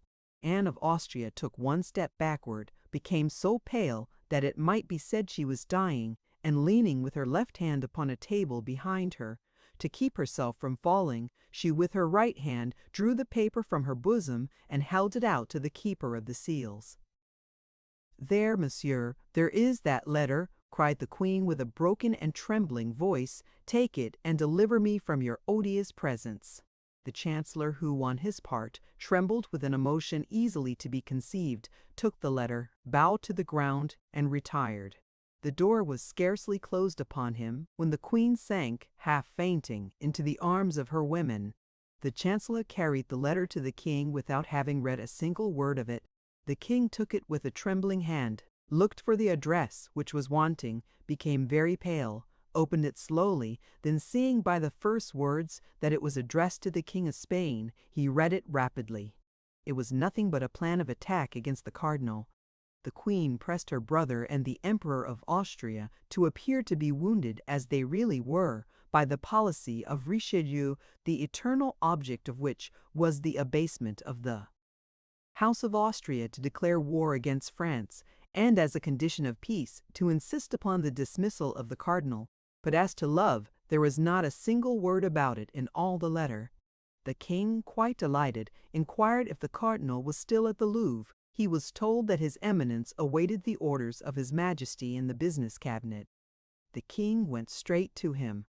"There, Duke," said he, "you were right and I was wrong. The whole intrigue is political, and there is not the least question of love in this letter, but, on the other hand, there is abundant question of you." The cardinal took the letter and read it with the greatest attention. Then, when he had arrived at the end of it, he read it a second time. "Well, your Majesty," said he, "you see how far my enemies go. They menace you with 2 wars if you do not dismiss me. In your place, in truth, sire, I should yield to such powerful instance, and on my part it would be a real happiness to withdraw from public affairs. What say you, Duke?" "I say, sire, that my health is sinking under these excessive struggles and these never-ending labors. I say that according to all probability I shall not be able to undergo the fatigues of the siege of La Rochelle, and that it would be far better that you should appoint there either Monsieur de Condé, Monsieur de Bassompierre, or some valiant gentleman whose business is war, and not me, who am a churchman, and who am constantly turned aside for my real vocation to look after matters for which I have no aptitude. You would be the happier for it at home, sire, and I do not doubt you would be the greater for it abroad." "Monsieur Duke," said the king, "I understand you.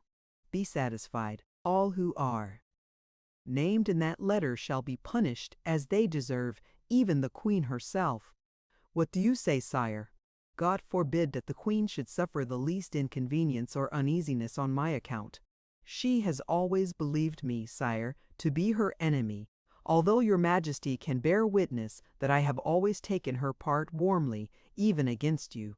Oh, if she betrayed your Majesty on the side of your honor, it would be quite another thing, and I should be the first to say, 'No grace, sire, no grace for the guilty.' Happily, there is nothing of the kind, and your Majesty has just acquired a new proof of it."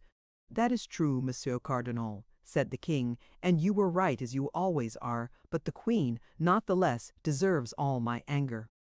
It is you, sire, who have now incurred hers, and even if she were to be seriously offended, I could well understand it. Your Majesty has treated her with a severity.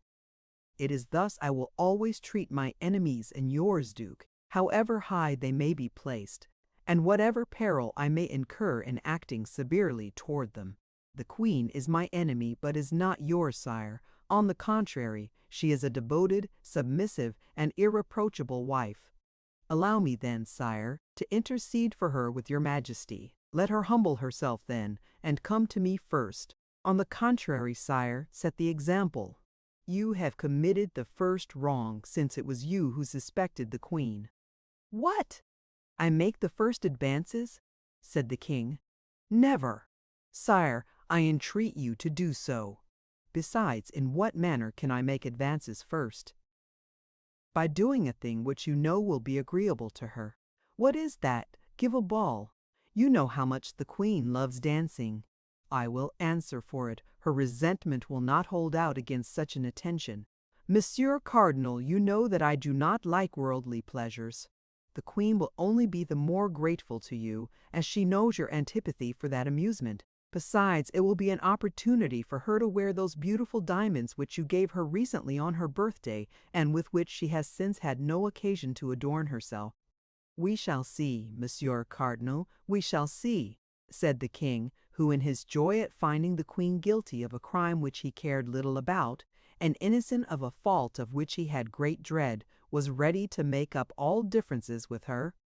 "We shall see, but upon my honor you are too indulgent toward her." "Sire," said the cardinal, "leave severity to your ministers. Clemency is a royal virtue. Employ it, and you will find that you derive advantage therein." Thereupon the cardinal, hearing the clock strike 11, bowed low, asking permission of the king to retire and supplicating him to come to a good understanding with the queen.